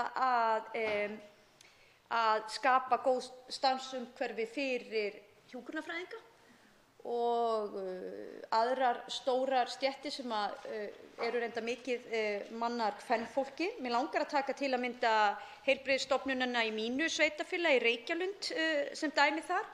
Þar ekki skortur á hjúkrunarfræðingum og almennt reynist mjög auðvelt að ráða hjúkrunarfræðinga þangað og annað starfsfólk. Ég held að einhverju leyti sé það fyrst og fremst vinnuaðstaðan og það að það er unnið í teymum og allir hafa sitt hlutverk í keðjunni. Þannig að ég sannfærð það að það skiptir miklu máli þegar kemur að því að byggja heilbrigðiskerfið upp sem áhugaverðan starfsvettvang til lengri framtíðar. Þá get ég ekki látið hjá líðast að nefna það sem við höfum nú rætt hér, til að mynda breytingar á því að ljósmæður og hjúkrunarfræðingar geti gefið læknisvottorð fyrir getnaðarvarnarpillunni. Og það sem ég hef kannski sagt í þeim málflutningi að ég lít svolítið á það sem fyrsta skref í átt að einhverju enn meiri, þar sem að heilbrigðisstarfsfólki verði treyst enn meira í sínu starfi til að sinna sjúklingnum eða notandanum enn betur. Nú í kaflanum virkir notendur, þá langar mig bara tala hér hér talað rafræna notendagátt eins og Heilsuveru sem náttúrulega algjört snilld og í rauninni ótrúlegt að við erum ekki löngu komin þangað því við erum rétt að byrja þessi skref og ég minnist þess að fyrir meira en 10 árum síðan að hafa verið að vinna með fyrirtækjum sem var að vinna að nýsköpun á þessu sviði og ég held nefnilega að við höfum svo ótrúlega mikil tækifæri í þessu litla samfélagi okkar til að stíga svolítið hratt. Við höfum mikla tækniþekkingu og það ætti að vera okkur auðvelt að innleiða nýja tækni sem fyrst og fremst til þess fallin að bæta þjónustuna og bæta aðgengi fólks að þjónustu en ekki síður til að auka hagkvæmnina og skilvirknina í kerfinu. Þá ég kannski komin að 5. punktinu sem talar skilvirk þjónustukaup og ég fagna því að eins og ég skil þetta og ég vona að ég skil þetta rétt að það sé að við erum að tala að Sjúkratryggingar Íslands annist alla samningagerð kaup á heilbrigðisþjónustu fyrir hönd ríkisins, hvort sem að ræða þjónustu opinberra aðila eða einkaaðila. Og með þessu ég að leggja áherslu á það, mér finnst mjög mikilvægt að það liggi fyrir inn í ráðuneytinu eða undirstofnunum þess skýr sýn á það hvað hvert skref kostar, hvað hver þjónusta í heilbrigðiskerfinu kostar. Og það auðveldar okkur og stjórnkerfinu að tryggja það að peningunum sé varið með sem hagkvæmstum hætti. Og þess vegna held ég að sé mikilvægt að það liggi alveg ljóst fyrir hvað til að mynda hér var áðan talað liðaskiptaaðgerðir, hvað þær kosta og ef einhverjir aðili eins og hér var fyrrverandi þingmaður, ekki fyrrverandi þingmaður, afsakið, háttvirtur þingmaður Birgir Þórarinsson sem var hér á undan mér í pontu talað að þá það eins og heilbrigðisþjónusta Klíníkurinnar sem að veita þessa þjónustu og hefur að gera það bara með hagkvæmum hætti. Og að sjálfsögðu eigum við alltaf að sjá til þess að peningunum sem sé best varið. Þannig að ef það einhver aðilar sem að geta veitt sömu þjónustu með sömu gæðunum, þá eigum við að horfa til þess að kaupa slíka þjónustu. Og reyndar að þessu sögðu þá verandi hér, virðulegur forseti, sem sjálfstæðisþingmaður og sumir vilja stundum halda að við viljum alltaf bara einkavæða heilbrigðiskerfið með einhverjum hætti. Mér virðulegur forseti, í rauninni alveg sama hver rekur heilbrigðisþjónustuna. Mér finnst bara aðalmálið notandinn, að hann fái þá þjónustu sem hann þarf á að halda, gæðin sé uppfyllt og reyndar það sem mér finnst líka skipta svolítið máli og það valfrelsi. Að okkur sé ekki stýrt inn í það að fara bara til þessa læknis eða inn á þessa heilsugæslu eða í mæðraverndina þarna, heldur sé eitthvað valfrelsi hjá einstaklingnum þegar kemur að því að velja sér sinn aðila sem að sinnir heilbrigðisþjónustunni. Og mér finnst það gríðarlega mikilvægur þáttur. Og að þessu sögðu þá held ég að til þess að uppfylla þessi skilyrði þá séum við alltaf best komin með einhvers konar blandað kerfi þar sem að ýmsir aðilar geta komið að því að veita þjónustuna en kostnaðurinn er alltaf greiddur úr sameiginlegum sjóðum ríkisins. Ætli ég endi þetta ekki, því þetta er náttúrulega stuttur tími hérna, á því að fjalla hér kafla 7 sem hugsað til framtíðar, og þá bara langar mig að fagna því og tala hér sérstaklega nýsköpunina. Það eru, eins og ég sagði hér áður í ræðu minni, það eru einhver ár síðan ég var að vinna að slíkum verkefnum með fyrirtækjum, og þá horfðum við Ísland þar að segja á heilbrigðistækni sem eitt af okkar lykil þekkingarsvæðum eða tækifærum í nýsköpun. Ég veit ekki hvort að svo sé en við eigum þó töluvert af fyrirtækjum sem hafa verið að ná ótrúlegum árangri á alþjóðlegum vettvangi. Jú, Össur er eitt þeirra, ég er að tala svefn mælingar og fleiri aðila. En ég held að það sé alveg ljóst að hvort sem er út frá því að við getum skapað einhver verðmæti og hér getur orðið til fyrirtæki með nýrri sköpun, en ekki síst kannski fyrir heilbrigðisþjónustuna okkar, að þá eigum við ávallt að standa á bak við öflugt vísinda- og rannsóknarsamstarf á sviði heilbrigðisþjónustu. Við eigum að huga að því að okkar samkeppnissjóðir séu þannig gerðir að verkefni sem að líta að heilsu landsmanna, og þá langar mig sérstaklega líka að horfa á það sem ég sagði í upphafi, lýðheilsu, eigi greiðan aðgang inn í slíka sjóði, því það á endanum tel ég vera til þess fallið að við getum veitt öflugri og betri heilbrigðisþjónustu og fyrir sanngjarnar fjárhæðir, þannig að fjármagninu sé sem best varið. En að lokum segi ég bara þetta: til hamingju með þetta plagg. Ég fagna því að við séum hér að ræða þetta, og ég óska velferðarnefnd þess að hún eigi góðar og gildar umræður þetta mikilvæga plagg og fái sem flestar umsagnir. Hv. 6. þingmaður Norðausturkjördæmis, Njáll Trausti Friðbertsson, tekur til máls. Herra forseti, við ræðum hér í fyrsta skipti mótun heilbrigðisstefnu fyrir Ísland til ársins 2030. Það er vel að fagna því að hún sé komið fram. Fjárveitingar í fjárlögum 2019 eru 230 milljarðar, ef ég man það nú rétt, af einhverjum 803 milljörðum í rekstri ríkisins. Þannig að við sjáum að þetta er gríðarlega mikilvægt plagg, að það sé til stefna það hvernig við ætlum að standa að málum. Síðan getum við svo sem rætt það hversu ítarleg hún eigi að vera og efnismeiri, og ég kannski hallaði því að við gerum það með tíð og tíma að hún verði efnismeiri og kannski nákvæmari sett fram svona einstökum þáttum. Ég ætla fyrst og fremst hér að einbeita mér að kafla 2. Þetta er viðamikið verkefni og þetta er margir punktar sem er að ræða varðandi heilbrigðisstefnu, og ég hafði fyrst og fremst hugsað með að ræða kafla 2 sem er rétt þjónusta á réttum stað og svona einstaka nokkra punkta í þeim hluta. Þar kemur meðal annars fram í öðrum punkti að heilbrigðisþjónusta verði skilgreind sem fyrsta stigs þjónusta, það er heilsugæslan, annars stigs þjónusta, það er sérfræðiþjónusta utan háskólasjúkrahúss, og þriðja stigs þjónusta sem eru þá háskólasjúkrahús. Í 5. punkti þá er talað að mikilvægi að heilsugæslan taki virkan þátt í heilsueflingu og bjóða upp á ráðgjöf heilbrigðan lífsstíl fyrir einstaklinga og hópa. Þetta er nú kannski einn af allra stærstu punktunum í verkefninu næstu árin. Það er þessar lífsstílsbreytingar sem við erum að vestræna heimurinn að fara gegnum þessi árin, og hefur gríðarlega mikla þýðingu í heilbrigðiskerfinu og skapar víða kostnað í því. Þannig að það er stórt og mikið, og það í sjálfu sér væri síðan bara heil skýrsla eða stefnumótandi plagg þá þætti. Ég held að þetta sé nú verði okkur ákaflega, þetta og náttúrulega öldrun þjóðarinnar verði svona stóru málin á næstu árum og áratugum varðandi í rekstri heilbrigðisþjónustu á Íslandi að takast á við. En það sem ég ætla kannski að leggja mest áherslu á hér er sem sagt þá 7. punkturinn. Aðgengi að heilsugæslu og þjónustu sérfræðinga á landsbyggðinni verði jafnað með fjarheilbrigðisþjónustu og síðan aftur og vel skipulögðum sjúkraflutningum.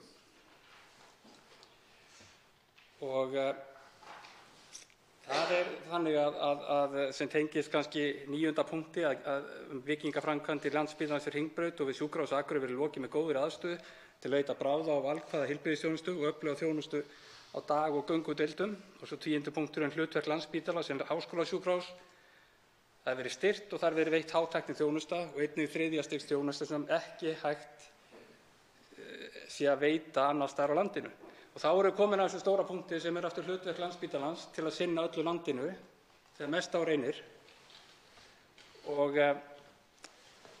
ég velt mikið fyrir mér á undanförnum árum og það þá samspil sjúkraflugs með flugvélum og þyrlum og tengslin við sjúkrahúsið í Reykjavík, háskólasjúkrahúsið, sem að tekur öll svona allra erfiðustu tilvik sem koma upp í heilbrigðisþjónustunni og alvarlegustu slysin og alvarlegustu svona hlutinni sem koma upp sem tengjast oft hjartasjúkdómum og hjartaáföllum og slíkum þáttum, tauga og mænuávörkum og slíku og fyrirburum og sjúkrahúsið eða Landspítalinn hefur fyrst og fremst sinnt því fyrir allt landið, þessum alvarlegustu tilvikum. En það þannig að þegar við skoðum stefnu ríkisins, eftir þess að ég leita lengi, að þá engin plögg eða stefnumarkandi áætlanir af hálfu ríkisins sem snúa að sjúkraflugi í landinu. Hvernig eigi að tryggja það og aðgengi þá landsbyggðarinnar að okkar öflugustu sjúkrahúsþjónustu. Og í þessu plaggi hér, þessari heilbrigðisstefnu, þá er þetta eina setningi sem ég sé sem snýr að þessu og vel skipulögðum sjúkraflutningum. Núna á síðasta ári voru þetta í sjúkraflugi á Íslandi 800 rúm sjúkraflugin. 800, ég held að vera 830-40 manns sem var með sjúkraflugvélum og væntanlega 130-40 með þyrlum Landhelgisgæslunnar. Undanfarin ár þá hefur Landhelgisgæslan verið að flytja í sjúkraflugi 15-20% af þeim tilvikum sem koma upp þar sem þörf á sjúkraflugi. 80-85% hefur verið sinnt með sjúkraflugvélum. Og ég vil leggja það hér að tillögu í þessa vinnu að meiri áhersla verði lögð á þetta, þennan þátt sem snýr að þessu sjöunda punkti í öðrum kafla í þessari heilbrigðisstefnu, að skýra verulega betur hvert ríkið ætlar að fara með í þessari vinnu, hvert menn ætla að halda sem að snýra þessu. Það var nú talað hér í dag háhraða, einhver okkar ágætu hv. þingmenn hér talaði hér fyrir í dag háhraða almenningssamgöngur. Hvort við eigum þá að tala þessum háhraða sjúkraflutningum sem eru þá í lofti. En ég veit nú ekki hvort að þetta nýjari sé keypt. En þetta finnst mér bara mikilvægt að sé betur tekið á þessu. Það þannig að helmingurinn af þessu sjúkraflugi er F1 og F2 flutningur, þar sem að fólk í lífsógn eða lífshættu. Þannig að á þessu þetta rúma 400 manns bara með vélum eða flugvélum sem eru í þessari stöðu og síðan náttúrulega Landhelgisgæslunni. Það sem að í áttunda kafla í þessu ágæta plaggi sem við ræðum hér, þá getið framkvæmd heilbrigðisstefnunnar til 2030 og gert ráð fyrir áætlanir eða aðgerðaáætlanir séu unnar til 5 ára og það er besta mál, en þá væri það bara fróðlegt að vita hvernig þær eru hugsaðar og hversu ítarleg þau plögg eigi að vera, þá í sambandi til að fylla í stóru myndina. En það er bara full nauðsyn á að efla þessa stefnumótandi vinnu þannig að sé skrifu niður, þar sem við erum kannski ætli þetta sé á þessu ári kannski eitthvað 27% af fjárlögum ríkisins sem fara í þennan þátt í rekstrarútgjaldi ríkisins. Og við erum að vinna þetta með lögum um opinber fjármál og slíka þætti og þarna held ég að væri nú verk að vinna að efla vinnu tengt þessu. Ég hefði áhuga á því að það er sérstaklega getið hvernig menn ætla að bregðast hér í þessu plaggi í ferðaþjónustunni og hvernig hún kemur inn í þetta allt hjá okkur. Það sem ég er hræddastu við í stórslysum á Íslandi, það eru rútuslys. Og það er til dæmis hvernig við ætlum að takast á við þessu gríðarlega sem gætu hugsanlega orðið og verða örugglega hér einhvern tímann á næsta árum, þar sem að 50-80 manns gætu stórslasast í einu slysi. Þannig að hópslys og slíkir þættir, ég held að sé fyrir okkar litla heilbrigðiskerfi nauðsyn að það sé tekist á við það í þessari vinnu. Ég hef líka haft mikinn áhuga á því að þessi samþættandi vinna sem snýr að ýmsum áætlunum ríkisins sé unnar betur saman, eins og þessi heilbrigðisstefna, samgönguáætlun og síðan það sem snýr að það sem við samþykktum hérna í júní síðastliðnum, stefnumótandi byggðaáætlun, það sem að koma ýmsir punktar fram í þeirri vinnu og því plaggi sem við samþykktum þar, sem að snúa að til dæmis öðrum kafla markmið, áherslur og mælikvarðar í stefnumótandi byggðaáætlun. Markmið stjórnvalda er að jafna aðgengi að þjónustu, jafna tækifæri til atvinnu, stuðla að sjálfbærri þróun byggða um allt land. Og síðan eru taldar ýmsar áherslur, leiðir til að skilgreina aðgerðir til að samþætta og bæta þessa áætlanagerð. Og þar koma punktar sem eru býsna áhugaverðir inn í þessa vinnu, eins og punktur L í öðrum kafla í stefnumótandi byggðaáætlun, þar sem sagt er að heilbrigðis- og velferðaráætlanir fá þinglega meðferð sem opinberar áætlanir. Grunnþjónusta heilbrigðis- og velferðarþjónustu verði skilgreind sem og hvernig réttur landsmanna til hennar verði tryggður óháð búsetu. Heilbrigðisáætlanir lýsi glögglega fyrirhuguðum starfsháttum og samstarfi heilbrigðisstofnana. M-punkturinn segir: mótuð verði stefna opinber þjónustu með það að markmiði að íbúar landsins óháð búsetu njóti sama aðgengis að grunnþjónustu. Og svo aftur punktur N, þar sem kemur fram að öryggi sjúkraflutningar allt land verði tryggðir. Og það er þannig að þegar við skoðum ýmis plögg ríkisins, þá eru þau oft unnin bara sem einhvers konar eyjar hér og þar. En það sem vantar oft upp á er að það séu samþættar ýmis plögg og stefnu sem að ríkið er að móta á sviðum. Það sem að væri miklu eðlilega að fá heilstiftari mynd af hvað er verið að vinna með plöggunum, þannig að það er til einhvers konar svona heildarsýn, einhver landssýn á þetta allt saman. Þetta er stórt efni sem við erum að ræða og þetta fara víða, tíminn búinn og við erum mögulega eftir að halda áfram með miklu umræðu þessi mál hér í þingsal. Þorsteinn Víglundsson, hv. 7. þingmaður Reykjavíkurkjördæmis norður, tekur til máls.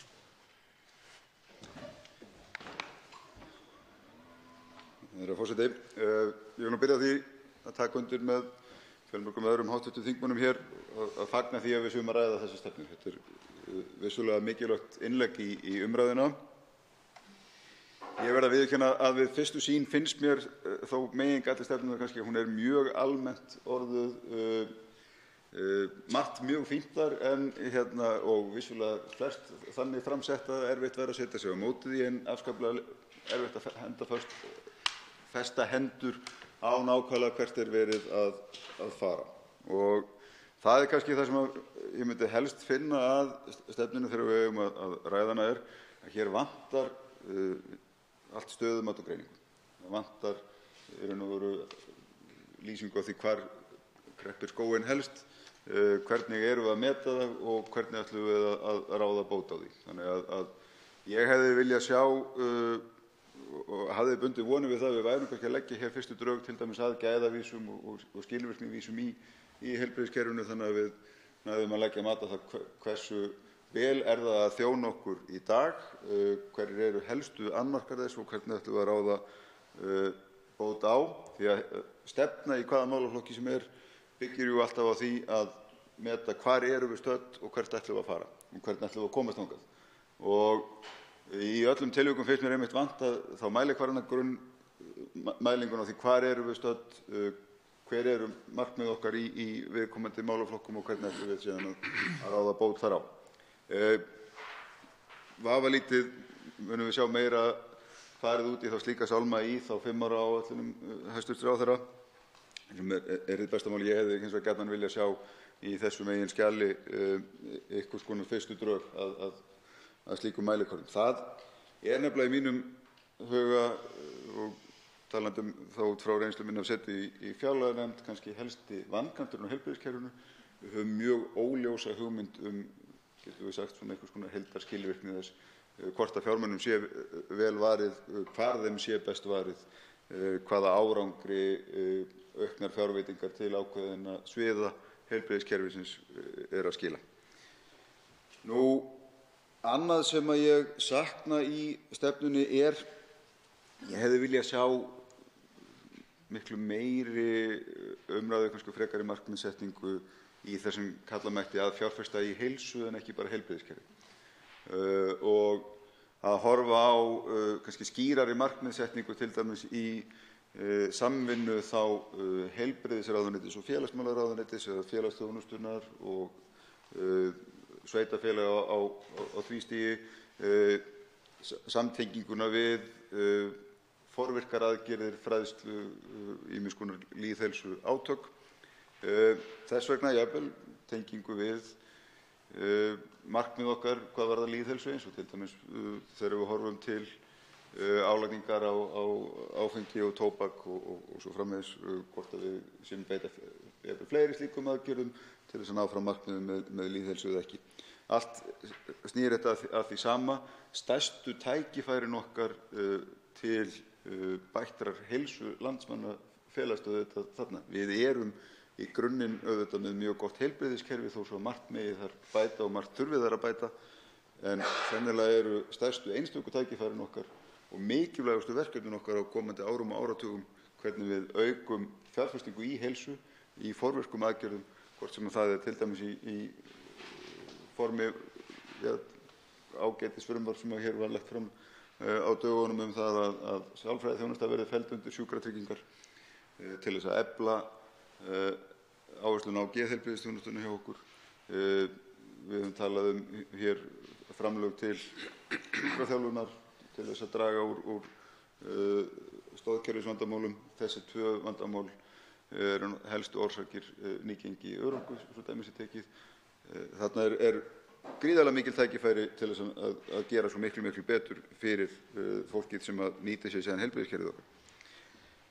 Það er auðvitað, það kom kannski ekki á óvart en mér þótti ekki mikil umræða valfrelsi sjúklinga og valfrelsi almennt í heilbrigðiskerfinu og þar auðvitað kemur að þessu hefðbundna. Ég held að það sé ekkert síður mikilvægt fyrir heilbrigðiskerfið okkar frekar heldur en alla aðra þætti í svona efnahagslegri starfsemi að það sé valfrelsi og það sé samkeppni bæði starfsfólk en ekkert síður þá viðskiptavini ef svo mætti orða, að sjúklingar hafi valkost það hvert þeir leita með sína þjónustu. Það er ríkasti hvatinn til fyrirtækja í heilbrigðisþjónustu auðvitað að þurfa að standa sig varðandi gæði og skilvirkni.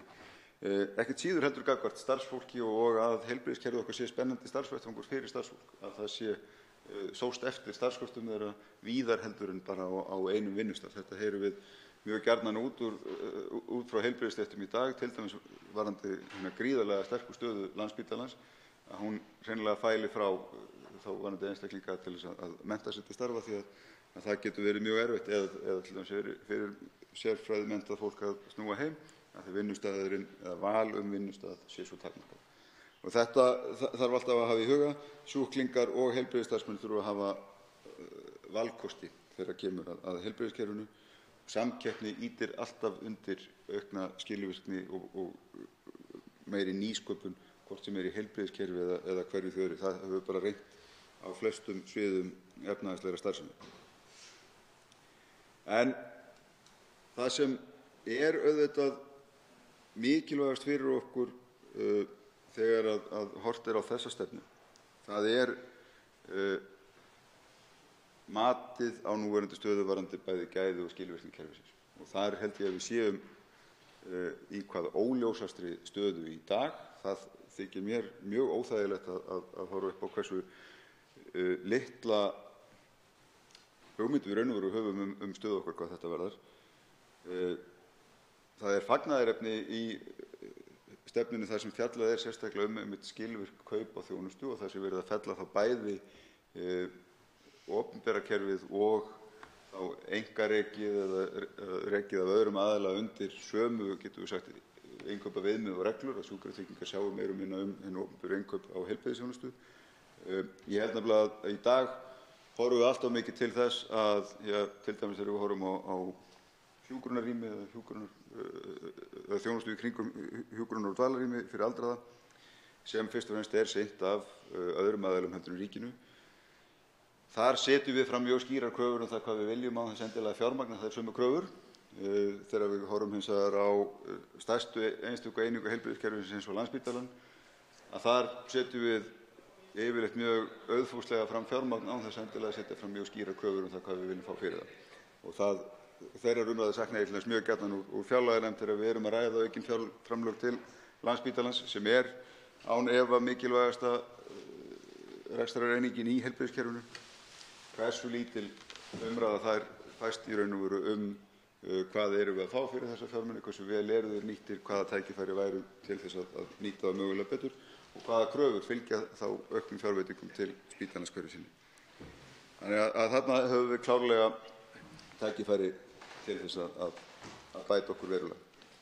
En ég hlakka til að sjá hvernig þessari vinnu reiðir fram og ég vona svo sannarlega að í umfjöllun velferðarnefndar þetta verði enn frekar skerpt á þessari stefnu og ekki hvað síst að það verði gætt að því að það er mjög mikilvægur þáttur í heilbrigðiskerfinu okkar sem er hinn svokallaði einkarekni hluti heilbrigðiskerfisins sem þarf líka hugað vissulega að gera þar mjög skýrar og vel framsettar kröfur bæði hvað varðar gæði og skilvirkni, ekkert síður heldur en hjá opinberum hluta heilbrigðiskerfisins, en þetta er ekkert síður mikilvægur hluti heilbrigðiskerfisins fyrir okkur heldur en svo opinberi, bæði fyrir valfrelsi sjúklinga og heilbrigðisstarfsmanna. Þá veitir andsvar hv. þingmaður Reykjavíkurkjördæmis norður, Sara Elísa Þórðardóttir. Virðulegi forseti, já, örstutt. Ég vil bara taka ofsalega mikið undir orð hv. þingmanns Þorsteins Víglundssonar það að þetta er flott plagg og til hamingju hæstv. Heilbrigðisráðherra með það plagg. En ég rak einmitt augun í það sama að það er kannski svolítið skortur á þessu með gæðavísi og eftirlit. Hv. þingmaður Bryndís Haraldsdóttir talaði áðan blandað kerfi og einkarekið og ekki og svo framvegis. Ég ætla nú ekkert að fara út í svoleiðis pólitík en eins og hv. þingmaður Þorsteinn Víglundsson drap á að þá skiptir öllu máli það hvernig sameiginlegum sjóðum almennings er varið og hvað almenningur fær fyrir þá peninga og það snýst heila málið. Ég hef gagnrýnt í gegnum tíðina einkarekstur í heilbrigðiskerfinu en sú gagnrýni án þess að ég reyna að halda mér úti fyrir pólitíkina, sú gagnrýni hefur fyrst og fremst snúist þennan skort á gæðavísum og virku eftirliti með þeim aðilum og stofnunum sem hafa verið að sinna einkarekna hlutanum í heilbrigðiskerfinu. Þannig að mér langaði bara að koma því á framfæri. Það eru leiðir og ég hef talað við lækna hjá Læknafélagi Reykjavíkur. Þeir eru með ýmsa svona gæðavísa sem þeir eru að byggja á erlendis frá. Þannig að ég held að sé auðvelt að koma sér í kring og eins og ég segi, þá getur þjóðin bara gengið að því vísu að fá sem besta þjónustu sama hverjir sitja við stjórnvölinn. Og ég fagna þessari langtímahugsun og framtíðarpælingum í heilbrigðismálum, líka minni líkur á því að heilsa þjóðarinnar verði notuð í popúlískum tilgangi á 4 ára fresti fyrir hverjar alþingiskosningar. Þá svarar andsvari hv. 7. þingmaður Reykjavíkurkjördæmis norður, Þorsteinn Víglundsson. Herra forseti, ég þakka hv. þingmanni andsvarið og það sem ég hjó ekki alveg eftir að það væri beint einu sérstökum spurningum til mín þá náttúrulega nota ég sjálfsögðu bara tækifæri til þess að lengja ræðutímann. Það er allt í góða leið. Það er því ég skildi alveg heila mínútu eftir að ræðutímanum mínum áðan sem er mér ólíkt. En það er alveg rétt sem að hv. þingmaður kemur inn á í þessu að bara þetta mælikvarði á hvað var bæði gæðavísan og skilvirkni skiptir okkur alveg gríðarlega miklu máli og bara svo nefnt sér þessu dæmi í dag erum við sennilega einhvers staðar á bilinu 10,5 til 11% af landsframleiðslu í heildarframlögum okkar til heilbrigðiskerfisins sem er þá 10,5 sennilega hæstv. ráðherra myndi það bara leiðrétta mig ef ég að fara rangt með sem er ekkert færri hinum Norðurlöndunum. Við erum hins vegar yngri þjóð heldur en hin Norðurlöndin og við vitum að kostnaður heilbrigðiskerfis er mjög aldurstengdur, hann vex mjög eftir því sem þjóðfélög eldast, þannig að við megum vænta þess að kostnaður við okkar heilbrigðiskerfi muni vaxa að óbreyttu mjög mikið af því að þjóðin er að eldast mjög hratt á næstu 10 til 15 árum og þess vegna skiptir þessi skilvirkni svo miklu máli. Við verðum að vera með skýra sýn á það hvaða árangri við ætlum að stefna að, hvernig við ætlum að ná honum og hvort við eigum aðrar leiðir, eins og ég nefndi í ræðu minni varðandi til dæmis aukna áherslu á að fjárfesta í heilsu landsmanna, það er að segja auknum forvirkum aðgerðum, inngripum fyrr í ferlinu, til dæmis varðandi sálfræðiþjónustu og annað, þar sem við þekkjum afleiðingar langvinnra geðrænna sjúkdóma, til dæmis þegar fyrir heilbrigðiskerfið síðan. Þannig að aukið samstarf félagsmálayfirvalda og heilbrigðisyfirvalda skiptir þarna gríðarlega miklu máli og eru bara mjög góð og skemmtileg tækifæri þar í. Varðandi einkarekna hlutann, þar hef ég líka alltaf sagt mjög skýrt og þess vegna fagna ég því að það sé verið að tryggja ákveðna jafnstöðu milli þá opinbera kerfisins og þess einkarekna þegar kemur að innkaupum og heilbrigðisþjónustu. Það á ekki að semja við sjálfstætt starfandi lækna eins og kjarasamning sé að ræða, heldur einmitt að það séu gerðar mjög skýrar kröfur varðandi bæði skilvirkni og gæði og samið á þeim grunni. Andsvörum er lokið. Til máls tekur hv. 8. þingmaður Norðausturkjördæmis, Anna Kolbrún Árnadóttir.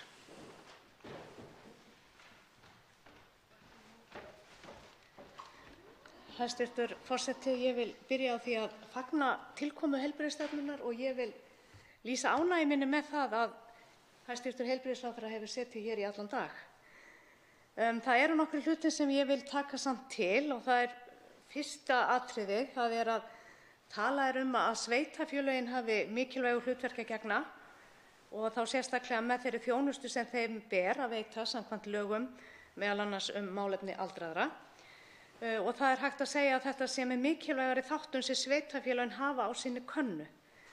Talað hefur verið að sú stefna sem Akureyrarbær hefur farið sé sú stefna sem gæti átt víða land og þar er gengið út frá þeirri nálgun að eldra fólk geti búið lengur heima hjá sér og mun þessi nálgun eða þessi stefna sem Akureyrarbær hefur haldið áfram með og sett sér kosta aðeins brota þeirri upphæð sem nú er sett í rekstur öldrunarstofnana. Eða með öðrum orðum, við þurfum að mæta fólki þar sem það er hverju sinni og þó að það sé vissulega mikilvægt að við þurfum að reisa hjúkrunarheimili, þá ætti það nú ekki alveg að vera eina ráðið. Undanfarin misseri hafa raddir að huga þurfi að mönnun í heilbrigðiskerfinu og það er rétt að við þurfum að huga að mönnun alls staðar og öllum sviðum og það er vissulega þannig að skortur er á hjúkrunarfræðingum en það eru fleiri stéttir sem okkur ber að huga að og það má nefna lækna og sjúkraliða og fleiri og mér dettur í hug hvort að það sé ráð að opna fyrir nemapláss víðar en nú er gert og þá helst allt land. Þannig sé skipulega úthlutað námsplássum og svo framvegis, þannig að allir njóti. Fyrr í dag heyrði ég á svari hæstv. Heilbrigðisráðherra að hún hafi sent heilbrigðisstofnunum ákall hvernig mætti bregðast við þessu verkefni sem blasir við okkur en það kemur einmitt fram í þessari áætlun að það sé gert ráð fyrir í samningum við starfsfólk að það sé undir það búið að taka að sér nema. Mér finnst það mjög góður kostur. Það er líka ánægjulegt og mikið fagnaðarefni að það eigi að fjölga hjúkrunarfræðinemum við Háskólann á Akureyri og mér finnst líka mjög mikilvægt í þessu sambandi að það komi fram að sjálfstætt starfandi heilbrigðisstarfsmenn eru einnig hluti af opinberu heilbrigðiskerfi, það er að segja ef að samningur Sjúkratrygginga Íslands virkar eins og hann á að virka. Ef að við lítum á þjónustuna sem á að virka fyrir alla landsmenn þarf að tryggja að viðeigandi mönnun og tækjakostur sé til staðar. Ég nefni þetta því að utan sjúkrahúsa eru það fyrst og fremst sjúkraflutningamenn og bráðatæknar sem veita meðferð þangað til komið er í höfn og ég saknaði dálítið að það sé ekki nánari útlistun á því hvernig þessari þjónustu verði háttað. Ég vil nefnilega leyfa mér að segja að utan spítalaþjónustan, hún er með mikilvægari þjónustu í heilbrigðiskerfinu. Það er ágætlega tekið til og nefnt lýðheilsa og áhersla er á heilsueflingu og forvarnir og að það verði hluti af allri þjónustu, sérstaklega þjónustu heilsugæslunnar. þá væri gagnlegt að finna endurhæfingu einnig stað í heilbrigðisáætluninni og því það er ekki síður mikilvægt atriði. Einn af þeim þáttum sem hægt að kalla forvarnir er einmitt lagabreytingu sjúkratryggingar, að sjúkratryggingar taki þátt í greiðslu sálfræðimeðferða og ég vona að það verði að veruleika áður en langt líður. Við erum líka með sjúkrahús og heilbrigðisstofnanir hringinn í kringum landið og sjálfsagt að huga að því atriði þar sem að það er útséð með að það er varla hægt að bæta meiri á þjónustu Landspítala. Það er því nokkuð furðulegt að heilbrigðisráðherra, vil ég leyfa mér að segja, hæstvirtur, hefur falið Landspítalanum að taka á móti ungmennum í neyslu og fíknivanda. Þjónusta sem SÁÁ hefur hingað til tekið til sín og mig langar svona kannski að velta upp þeirri spurningu hvort að það hafi verið útséð með að SÁÁ myndi geta tekið áfram við þessum ungmennum. Finnst þetta mjög mikilvægt atriði. Hér í lokin vil ég nefna notendur þjónustunnar. Þeir virðast ekki eiga rödd í þessu plaggi en þetta er nú kannski svolítið yfirgripsmikið plagg og erfitt að koma öllu að, en ég vona sannarlega að notendur fái rödd. Það er mikið talað þá en kannski óska eftir því að við tölum við þá líka og þá nefni ég sérstaklega langveika í þessu sambandi. Þeir vilja nú oft gleymast. Ég tek undir þau orð sem hér hafa verið sögð að stefnan er góð, svo langt sem hún nær, en ég vil samt enn og aftur ítreka að það skortir á nánari útlistun á flestum þáttum hennar, en við í velferðarnefnd höfum þá verk að vinna og tökum vel utan málaflokkinn. Til máls tekur hæstv. Heilbrigðisráðherra Svandís Svavarsdóttir.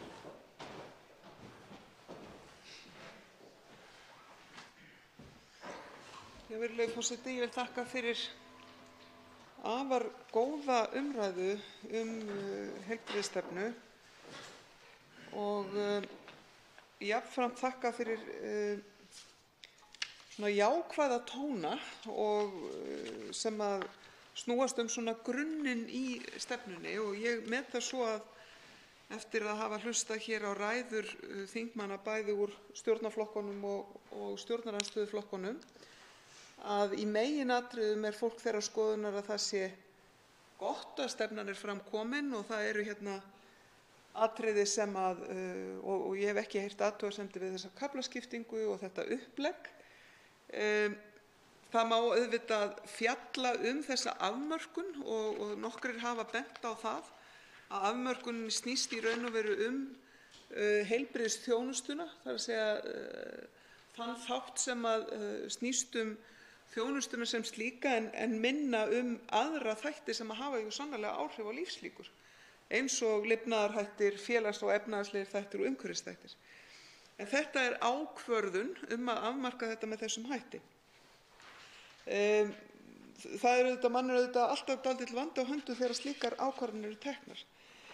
En ég vil líka segja það af því að hér hefur líka það verið nefnt að það sé mikilvægt að svona stefnuplögg séu ekki í tómarúmi, að þau kallist á við önnur gögn og sérstaklega hafa hér nefnt þennan þátt þingmenn sem hafa átt sæti í háttvirtri fjárlaganefnd. Að það er einmitt með hliðsjón af þeirri grundvallarsýn minni að það sé mikilvægt að stefnuskjöl séu til lengri framtíðar en líka að þau kallist á við aðrar stefnur sem eru bæði í smíðum og eru virkar og jafnvel samþykktar. Af þessum sökum hef ég lagt á það áherslu að við þurfum að búa til og leggja fram, gera áætlanir til 5 ára í senn ár hvert byggt á þessari stefnu og samhliða fjármálaáætlun. Það er að segja að fjármálaáætlun sem kemur til þingsins ár hvert að hún sé með heilbrigðisáætlun eða aðgerðaáætlun í heilbrigðismálum til hliðar við sig. Þannig að á hverju ári séum við í raun og veru að jarðtengja, ef svo má orði komast, heilbrigðisstefnuna með því að hún sé fjármögnuð að því leyti sem varðar aðgerðir sem úttengda fjármögnun. Auðvitað eru aðgerðir í heilbrigðismálum sem ekki endilega endurspeglast í fjármálaáætlun vegna þess að þær snúa að breyttri verkaskiptingu eða einhverjum öðrum þáttum sem ekki þarf að fjármagna sérstaklega, en það er samt full ástæða til að nefna það og að það komi fram í slíku plaggi. Og hér hefur líka verið talað mikilvægi þess að árangur og gæði séu metin og svo framvegis og ég vil endurtaka það, þó að það hafi komið fram hér í andsvari við minni fyrri ræðu, að gæðaáætlun embættis landlæknis þegar undirrituð, það er að segja embættið og sú sem hér stendur, við höfum undirritað gæðaáætlun og innleiðingarferli mun hefjast á þessu ári, sem þýðir að allir veitendur heilbrigðisþjónustu þurfa að leggja það á sig að útbúa gæðavísa fyrir sína þjónustu sem að viðkomandi er tilbúinn til þess að birta miðlægt og ekki síst einmitt í þágu þess að sú heilbrigðisþjónusta sem liggur fyrir og er aðgengileg hverju sinni sé gagnsæ og sýnileg til þess að notendur geti séð hvaða þjónusta er í boði, hvert er inntak hennar, hvaða gæðakröfur eru gerðar og svo framvegis. Þannig að notendur, það er að segja almenningur sem að þetta snýst allt séu miðlægir í stefnunni allri. Og af því að hv. þingmaður hér síðast og hv. þingmaður Anna Kolbrún Árnadóttir nefndi hérna stöðu notenda í plagginu, það fjórði kaflinn í raun og veru allur tileinkaður notendum, ef svo má segja. Þannig ég átta mig ekki alveg á ábendingunni að það kannski lýtur að notendasamráðinu almennt og það er auðvitað gríðarlega mikilvægt og ég held að bara með því að við erum komin með þessa sýn að þjónustan sé gagnsærri, að það sé meira gagnvirka miðlun á bæði þeirri þjónustu sem er fyrir hendi, heilbrigðisupplýsingar séu aðgengilegri og ekki síður þær upplýsingar sem lúta að notkun hvers og eins á heilbrigðisþjónustunni. Og þá á ég við til dæmis greiðsluþátttökukerfið eða aðrir þættir, að það ætti að verða til þess, það er að minnsta kosti mín sýn, að valdefla almenning í því að heilbrigðisþjónustan sé fyrst og fremst í þágu almennings en ekki í þágu þjónustunnar sjálfrar. Það er að segja að það séu notendur þjónustunnar en ekki veitendur hennar sem að séu miðlægir í henni. Allnokkrir nefndu hér sjónarmið sem eru stundum kölluð snúast sjúkraflutninga og að þeir séu ekki nægilega vel innrammaðir hér. Ég vil segja það að ég held að við getum mjög lengi kallað það fram að það sé eitthvað hér sem ekki nefnt. Og ég vil eiginlega bara nefna það sérstaklega við velferðarnefnd að fara mjög varlega í því að fara að búa til nýjan lista af öllu sem ekki er nefnt hér og reyna að halda sig við það hvað þessi stefna í raun og veru snýst. Hún snýst grunninn, aðferðafræðina, kröfurnar og svo framvegis, en ekki einstaka þætti þjónustunnar. Það er að segja, það að hér er endurhæfing ekki nefnd. Það þýðir ekki að þessi stefna fjalli ekki endurhæfingu. Vegna þess að endurhæfing er partur af öllu heilbrigðiskerfinu og á að vera partur sérstaklega af allri heilbrigðisþjónustu sem lýtur að langvinnum sjúkdómum og ósmitbærum sjúkdómum. Sjúkdómum eins og krabbameini, geðsjúkdómum, fleiri sjúkdómum sem eru þeirrar gerðar að greiningin, nánast á fyrsta degi frá greiningu, eðlilegt að endurhæfing sé partur af þeirri meðferð sem viðkomandi stendur til boða. En ekki kannski eins og við vorum að hugsa þetta hér áður fyrr, að viðkomandi byrja á því að stunda forvarnir, svo verða hann veikur og þá þurfa hann að fara í heilbrigðiskerfið og svo sé hann ekki lengur veikur og þá eigi hann að fara í endurhæfingu. Að núna erum við að tala í raun og veru að allir þessir þættir skarist með einhverju móti. Ég er sammála þeirri nálgun og þeirri umræðu að við eigum ekki að tala sjúkraflutninga bara þannig að við séum að tala að flytja sjúklinga frá einum stað til annars, sem kannski sú nálgun sem hefur verið ríkjandi til skamms tíma, heldur miklu frekar að við séum að koma nauðsynlegri bráðahjálp á slysstað innan ákveðins tíma Og þar eigum við til dæmis að setja okkur markmið. Við eigum að segja að slík hjálp eigi að hafa borist innan 30 mínútna. Og það er raunhæft að gera það og við eigum að gera það í okkar strjálbýla landi. Þá eigum við að setja okkur það markmið að afla okkur þess tækjakost sem þarf til að geta sinnt fólki óháð búsetu með innan þessara tímamarka. Þetta ætti að vera mögulegt hvar sem er á landinu og það á að vera okkar markmið. Ég veit að þetta er sérstakt áhugamál hv. þingmanns Njáls Trausta Friðbertssonar sem nú gengur í salinn. Ég vil síðan segja að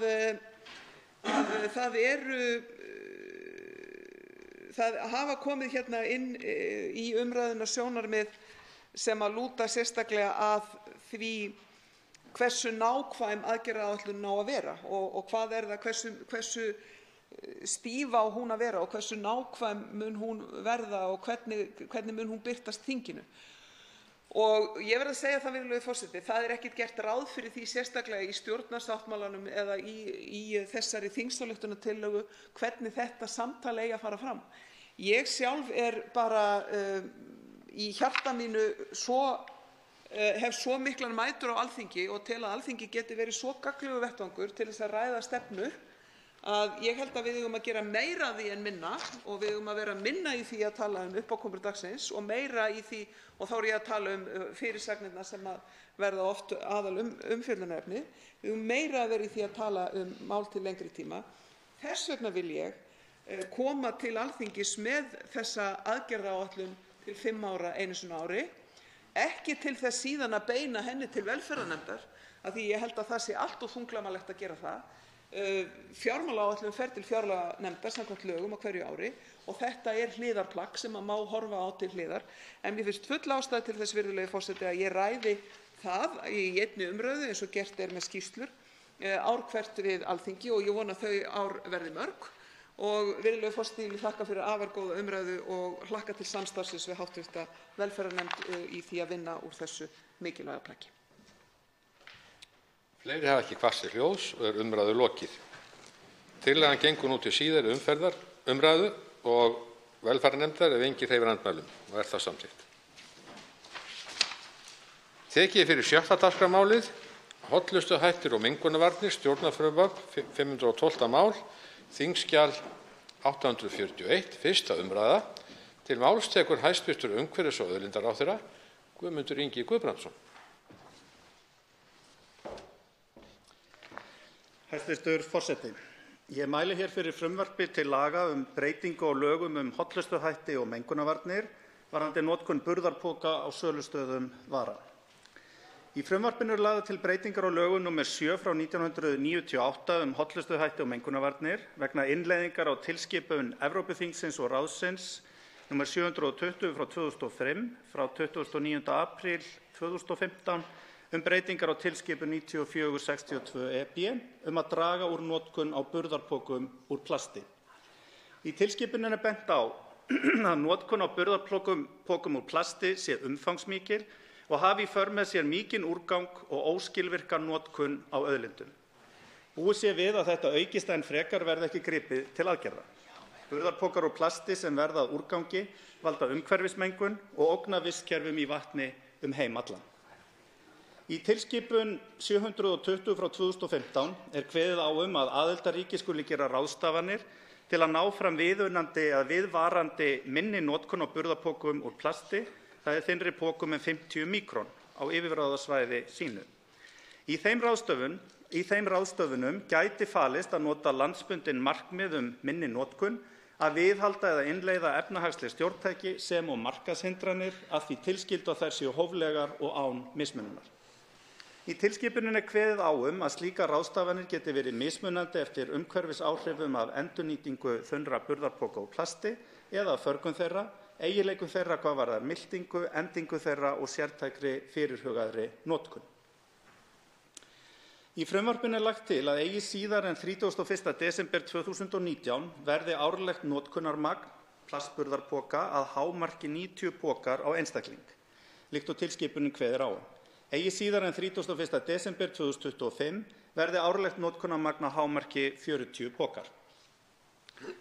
Lagt til í frumvarpinu að heimilt verði að afhenda burðarpoka, þar með talið plastpoka, án endurgjalds á sölustöðum vara frá og með 1. júlí 2019 og að gjaldið verði sýnilegt á kassakvittum. Hér er gengið lengra en tilskipunin kveður á í ljósi þess að skyldan gildir alla burðarpoka, það er að segja ekki eingöngu úr plasti.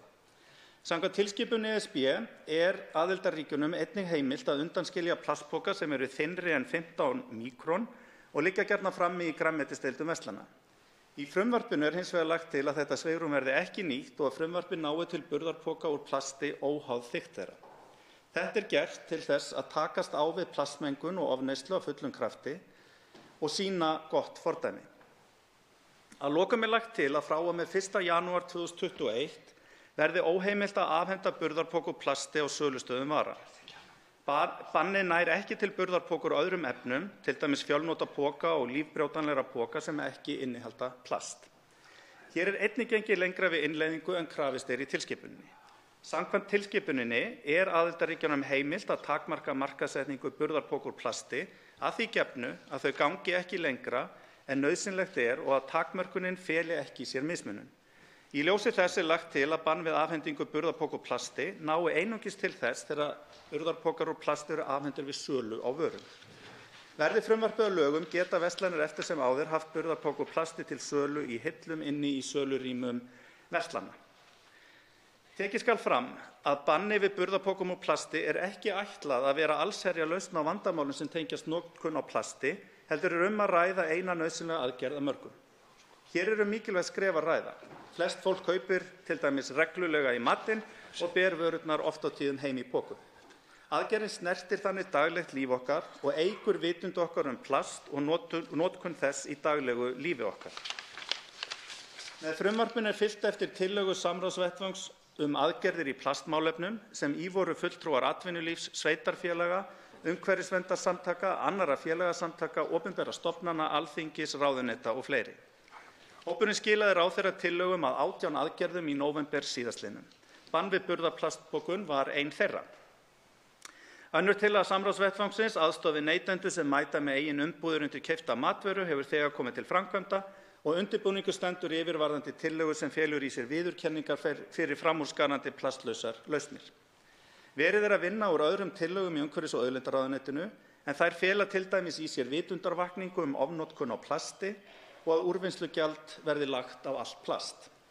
Þá er einnig gert ráð fyrir að Evrópusambandið samþykki vorið 2019 nýja tilskipun til að takast á við plastmengun en þar er meðal annars lagt til að aðildarríkjunum verði skylt að draga úr notkun matarumbúða og drykkjarbolla úr einnota plasti. Tilskipunin verður innleidd hér á landi á grundvelli EES-samningsins. Í umræðum plast er rétt að undirstrika að plast er efni sem endist afar lengi og er því hentugt til ýmissa nota. Einmitt þessi eiginleiki þess gerir það hins vegar einstaklega óhentugt sem einnota efni. Plast er í stórum stíl einnota, einungis notað einu sinni. Þetta eru hlutir sem fylgja okkur ef til vill nokkur andartök en geta enst í tugi og hundruð ára sem úrgangur. Plast hverfur ekki eða eyðist heldur brotnar það niður í smærri og smærri hluta og verður að endingu á svokölluðu örplasti. Til að framleiða plast þarf olíu og plastið sjálft er síðan skaðlegt fyrir lífríkið. Með því að banna plastpoka tökumst við á við það verkefni og það mikla magn plastpoka sem er í umhverfinu og það er mikilvægt. En bannið hefur hins vegar víðtækar áhrif. Það snertir sem fyrr segir daglegt líf okkar og virkjar okkur með beinum hætti við að hugsa lausnir án plasts. Burðarplastpokar hafa þegar verið bannaðir í fjölda ríkja, svo sem Ítalíu, Frakklandi, Indlandi, Kenía, Makedóníu, Kína, Bangladesh, Máritanía, Úganda og Madagaskar. Á Nýja-Sjálandi hefur bann verið samþykkt sem tekur gildi í sumar og burðarplastpokar hafa verið bannaðir í fjölda borga í Bandaríkjunum og 2 fylkjum, Hawaii og Kaliforníu. Við erum því að feta í fótspor metnaðarfullra ríkja þegar kemur að þessum málum. Víðtækur stuðningur er fyrir banni hér á landi en samkvæmt könnun MNR sem birt var í október kváðust nærri 2 af hverjum 3 Íslendingur hlynntir banni á einnota plastpokum í verslunum. Það 41% kváðust mjög hlynnt slíku banni. Virðulegi forseti, ég hef hér rakið megin efni þessa frumvarps og þá stærri mynd sem það er hluti af. Ég legg til að frumvarpinu verði að lokinni 1. umræðu vísað til hv. umhverfis- og samgöngunefndar. Til máls tekur hv. 11. þingmaður Suðvesturkjördæmis, Ólafur Þór Gunnarsson. Herra forseti, ég vil í upphafi máls míns fagna þessu frumvarpi sem að hæstv. umhverfis- og auðlindaráðherra leggur hér fram. Ég tel að hér sé á ferðinni afar mikilvægt mál hvað það varðar að við séum að senda skýr skilaboð ekki bara út í íslenskt samfélag heldur út í samfélagið svona í alheimssamfélagið. Við ákveðum að ganga lengra heldur en Evróputilskipanirnar segja til og það finnst mér vera afar mikilvægt. Íslendingar eiga að mínu viti að vera þjóð sem að tekur umhverfislegt hlutverk sitt alvarlega og tekur það alvarlega að ganga á undan með góðu fordæmi eins og við til að mynda gerum í sambandi við orkugjafa. Þess vegna held ég að frumvarpið sé gríðarmikilvægt og fagna því sérstaklega og ég tel að þingið eigi að reyna að klára þetta mál fljótt og vel en vildi fyrst og síðast nota þetta tækifæri til þess að fagna þessu máli og hrósa hæstv. ráðherra fyrir framgönguna.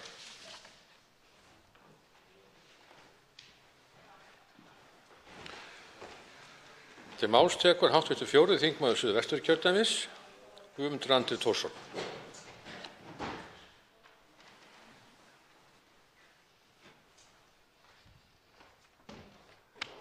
Virðulegi forseti, ég kem hér upp eingöngu til þess að fagna þessu góða frumvarpi og enda það í anda þingsályktunartillögu sem ég hef í tvígang lagt fram hér á þinginu þar sem kvað á þess háttar bann og reyndar var í þeirri þingsályktunartillögu líka að finna ákvæði plastagnir, örplast, en það einmitt tekið á því í þeirri aðgerðaáætlun sem að hæstv. ráðherra vék að hér áðan, þar sem að gert ráð fyrir 18 aðgerðum sem að lúta allar að því að draga úr plastnotkun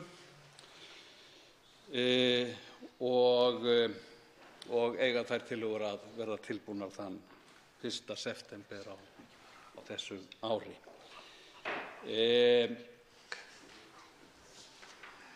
Þetta er umdeilt.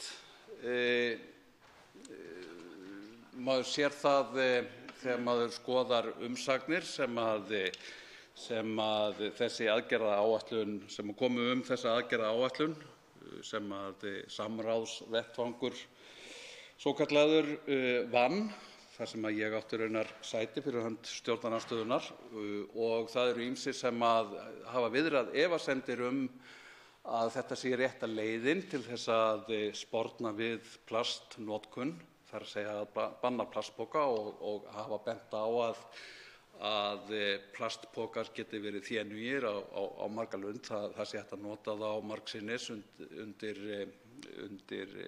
úrgang og það sé jafnvel hægt að nota þá aftur og aftur í búðum og það hefur verið bent á með tilvísun oft nefnd þar til vitnis dönsk rannsókn þar sem tilgreint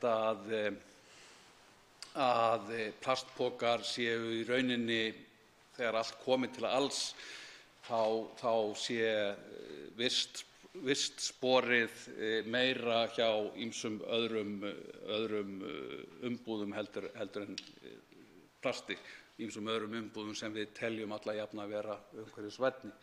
En það er að mörgu að hyggja í því sambandi og eitt er það að hér á landi að þessi danska rannsókn gerir ráð fyrir því að plastið fari í endurvinnsluferli en hér á landi eru plastpokar urðaðir sem er alls ekki náttúrulega umhverfisvænt að gera og svo er annað í þessu líka sem að ég tel ekki síður vera mikilsvert og það er að þetta plastpokabann er ákveðið inngrip í daglegt líf fólks og slíkt inngrip í daglegt líf fólks hefur margfeldis áhrif á það hvernig fólk hugsar plast og umhverfismál í víðum skilningi og getur orðið til þess að fólk jafnvel taki allt sitt líf til endurskoðunar út frá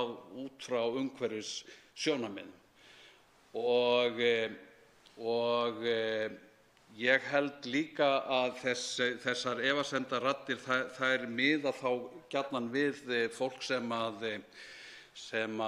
notar kannski sama plastpokann aftur og notar plastpokann skynsamlega annars vegar og svo hins vegar fólk sem kannski fær sér alltaf nýjan taupoka. En raunin sú að fólk sem notar taupoka eða pappírspoka, það kannski er meðvitaðra þessi mál og notar frekar sama pokann aftur og aftur. En fólk sem notar þessa plastpoka sem hafa verið til sölu í búðum, það notar nýja plastpoka. Plast er að mörgu leyti dæmigerð afurð 20. aldarinnar. Þetta er mestanpart olía og þetta er mjög snjöll uppfinning að mörgu leyti og eiginlega bara algjör snilld plastið. Það er svo þénugt og það er svo gott að nota það, en að hinu leytinu til er það algjör viðbjóður. Eins og svo margt sem að 20. öldin færði okkur, snilld og viðbjóður í senn. Og við erum dálítið að súpa seyðið af margri 20. aldar snilldinni í þessi árin í okkar lífsháttum. Það er að segja að við þurfum að taka til endurskoðunar svo ótal margt sem að við gátum gengið að sem gefnu á 20. öldinni. Ég tel ég styð þetta frumvarp eins og svo margt gott, þá kemur þess var náttúrulega ekki að vænta að þingið hlustaði á mig þegar ég var eitthvað að leggja fram tillögur þessi efni. Þetta kemur, við neyðumst til að taka þetta upp vegna þess að Evrópusambandið það færir okkur þessa reglugerð og þetta kemur eins og margt gott frá Evrópusambandinu og er niðurstaða af þeim ágæta samráðsvettvangi sem það samband er. Þetta ásamt öðru er vonandi til marks það að við séum hætt að hegða okkur í umhverfismálum og öðrum málum eftir boðorðinu alltaf gera ekki neitt og við séum farin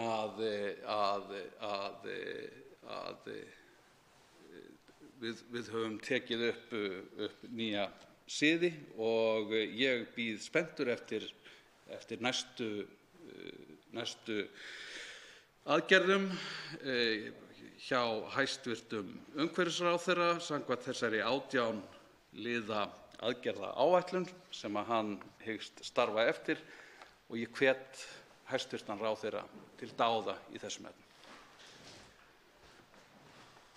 Að lokum tekur til máls hæstvirtur umhverfis- og auðlindaráðherra Guðmundur Ingi Guðbrandsson. Hæstvirtur forseti.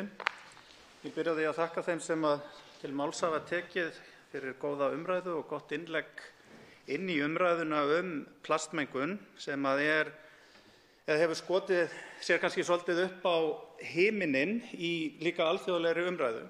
Og þegar við lítum til þess sem er að gerast erlendis og alþjóðavettvangi, þá er einmitt verið að ræða þessi mál í mjög víðu samhengi, hvernig við sem í sameiningu þjóðir heims getum tekist á við þessar áskoranir sem vissulega felast í plastmenguninni, ekki síst í hafinu. Og ég vil líka fá að þakka hv. Þingmanni Guðmundi Andra Thorssyni fyrir þátttöku hans í samráðshópnum sem kom með tillögur til mín og auðvitað fyrir þær tillögur sem hv. þingmaður hefur lagt fram hér á Alþingi, því að það skiptir virkilega máli að þessar raddir heyrist hér bæði frá stjórn og stjórnarandstöðu og hvar sem fólk er í pólitík. Hér var nefnt að stundum sé það þannig í umhverfismálunum að það er ekki fyrr en við neyðumst til að taka eitthvað upp í gegnum Evróputilskipanir sem við gerum það, og það hefur oft verið þannig. Það sem er hins vegar áhugavert og ég er stoltur af varðandi þetta mál er að í þessu lagafrumvarpi erum við að ganga lengra heldur en tilskipunin gerir ráð fyrir, meðal annars hvað varðar bannið, en líka hvað það varðar að við hyggjumst með frumvarpinu, eða við leggjum til með frumvarpinu að burðarpokar, það verði alltaf rukkað fyrir þá, alveg sama hvernig þeir eru, og við erum að láta þetta ná líka til þeirra poka sem eru þynnri, það er að segja allra þynnstu pokana sem er ekki skylda að gera samkvæmt tilskipuninni. Þannig að ég enda þetta bara á því að þakka kærlega fyrir umræðuna og ekki síst hvatninguna frá hv. þingmönnum, og eigum við ekki bara að segja að við séum komin í gírinn. Fleiri hafa ekki kvast til hljóðs og umræðu lokið. Frumvarpið gengur nú til 2. umræðu og umhverfis- og samgöngunefndar ef enginn hreyfir andmælum. Er það samþykkt. Útbýtt er á fundinum þingskjal 859, Evrópuráðsþingi 2018, skýrsla frá Íslandsdeild Evrópuráðsþingsins, þingskjal 873, kærur og málsmeðferðartími, skriflegt svar heilbrigðisráðherra. Fleira liggur ekki fyrir á þessu fundi og það verður til næsta funda með dagskrá. Fundi slitið.